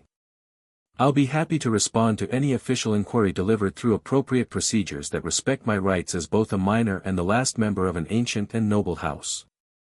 The invocation of his hereditary status, something many in the crowd would recognize as carrying significant legal weight in wizarding society, further undermined the Auror's position. After a tense moment, they reluctantly stepped back. The department will be in contact regarding this matter, Mr. Potter, Dawlish stated formally. Please ensure you remain accessible for official communication. Of course, Harry agreed pleasantly. My Hogwarts attendance will make me quite accessible starting September 1st. As the Aurors withdrew, Harry turned back to the gathered crowd with a small smile. Now, if you'll excuse me, I have quite a lot of shopping to complete before term begins. This natural, confident handling of the confrontation made a significant impression. As Harry and Remus made their way through Diagon Alley, completing their planned visits to key shops, the public response evolved from shocked recognition to curious respect. Harry answered questions politely but selectively, never revealing specific details about his guardians or location while presenting a clear narrative of rescue, education, and now, controlled re-emergence. Their visit to Ollivander's proved particularly significant. The wand-maker greeted Harry as if they were meeting for the first time, maintaining the fiction that Harry hadn't previously visited under disguise, but his silvery eyes conveyed knowing recognition. "I've been expecting you, Mr. Potter," Ollivander said softly as the shop door closed behind them. "Though I confess, you are not quite what I anticipated." "In what way, Mr. Ollivander?" Harry asked, playing his role perfectly. "You carry yourself with the confidence of someone who already understands wand lore," the wand-maker observed. "Most unusual in one so young." The process of selecting a wand was brief, as Harry already knew exactly which components would respond to him. When Ollivander presented the Holly and Phoenix feather wand, twin to Voldemort's, Harry accepted it with appropriate wonder while fully aware of its significance. "Curious," Ollivander murmured, repeating the script they'd anticipated. "Most curious indeed." "What's curious, sir?" Harry prompted. "I remember every wand I've ever sold, Mr. Potter. It so happens that the phoenix whose tail feather resides in your wand gave another feather, just one other. It is curious that you should be destined for this wand when its brother gave you that scar." Harry feigned surprise and concern appropriately, while through their bond, Fawkes communicated amused appreciation for Ollivander's theatrical presentation of information they all already knew. Their final stop at Flourish and Blots drew the largest crowd yet, with word of Harry Potter's appearance having spread throughout the alley. As Harry selected books far beyond the standard first-year requirements, he spotted a familiar bushy-haired figure watching him intently from the magical theory section. Hermione Granger maintained her distance, honoring their agreement not to acknowledge their prior correspondence publicly yet, but her barely contained excitement was evident in her expression. They exchanged the briefest of nods, a private recognition between future allies that went unnoticed by the surrounding crowd. By the time they completed their shopping, Harry had successfully established his public persona, poised, knowledgeable, independent but not disrespectful of wizarding traditions. The narrative they'd carefully crafted was already taking shape in public discourse, with people repeating key elements as fact. Harry had been rescued from mistreatment, raised by qualified guardians who prioritized his education and safety, and was now prepared to take his place at Hogwarts while maintaining appropriate independence from ministry interference. "Masterfully done," Remus commented as they prepared to depart. "You've given them enough to satisfy immediate curiosity while revealing nothing substantive about your actual situation." Through their bond, both Kreacher and Fawkes expressed approval of the day's outcomes. The initial phase of Harry's public re-emergence had been executed precisely as planned, setting the stage for his arrival at Hogwarts with a carefully established reputation and narrative already in place. The final weeks before term began saw Harry completing his preparations with methodical thoroughness. His custom-made trunk contained multiple magically expanded compartments, one for standard school supplies, others for his advanced research materials, rare ingredients, and specialized magical tools. Additional protective enchantments ensured that only Harry could access the more sensitive contents. Young Master prepared for all foreseeable scenarios, Kreacher declared as they reviewed their plans one final time. Contingencies established for various challenges. Communication bond tested and confirmed functional through Hogwarts wards. Their network of allies was in place, Remus positioned as Harry's public adult connection, Hermione prepared to act as an intellectual peer within Hogwarts, Neville as a potential bridge to traditionally light-aligned families, and various magical beings ready to provide assistance outside conventional wizarding channels if needed. The morning of September 1st arrived with a sense of momentous transition. Harry stood in Blackwood Cottage's entrance hall, trunk packed, dressed in standard Hogwarts robes that had been subtly enhanced with protective enchantments. 8 years' preparation reaches culmination today, Kreacher observed, his normally gruff voice carrying unusual emotion.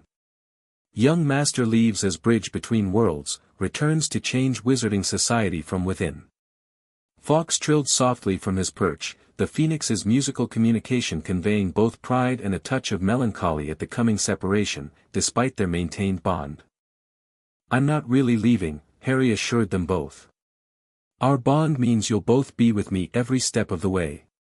And I'll return for holidays and any emergency situations." Their goodbyes were brief but heartfelt. For all their strategic planning and magical preparation, the emotional reality of their unusual family separating after 8 years together couldn't be entirely rationalized away. "Young Master represents hope for true magical balance," Kreacher said finally. Kreacher proud to serve bridge between worlds. Fawkes added his own farewell, a brief burst of Phoenix song that somehow conveyed absolute faith in Harry's path forward while promising unwavering support regardless of distance. Remus arrived precisely on schedule to escort Harry to King's Cross Station. They had decided to make a conventional arrival at platform 9 3/4, having already established Harry's public presence in Diagon Alley. There was strategic value in demonstrating willingness to follow normal procedures for Hogwarts attendance. The station was bustling with Muggles unaware of the parallel magical world operating alongside them. Harry and Remus navigated casually toward the barrier between platforms 9 and 10. "Ready?" Remus asked quietly. Harry nodded, feeling the comforting warmth of his bond with Kreacher and Fawkes in the back of his mind. "Ready." Together, they walked through the apparently solid barrier, emerging onto platform 9 3/4 where the Scarlet Hogwarts Express waited amid billowing steam and the chaotic energy of hundreds of magical families saying goodbye to their children. The reaction to Harry's appearance was immediate but less overwhelming than in Diagon Alley. Word of his re-emergence had spread throughout Wizarding Britain in the intervening weeks, transforming the shock of recognition into curious observation and whispered conversations. "Everyone's watching without appearing to watch," Harry noted quietly to Remus as they moved along the platform. "At least a dozen adults here are either Order members or Ministry officials, based on their magical signatures. Dumbledore and the Ministry both want to ensure your safe arrival," Remus confirmed. "Though I suspect they're equally interested in seeing who might approach you before you board."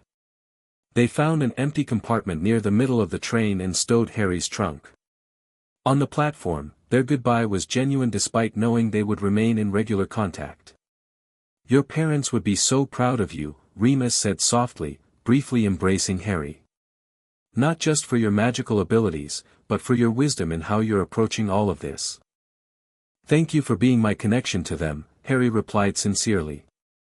"And for believing in me when it wasn't the easy path." As the train's whistle sounded the final boarding call, Harry settled into his compartment, watching through the window as platform 9 3/4 slid away. The Hogwarts Express gathered speed, carrying him toward the next phase of his carefully planned emergence into Wizarding Society. He wasn't left alone for long. The compartment door slid open to reveal Hermione Granger, her excitement barely contained behind a facade of casual interest. "Excuse me, do you mind if I join you?" she asked, maintaining the fiction of their first meeting for any potential observers. "Most other compartments are full." "Not at all," Harry replied with a small smile, recognizing the beginning of their public alliance. "I'm Harry Potter." Hermione Granger, she introduced herself, closing the door behind her before adding in a whisper, "This is so strange after years of letters. I've been bursting to talk to you properly since I saw you in Flourish and Blots." Their conversation flowed naturally from there, transitioning smoothly between their established topics of magical theory and the practical considerations of their Hogwarts attendance. As anticipated, they were soon joined by Neville Longbottom, looking nervous but determined as he searched for his escaped toad. "I remember you from the plant nursery," Neville said shyly after Harry invited him to stay. "You knew about Cambodian singing ferns." Gran was impressed. The dynamic between the three of them, Harry with his unconventional magical education, Hermione with her brilliant analytical mind and outsider's perspective on wizarding customs, and Neville with his quiet determination and deep connection to traditional wizarding families, represented exactly the kind of cross-boundary alliance Harry had envisioned. Their journey continued with various students passing by their compartment, clearly curious about the famous Harry Potter but mostly too intimidated to introduce themselves directly. The exception came midway through the journey when the door slid open to reveal a pale, blonde boy flanked by two larger students. "They're saying Harry Potter's on the train," the blonde boy announced without preamble. "That's you, is it?" "It is," Harry confirmed, studying the newcomer with interest. "And you are?" "Malfoy. Draco Malfoy." The boy's chin lifted slightly. "This is Crabbe and Goyle." Harry recognized the name immediately, the son of Lucius Malfoy, one of the Death Eaters who had attempted the ritual in Albania 3 years earlier. This encounter represented both challenge and opportunity, a potential connection to information about Voldemort's supporters, but also a test of Harry's ability to engage across traditional divisions. "You'll find some wizarding families are better than others, Potter," Malfoy continued with practiced confidence. "You don't want to go making friends with the wrong sort. I can help you there." He extended his hand, clearly expecting immediate deference to his offered alliance. Harry considered his response carefully, aware that this moment would establish a precedent for his interactions with traditionally Slytherin-aligned families. "I appreciate the offer, Malfoy," he replied evenly, briefly shaking the extended hand but not with the enthusiasm Draco clearly expected. "Though I prefer to evaluate people individually rather than by family association. Intelligence and magical potential exist across all traditional divisions in our society." This measured response, neither rejection nor eager acceptance, visibly confused Malfoy, who had clearly prepared for either adulation or antagonism. "Well, obviously," he recovered somewhat awkwardly. "Some individuals prove exceptions to their associations. Just remember that centuries of magical tradition exist for good reasons." "Some do," Harry acknowledged. "Others persist through inertia rather than merit. The most successful wizards throughout history have been those who recognize the difference." The philosophical nature of this exchange seemed to discomfort Malfoy, who clearly hadn't expected such a nuanced conversation. "Right. Well. See you at Hogwarts, then." After Malfoy and his companions departed, Hermione gave Harry an impressed look. "That was brilliantly handled. You neither alienated him nor compromised your principles. Political balance requires maintaining possible connections even with those whose perspectives differ fundamentally from yours," Harry explained. "Especially with those people, in fact. Creating echo chambers where we only engage with those who already agree with us is how magical society became so fragmented in the first place." Their journey concluded as darkness fell and the Hogwarts Express pulled into Hogsmeade Station. Following tradition, the first years were directed to boats for their initial approach to the castle, a strategic choice that emphasized the wonder and majesty of Hogwarts to new students. As their boat glided across the Black Lake, Harry got his first view of Hogwarts Castle rising majestically against the night sky, windows glowing with warm light, towers reaching toward the stars. Despite his years of preparation and independent magical education, the sight stirred something profound within him, a connection to the magical heritage that transcended politics and divisions. Through their bond, he felt Kreacher and Fawkes sharing the moment with him, Kreacher's grudging acknowledgement of the castle's impressive magical construction, Fawkes' more emotional connection to the centuries of magical learning contained within its walls. The traditional procession into the Great Hall, led by Professor McGonagall, brought Harry face to face with the entire student body and faculty of Hogwarts for the first time. The enchanted ceiling reflected the clear night sky above, thousands of candles floated in midair, and 4 long tables were filled with students in black robes trimmed with their house colors. At the high table, Dumbledore watched the first year's entrance with particular attention, his gaze lingering on Harry with that same mixture of calculation and genuine curiosity Harry had observed during their meeting in Oxford. The sorting ceremony began with Professor McGonagall placing the ancient sorting hat on a stool before the assembled school. Harry listened with interest as the hat sang about the 4 houses and their distinctive qualities, noting how the very structure of this tradition reinforced the artificial divisions in magical society he hoped to eventually bridge. As expected, Hermione was sorted into Ravenclaw after a brief deliberation by the hat, while Neville, to many people's surprise but not Harry's, was placed in Gryffindor. Malfoy went immediately to Slytherin, as did most of the students from traditionally aligned families. When McGonagall finally called Potter, Harry, a hush fell over the Great Hall, followed immediately by an outbreak of whispers as Harry stepped forward. He noted the reaction, not just from students but from the faculty table as well, where several professors leaned forward with particular interest. The hat dropped over his eyes, and immediately a small voice spoke in his ear, My, what have we here? Most unusual. I've sorted thousands of students, but never one with such a unique magical education. Afoot in multiple traditions, trained by both House Elf and Phoenix, extraordinary. I'd appreciate your discretion regarding my guardians, Harry thought firmly. Of course, the hat assured him. I never reveal what I see in students' minds. Now, where to put you? You have qualities valued by all 4 houses, courage certainly, intelligence in abundance, loyalty to those who earn it, and ambition to change the very foundations of magical society.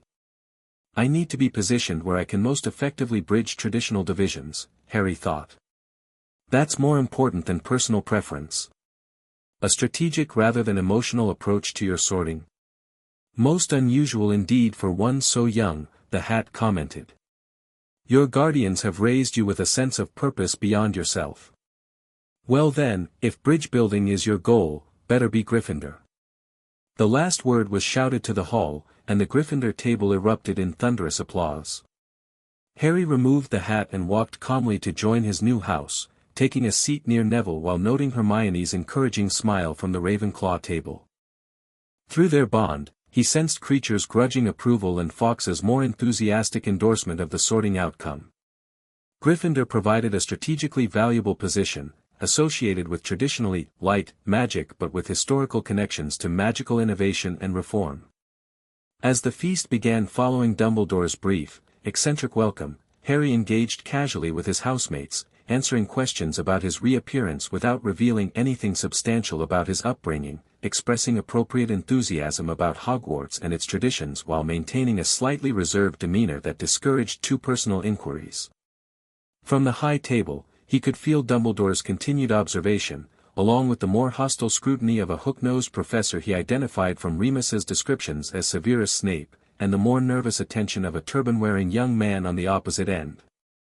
Through the bond, he felt a sudden, sharp warning from both guardians simultaneously as his gaze met that of the turban professor. Dark magic signature from turbaned wizard, Kreacher's mental voice came urgently. Familiar resonance. Fawkes' warning was more direct, a vivid impression of danger, possession, and connection to the fragment in Harry's scar. Harry maintained his composed expression while processing this alarming information. If his guardians were correct, something associated with Voldemort had infiltrated Hogwarts itself, possessing or influencing one of the professors. This represented both an immediate security concern and potential acceleration of their timeline regarding Voldemort's eventual return. That's Professor Quirrell, Percy Weasley informed him, misinterpreting Harry's attention. Defense against the dark arts teacher. Brilliant mind, but nervous disposition. Supposedly encountered vampires during a sabbatical and was never quite the same afterward. Interesting, Harry commented neutrally, while mentally communicating with his guardians. We'll need to investigate carefully. If he's connected to Voldemort, he may be after something at Hogwarts beyond just monitoring my arrival. Kreacher's response was immediate, possible connection to Philosopher's Stone rumor. Black family sources indicated Flamel's stone recently moved from Gringotts to Hogwarts for protection. This connection made strategic sense. The Philosopher's Stone, capable of producing the elixir of life, would be exactly the sort of artifact a disembodied Voldemort might seek to facilitate his return to physical form. As the feast concluded and Dumbledore rose to deliver his start-of-term notices, Harry listened with particular attention to the warning about the forbidden third-floor corridor and the painful death awaiting anyone who ventured there. Stone likely hidden in forbidden corridor, he communicated to his guardians. Transparent attempt to discourage curiosity while actually provoking it. Either poor security design or deliberate trap. The evening concluded with the school singing the Hogwarts song, each student following their own preferred tune, a rare moment of individualism in an otherwise highly structured environment. As the prefects led the first years toward their dormitories, Harry felt the weight of multiple gazes following his progress from the hall. His arrival at Hogwarts had set multiple chains of events in motion: Dumbledore's reassessment of his plans for the boy who lived, the Ministry's consternation at Harry's independent stance, the curiosity of students from families across the political spectrum, and most urgently, the apparent presence of some aspect of Voldemort himself within the castle walls. Through it all, Harry maintained his centered calm, confident in the preparations that had brought him to this point. With his unusual guardians still connected through their bond, his growing network of allies positioned across traditional boundaries, and his unique magical education bridging supposedly opposed traditions, he was prepared to face whatever challenges emerged. As he settled into his four-poster bed in Gryffindor Tower that night, Harry reflected that his journey was really just beginning. The bridge between worlds that the prophecies had described wasn't a single action or confrontation, but a sustained effort to transform how magical society understood itself, starting here, within the very institution that had most powerfully reinforced those artificial divisions for centuries. With that understanding firmly in mind, Harry Potter, the boy raised by a phoenix and a house elf to bridge the artificial gap between light and dark magic, closed his eyes and prepared for the work ahead. The end. Thank you for watching this video. Please be sure to subscribe to our channel and like this video.